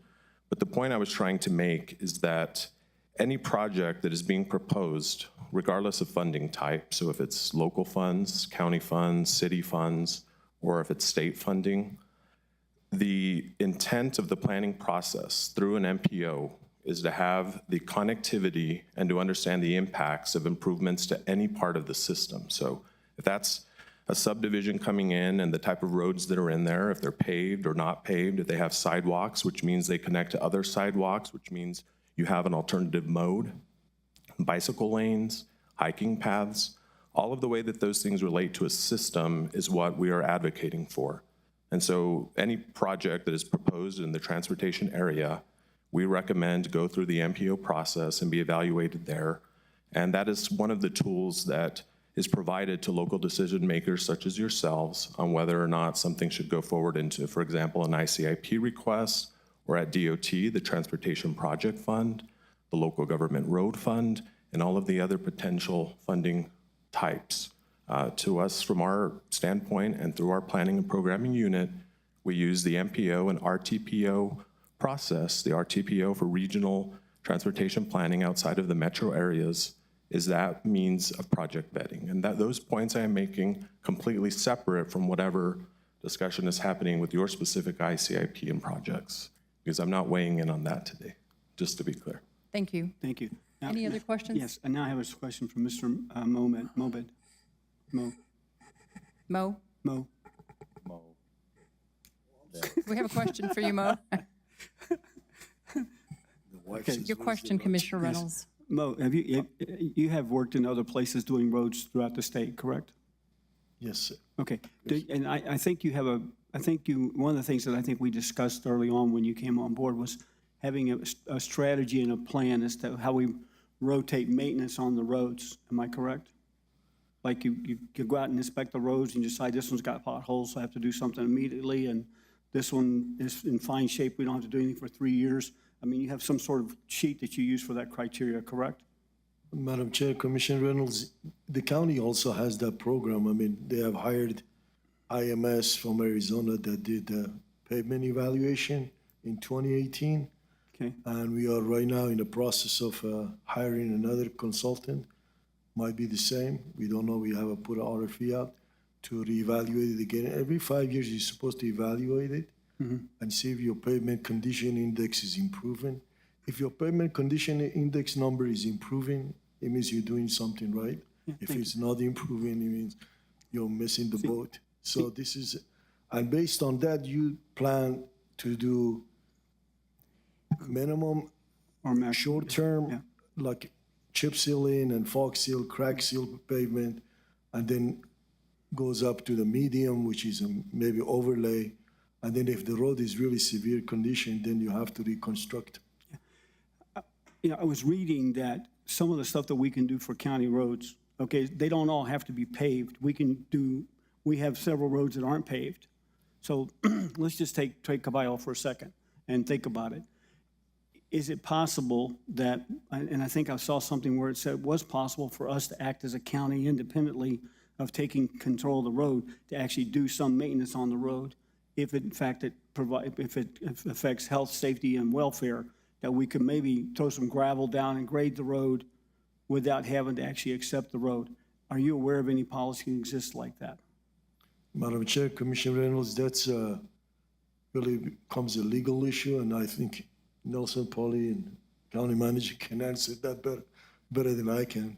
Okay. You have to nothing like accept that it as a exists. county road, then we will do. And if it's a county road, then we will decide what we can do, or again, comes down to really, you have to evaluate it. Is it worth the cost to do something major, or just for the kind of traffic and the number of vehicles we have on that road? Sometimes Bernalillo County does it right now. You have a lot of roads that just got accepted by commissioner. They're just going to gravel them, and that's all they're going to do. Okay. All right, thank you. Thank you, Mo, I appreciate it. So I'd like to make a comment to the Board of County Commissioners and basically say this. I'm really, in my history in business and stuff, I use decision charts a lot, decision diagrams. And basically what I think Mo is using, and I think this other organization was talking about, is actually saying, let's put the criteria into a spreadsheet. Let's measure what we're trying to do in a spreadsheet. If that includes private roads, if that includes health, safety, and welfare, we put that into a criteria and we measure and see where each one of these roads that we're considering fall into it. And this is the thing that I would like to see as part of this resolution. I think without that, we're basically going to have a lot of people look at this and go, what are the criteria used to make this decision? And I find it's going to be difficult for me on this board, the way we're talking about this now with this resolution, to figure out a way to justify my decision. And so I'm really concerned that we're going to go down a path here that's going to expose us to a lot of ridicule and possible even some lawsuits. And maybe no one else agrees, but if we don't have clear guidance on how to take these roads, and it's not easy for anybody to understand, then I know a few people here have a lot more money than I do that might actually want to consider their roads and willing to do something about it. So that's my biggest concern. Thank you. Thank you, Madam Chair. Thank you, Commissioner Reynolds. Any other questions, comments? Madam Chair, I call the question. Thank you. May I have a roll call vote?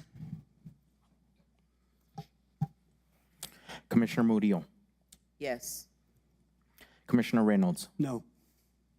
Commissioner Sanchez, No. Vice Chair Shaljo Hernandez, Yes. Chair Chaparro. Yes, motion carries 3-2. We will now move on to agenda item number 11, appeal of a Planning and Zoning Commission decision denying. No, it's 10. Forgive me. Thank you. On CIP, it's 10. Boy, I just want to get out of here. Agenda item 10, resolution adopting the 2025-2029 Infrastructure Capital Improvement Plan. Good afternoon. Ms. Before I Blackwell, start, do you want to let him do the resolution? Madam Oh, Chair? may I have a motion, please? Madam Chair? Oh, resolution number, thank you, Eddie. Yes, resolution number for item number 9 is 2023-59. 59? 59, yes. Thank you. May I have a motion on resolution, on agenda item number 10, please? So moved. I have a motion by Commissioner Murillo. May I have a second? Second. Second by Vice Chair Shaldo Hernandez. Ms. Blackwell, please continue. Thank you. Afternoon. Michelle Blackwell, ICIP Coordinator, Engineering Department. We are here to seek your approval for the ICIP for 2025-2029. I'm here. Commissioners, Madam Chair, Vice Chair Shaldo Hernandez. I motion that we amend the ICIP list to add back on Firehouse Road.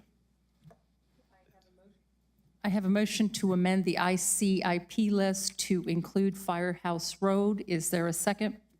Second. I have a motion by Vice Chair Shaldo Hernandez, a second by Commissioner Murillo.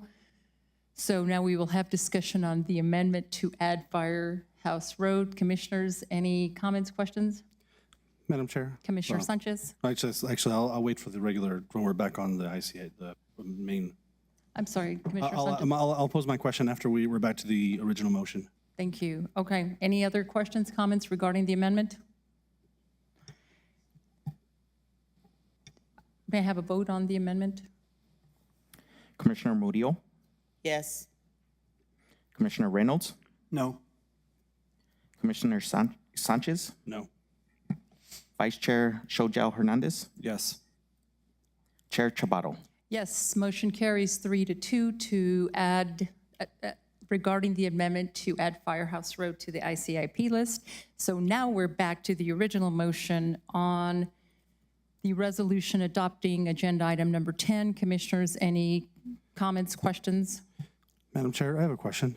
Commissioner Sanchez. I was wondering if Mo, or I don't know if Mo's still here, or the county manager can answer, when did we accept Tres Caballos into the county's inventory? Because I don't recall ever seeing that on any of the resolutions we've ever approved. I'd have to go back to look at it, but the action accepting was the approval of the grant agreement accepting the money to carry out the project. So we intentionally violated 2018-26 previously when we accepted the monies and had Tres Caballos on the ICIP list? Not at all, because that didn't address the issue. There was anything prohibiting from the commission from taking that action. No, but we didn't approve the acceptance of the road before putting it on the ICIP list. Forgive me, we did not accept Tres Caballos? Did we go? No, I'm asking, the procedure was we would accept it and then we would put it on the ICIP list. So what you're indicating is we received grant funding through this ICIP list, probably not in this form, but we knowingly violated in the past 2018-26.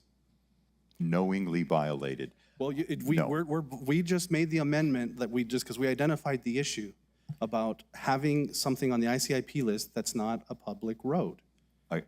Again, Commissioner, it has been the position of management that the amendment that was just approved was unnecessary, because if you accept through a grant agreement all of the conditions of the state providing you money to carry out a task, and you accept that responsibility, that has legitimized the entire process.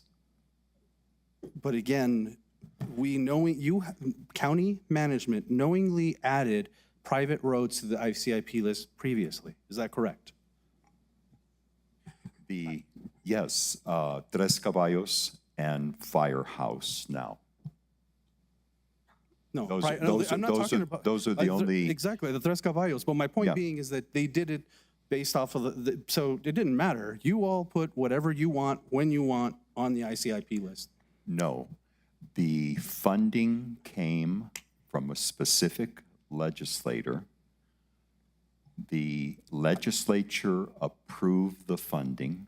The governor signed the funding packet. It was presented to the county commission.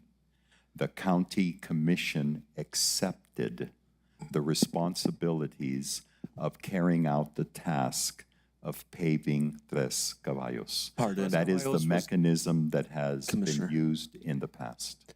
And That- please, if we can stop interrupting each other so that one person can finish their statement before the other one commences. The money for Tres Caballos was given outside of ICIP list. So, thank you, Vice Chair. Yeah. So in other words, we didn't even need, what is it? I don't know. You're shaking your head. If it was, your comments completely, you're right. The last resolution was not necessary, but okay, thank you. I would like to make a motion that we postpone this indefinitely, this agenda item. Second. Oh, wait. If you'll allow me, please. All right, there is a motion, and please correct me if I'm wrong, Commissioner Sanchez. There is a motion to suspend or postpone, which word did you use? Postpone? Postpone To indefinitely. postpone the resolution adopting the 2025-2029 Infrastructure Capital Improvement Plan indefinitely, which means maybe never. Am I correct on that? That's correct. Thank you. Do I have a second? Second. I have the motion was made by Commissioner Sanchez. I have a second by Commissioner Reynolds. Commissioners, any discussion? Any comments? Is there, Madam Chair. I have a comment.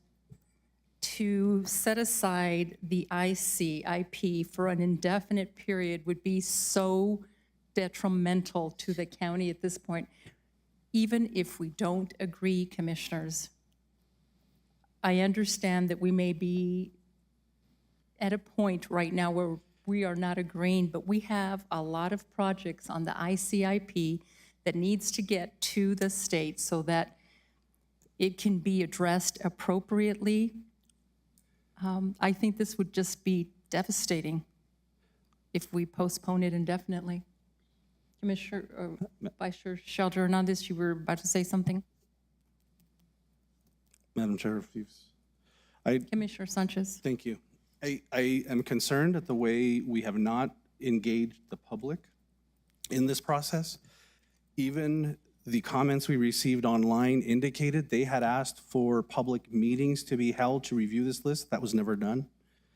There were comments that people do not support the addition of some of these roads that have been added, yet we were going against the public input that has been received online. We're not following the processes we need to ensure we have a ICIP list that is reflective of the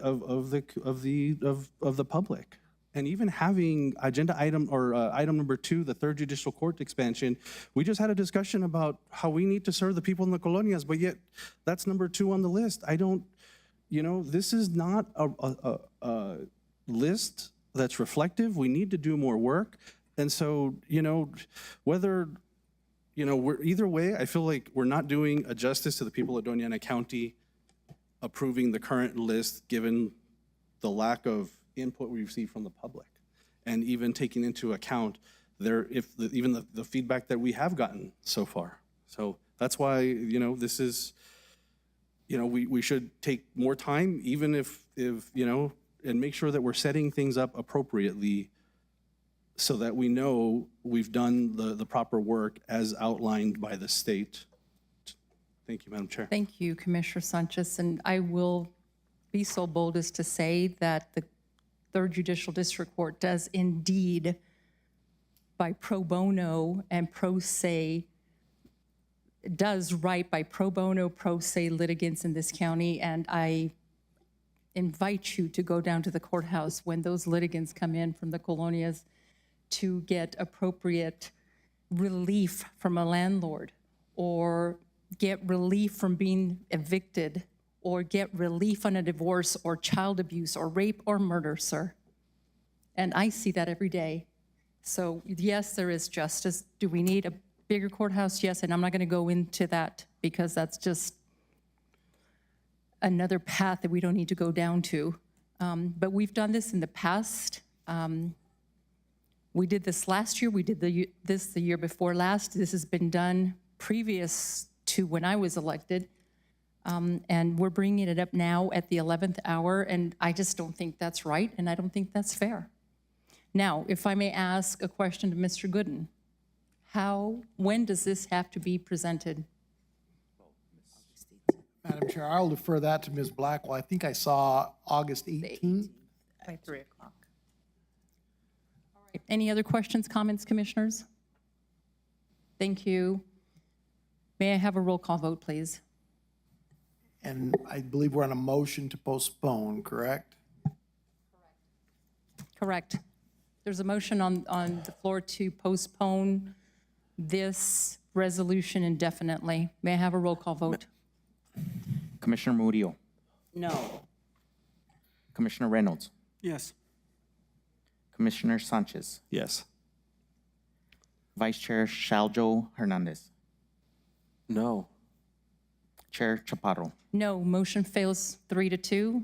We're now going back to the resolution adopting the ICIP. Any further discussion, comments, commissioners? Madam Chair, I'd like to make a motion that we move item number 2 down to the bottom of the list.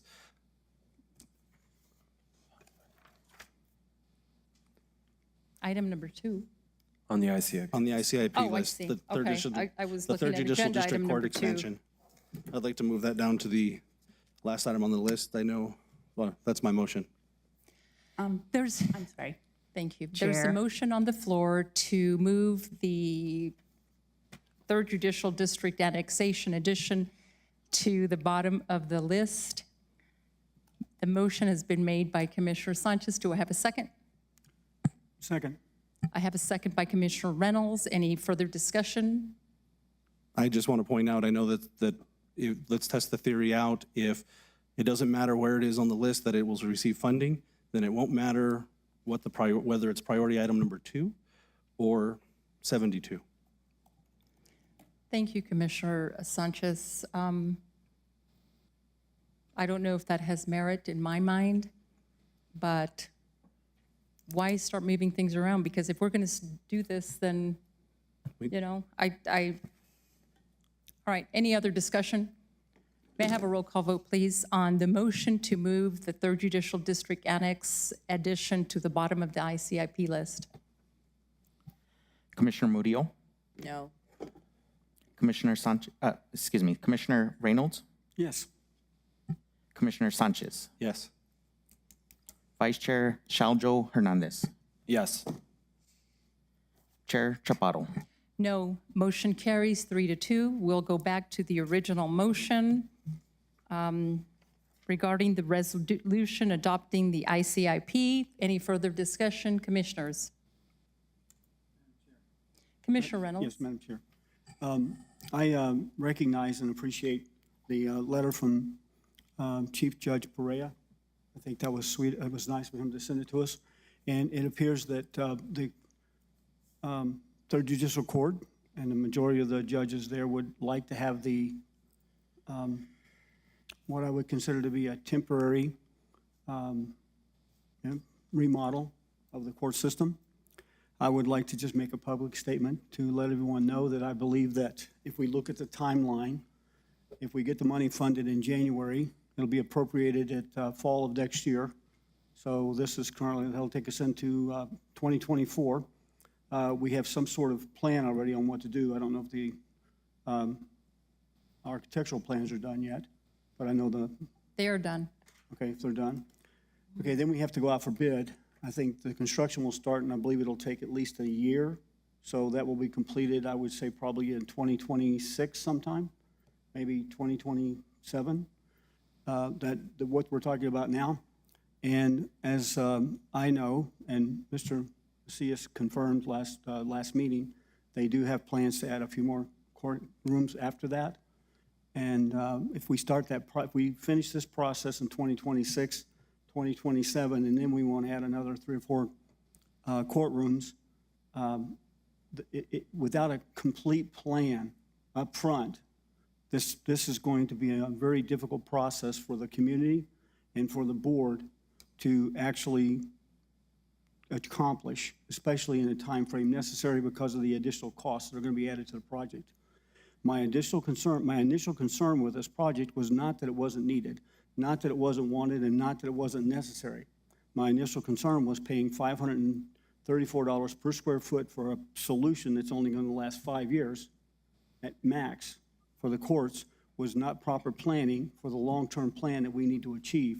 And I believe it's going to put an undue burden on the community, either state funding, local funding, if we decide to go off a referendum and bonds, or so we're going to lack the support of the community because this plan has not been well thought out and well planned in order to make it palatable for our constituents. Just making that comment. Other than that, proceed. Thank you. Thank you. Any other comments or questions, commissioners? Hearing none, may I have a I'm vote? sorry, may Oh, I? Yes, I'm I sorry. just need some good housekeeping Ms. skills here. Blackwell, go So ahead. we are moving courthouse to number 70 by adding firehouse. Technically, we're adding firehouse to be number 70. Once we I move, believe the number- motion carried to have the courthouse. So once I be move last number on the 2 ICIP list, down, is that correct, after Commissioner Sanchez? firehouse? Yes, And then we're just moving everybody else up? correct. Okay. Thank you. And I did want to just clarify a little bit, if I could, that there is nothing prohibiting legislators from choosing a project and sending money to us.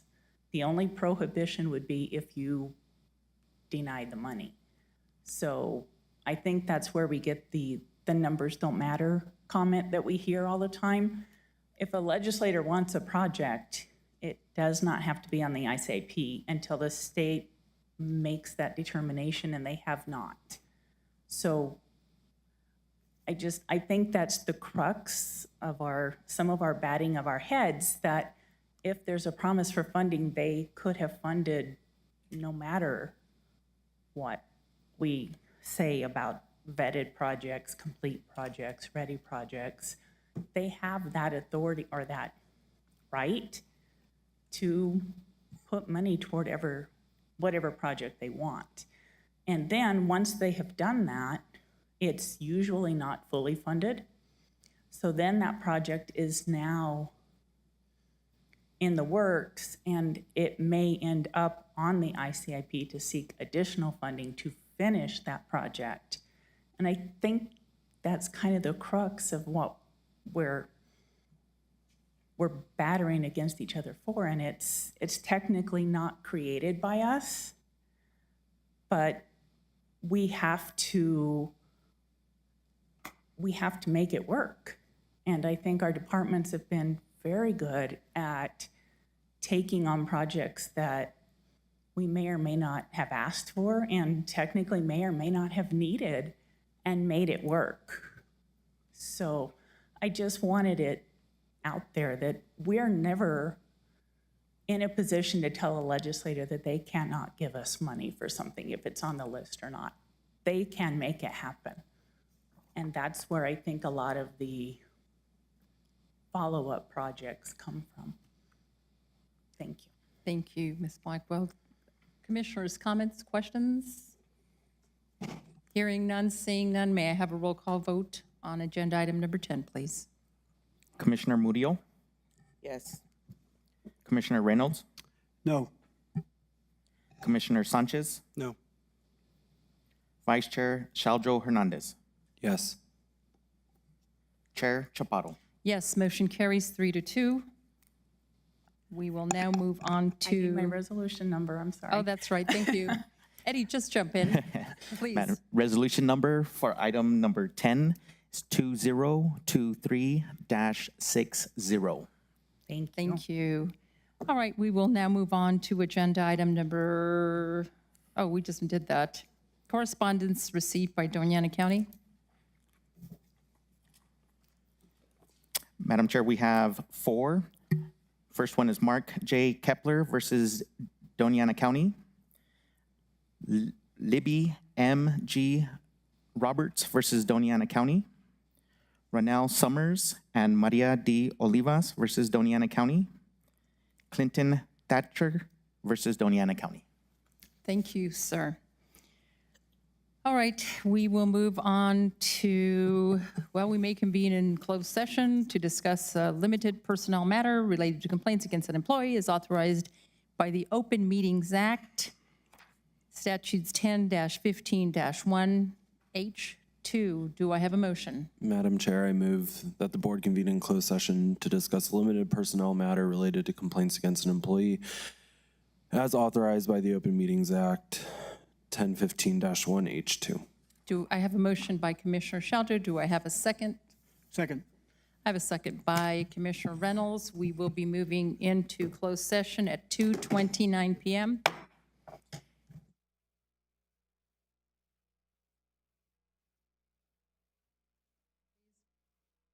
Commissioner Murillo, Yes. Commissioner Reynolds, Yes. Commissioner Sanchez, Yes. Vice Chair Chaljo Hernandez, Yes.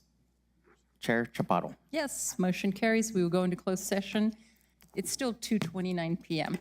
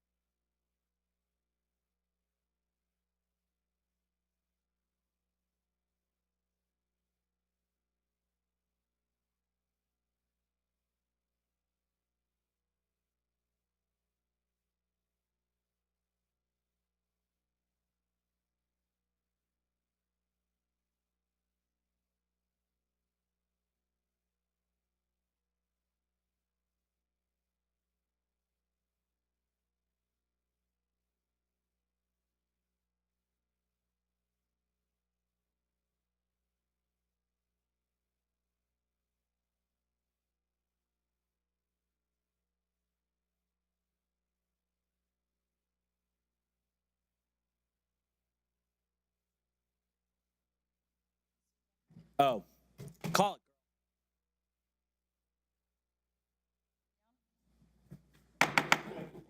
Cool. I'm calling the meeting back to order at 3:49 PM. Madam Chair, let the record reflect that nothing was discussed in closed session other than the items identified in the motion to go into closed session. Thank you. Anything else, commissioners? We're No, adjourned. ma'am. Thank you.